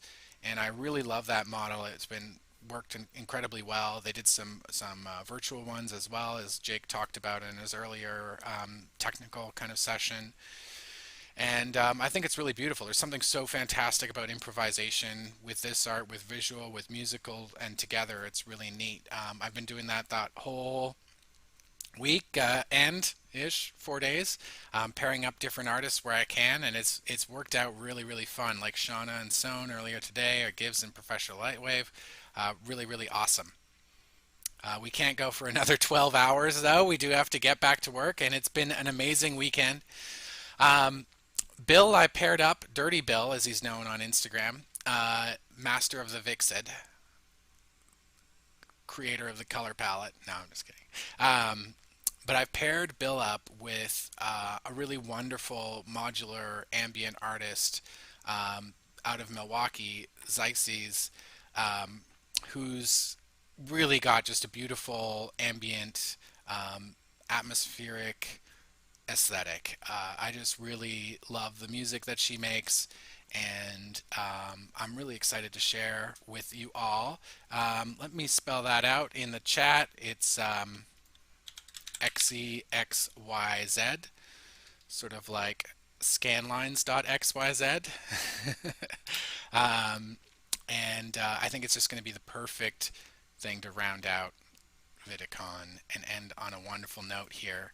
So, thank you all again in the chat. You're beautiful. I love you. Yes, I've had a few drinks in. We're doing well. And let's get on to this last performance, and then we'll come back and I'll get in a virtual group hug and say goodbye. Thanks for your patience, everyone.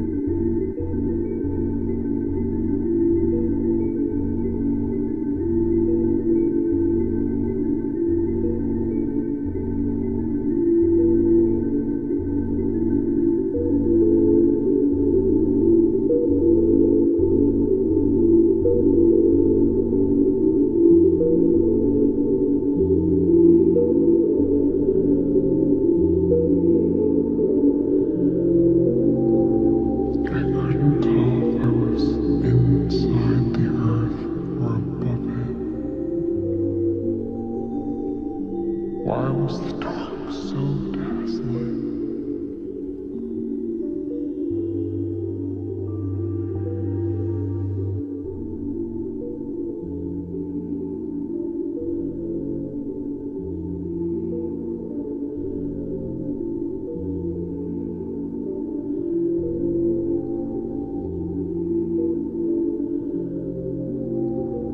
I couldn't tell if I was inside the earth or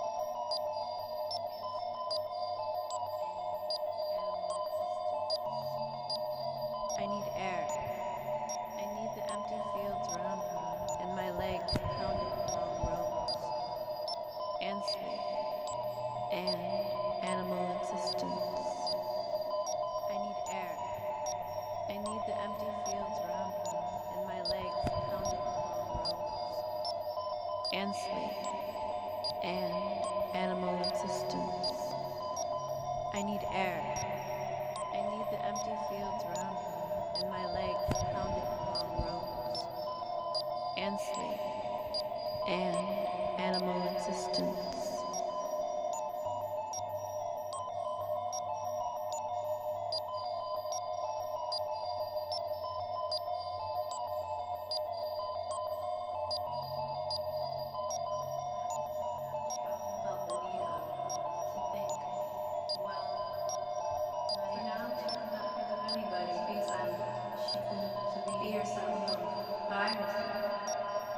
And that was what now she often felt the need of, to think. For now, she could not think of anybody, not even she could be herself, be silent, by herself, to be alone.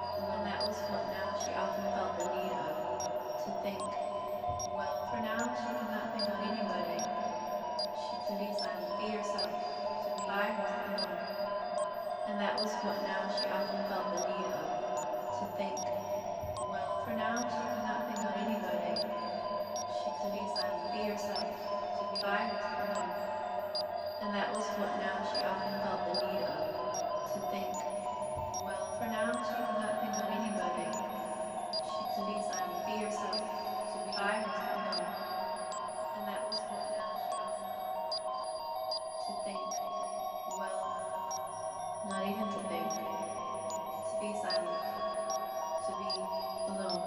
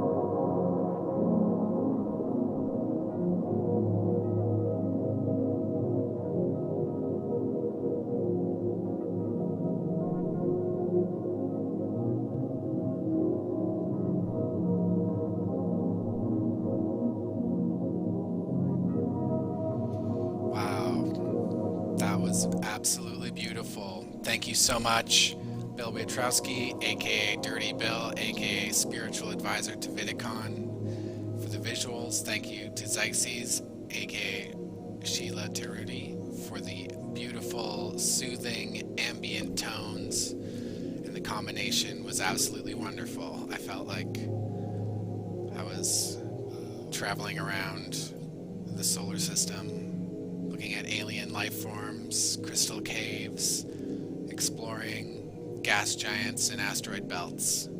Thank you so much for collaborating and putting together something that was really a treat to close out VIDICON with. I just feel healed and renewed and connected to a creative conduit that we all share. I think that's been one of the greatest things to me, is seeing all the creativity that we share out there. We've got lots of claps in the chat. Wonderful. Thank you so much, late night crew. Love you to bits. Just thinking back to VIDICON, we had some absolutely incredible performers. A really beautiful, amazing, talented people. I'm so very grateful. If you missed any talks, they're all good. Someone said that in the chat. They're all bangers. Every talk. Yes, every talk was a banger, and there's so much knowledge in this community. So I would highly encourage everyone to go back when they're up, look in the archives.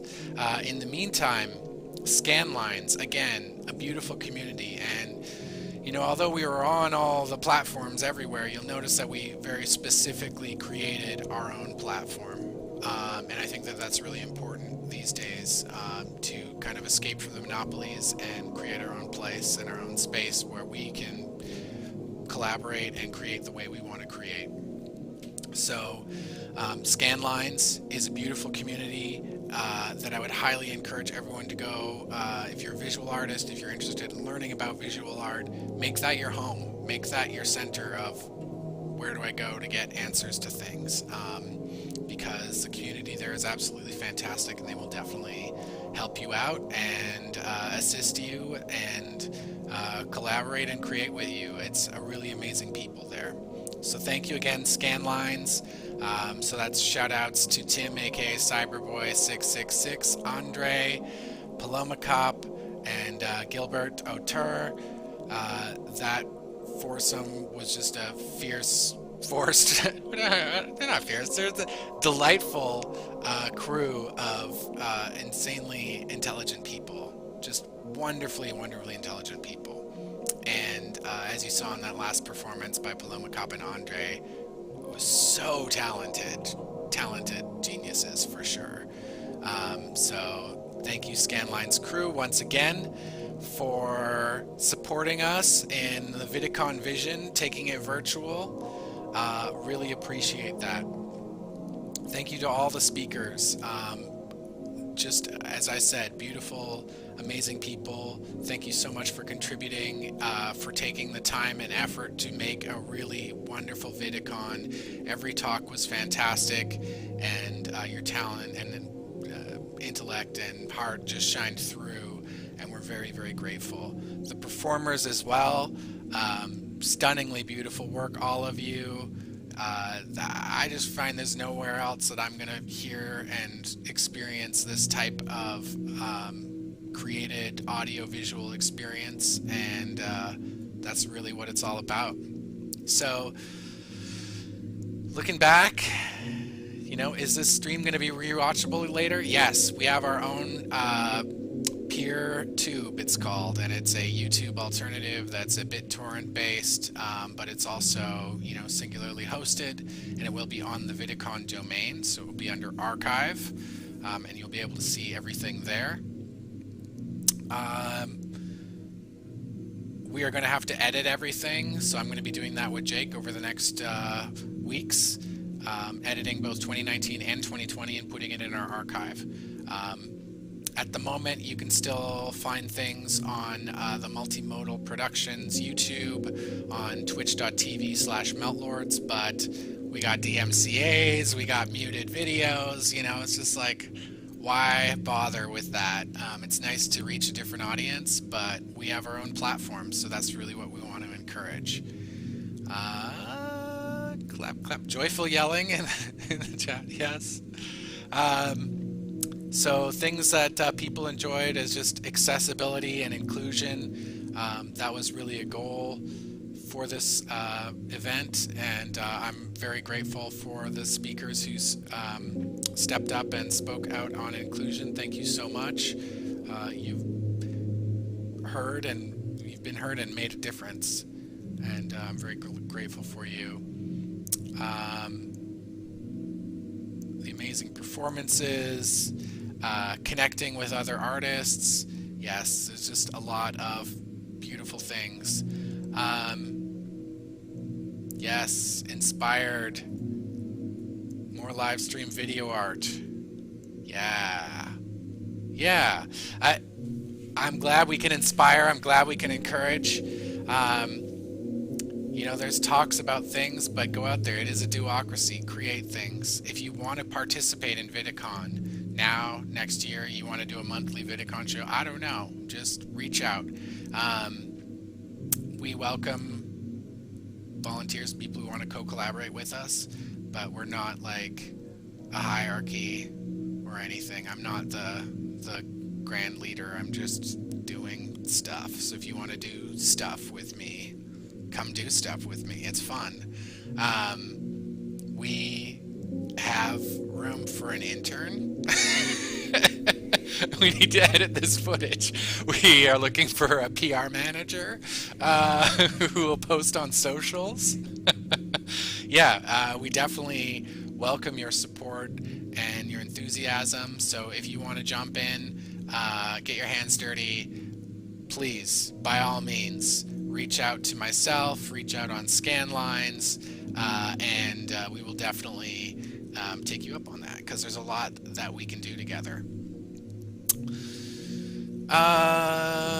So it's hard for me to say goodbye. You know, I think at this point in a real event, we would all be hugging and saying our goodbyes, and it's hard for me to say goodbye, but you know, I'm just very grateful in this moment. I'm going to pass the baton over to Jake, so Jake can give the shout-outs, and Jake has just been an absolute mastermind. So very grateful for Jake, for all your support and intellect and ability. Thank you so much, Jake. Take over. Oh my. Wow. Yeah, that was a time. Apparently my voice, so I've got a bass transduction unit behind me this whole time. So thank you for that last set. It really was giving me nice back massage vibes. Yeah, I mean the biggest shout out I have is to Ed. Thank you for pulling this together. I mean, it's a lot of work to wrangle all of us wacky folks together, and I'm a person who is generally working on a lot of things at once, so thank you for recognizing that I don't get too upset if you just stay on top of me. I prefer that. Yeah, again, like Ed said, big shout out to the Scanlines folks. This has been a really cool platform. It was really nice when I was posting on all social media and things to say, oh shit, Facebook has cut us off, and YouTube has cut us off, and Instagram has cut us off, but we will always be live on stream.vidicon.org. Very nice to have our own platform for that. Yeah, other shout-outs to all the artists. It was really wonderful. Some of you, I've seen your work over many years, and it's always wonderful to see how you've progressed. And everyone who I'm just getting introduced to through this festival, I very much look forward to going back and watching everything when I am not trying to pay attention to a lot of things all at once and make sure it all doesn't fall apart. Yeah, I think this community, you know, I've over the course of my life, I've been a part of a lot of different artistic communities and artistic partnerships. And this community is really, it's different than a lot of them that I've been a part of. Because it seems like, you know, what brought us all together was this similar interest in experimental, well, in feedback. It's just in feedback, right? Yeah, in video art, and you know, many of us came from audio art, some of us came from other mediums, but I feel like what kept me here and what has inspired me to keep trying to lift up this community and collaborate with this community and expand this community and broadcast this community is that it's not about the art form necessarily. When we all get together, when we all collaborate on things, when we all share with each other, it's much more a base human thing than that. It feels like community, and it feels like family. And so, big ups to the feeling of community and family. Yeah. Hopefully we'll be in person again around this time next year, renting whatever weird Airbnb we find. Probably like hermetically sealed. Maybe we'll all have our own little like bubbles that we stay in and just shout through the clear plastic. But in the meantime, as Ed said, you know, if you want to get more involved, if you want to make more things happen, if you want to collaborate, please reach out. I really hope that some of the infrastructure I've been working on here, and as well as some of the continued breadth of the community that we build, is going to enable us to do more of this. I think Shauna in the chat there said more video art live streams, and I agree. So yeah, reach out to Ed, reach out to me. Let's get into the Scanlines platform and use that to organize and discuss and share. And perhaps we'll have some more mini VIDICON. Oh no, I said VideoCon the whole time. I made it. Mini VidiCon events in the coming months. I'd like to do one of these every once in a while. That's maybe not 4 days of 8 to 11 hours per day, but you know, maybe an evening of some collaboration and some talks and all of that.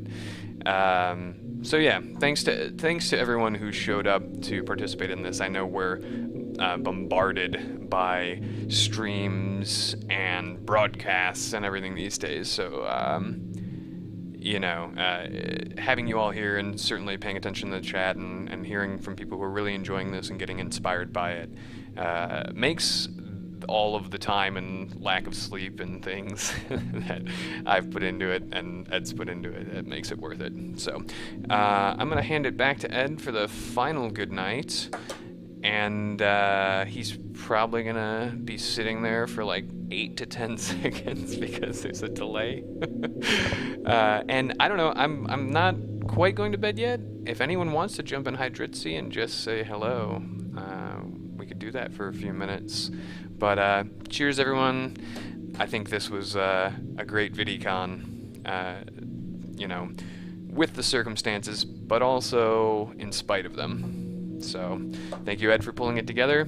Thank you, Scanlines people, for setting up the platform. Thank you to all the artists. Thank you to all the viewers. And good night.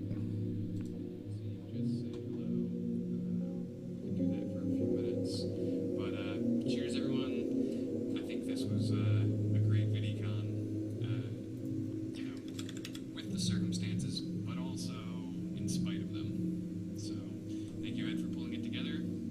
Scanline's people for setting up the platform. Thank you. All right.